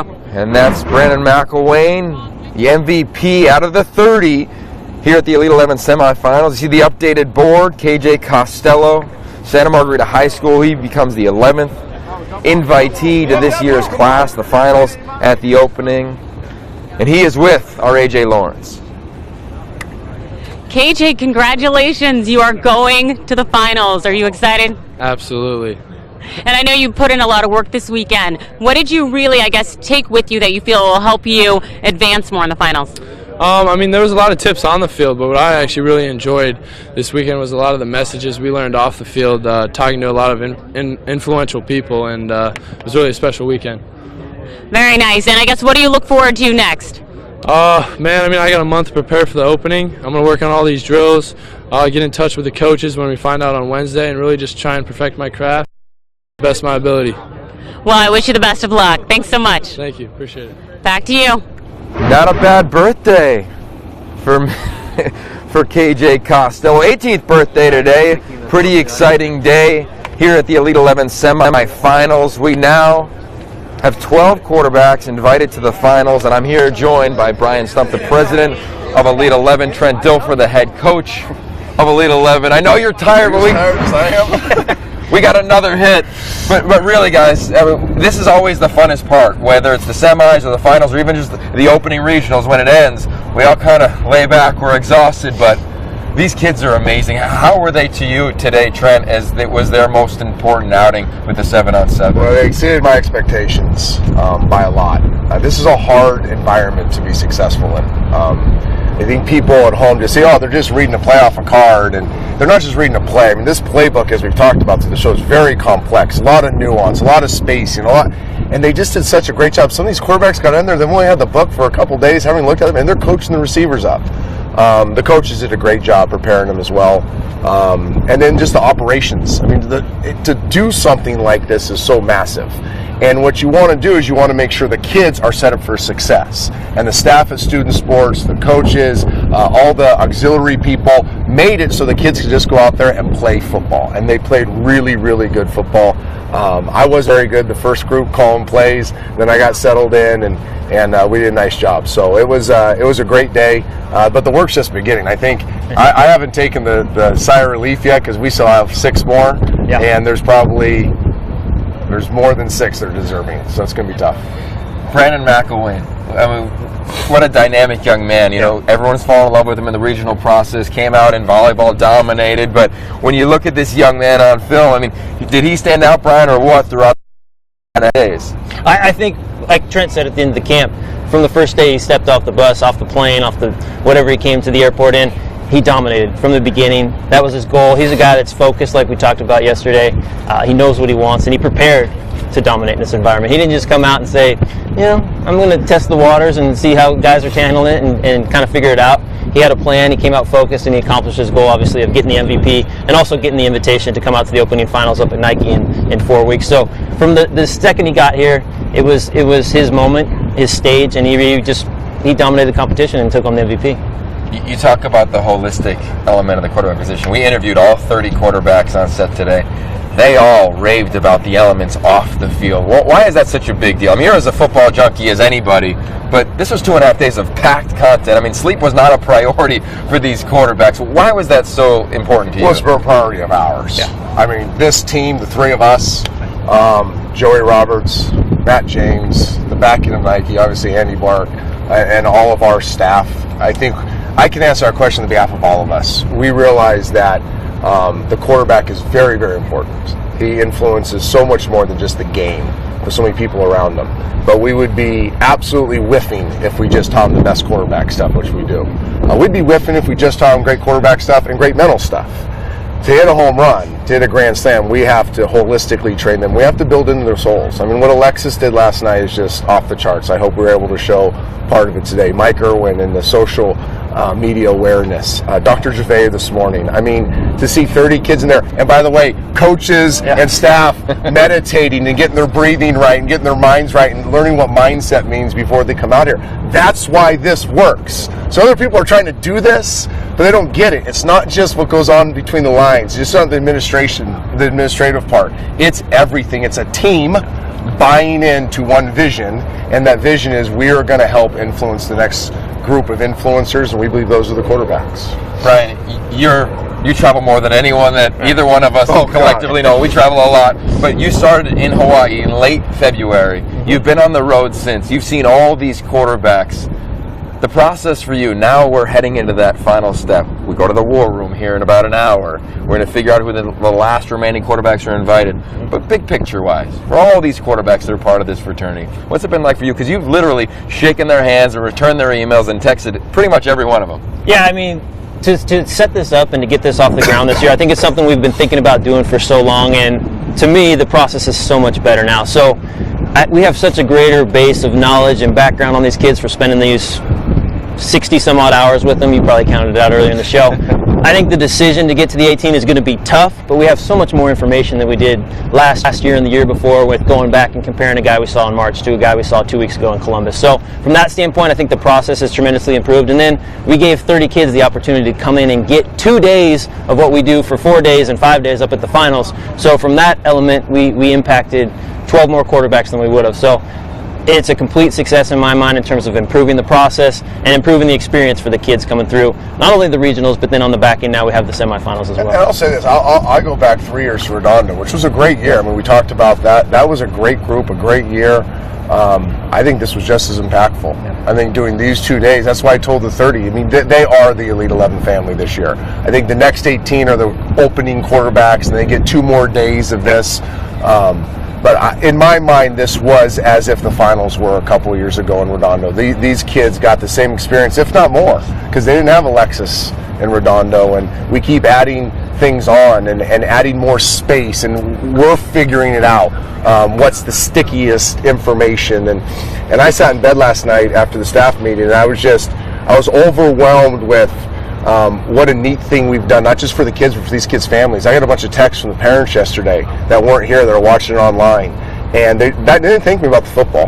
They didn't ask me where their kids stood in the rankings. They didn't ask me on one completion or incompletion, and I'm sure you're getting the emails. Yeah. It's thank you for being part of the village that's helping raise our kids kind of counter-culturally. And to me as a parent, I mean, you get it as a parent, that's what makes this special. I mean, I love that he ripped a diamond there to end it. Brandon did. That's all fun and games, but I really believe that this process is changing kids' lives for the better. And Trent, lastly, this is the playbook. It's a third of what they're going to get. I mean, there's quarterbacks. They're watching. Their parents or their coaches are watching. Here we go. Give us a little taste of what's going to happen, less than a month from now at the finals, the Elite 11, the opening on Nike's campus. You'll be able to watch it on ESPNU July 9th and 10th. Give them a little taste, maybe a little advice. So today we went off about 55 plays, 8 concepts. So 8 concepts become 55 plays. At the opening, at the Elite 11 finals, we'll grow to about, what are we going to do, about 12 concepts, about 120 plays. And then by the opening, we'll be at 18 concepts, over 200 plays. And on top of that, there's three tabs before that of coverages, fronts, cadence, huddle management, motions, shifts, formations. And everybody's going, oh, that's overwhelming, that's stupid, you can't do that to a kid. Well, why? Because they do it. And they end up owning it. And their brains expand. And now they've been opened up. My theme this week is now they're going to learn how to play quarterback, not just catch. And I want a generation of quarterbacks that aren't just playing catch. And unfortunately, coaches are winning with catch, and that's cool, but these kids deserve to learn how to play. And it's our job to teach them the depths, the nuance, the complexities. And in order to do that, and I know if John Gruden, if he's watching, is smiling, they need to understand how to call some of how to use the nomenclature, how to call trip strike, 3-jet breeze, H-pop, X-hinge. They need to understand motion to diz right, empty, breeze, X-win. They need to understand and paint pictures in their heads and be able to command a huddle and teach them that stuff. And in the process of the next 3 weeks, they're still going to have fun. They're still going to go to the beach. They're still going to the lake. They're still going to hang out with their pals. We encourage them to do all that. But you know what? They're going to have a playbook and an iPad probably with Axon and eCoach and all these different tools for 2 hours a day to get ready to go compete at their best at the opening. And by the way, they thank us for it at the end. We're not taking away from their summer. We're adding on to their summer. Nope. Here we go. Thousands show up. Few prevail. We're going to see what happens. The Elite 11 finals will be coming to you in less than a month. It started at 1,000, fellas. Starting back in February. You've seen them all. You got to 30 here. Now we have 12 invited to the finals on the Nike campus. Some of the most talented players in the nation. It's going to be exciting. It's going to be epic. And we are all going to be there. So for all of you back at home, thanks for listening. Thanks for tweeting, gramming, Snapchatting, Periscoping, all that good stuff. I'll tell you what, it's not over. We're going to the War Room. Follow us on Twitter at Elite11 to be sure you follow this journey on ESPNU July 9th and 10th for Trent Dilfer, Brian Stumpf, our crew, our producer, director, Olivia Stavsky, Jeff Proctor, our director, and Andy Barton, of course, the founder of Elite 11, and the entire staff of Student Sports and Elite 11. I'm Yogi Roth. This is Football Heaven. #Elite 11. They were awesome.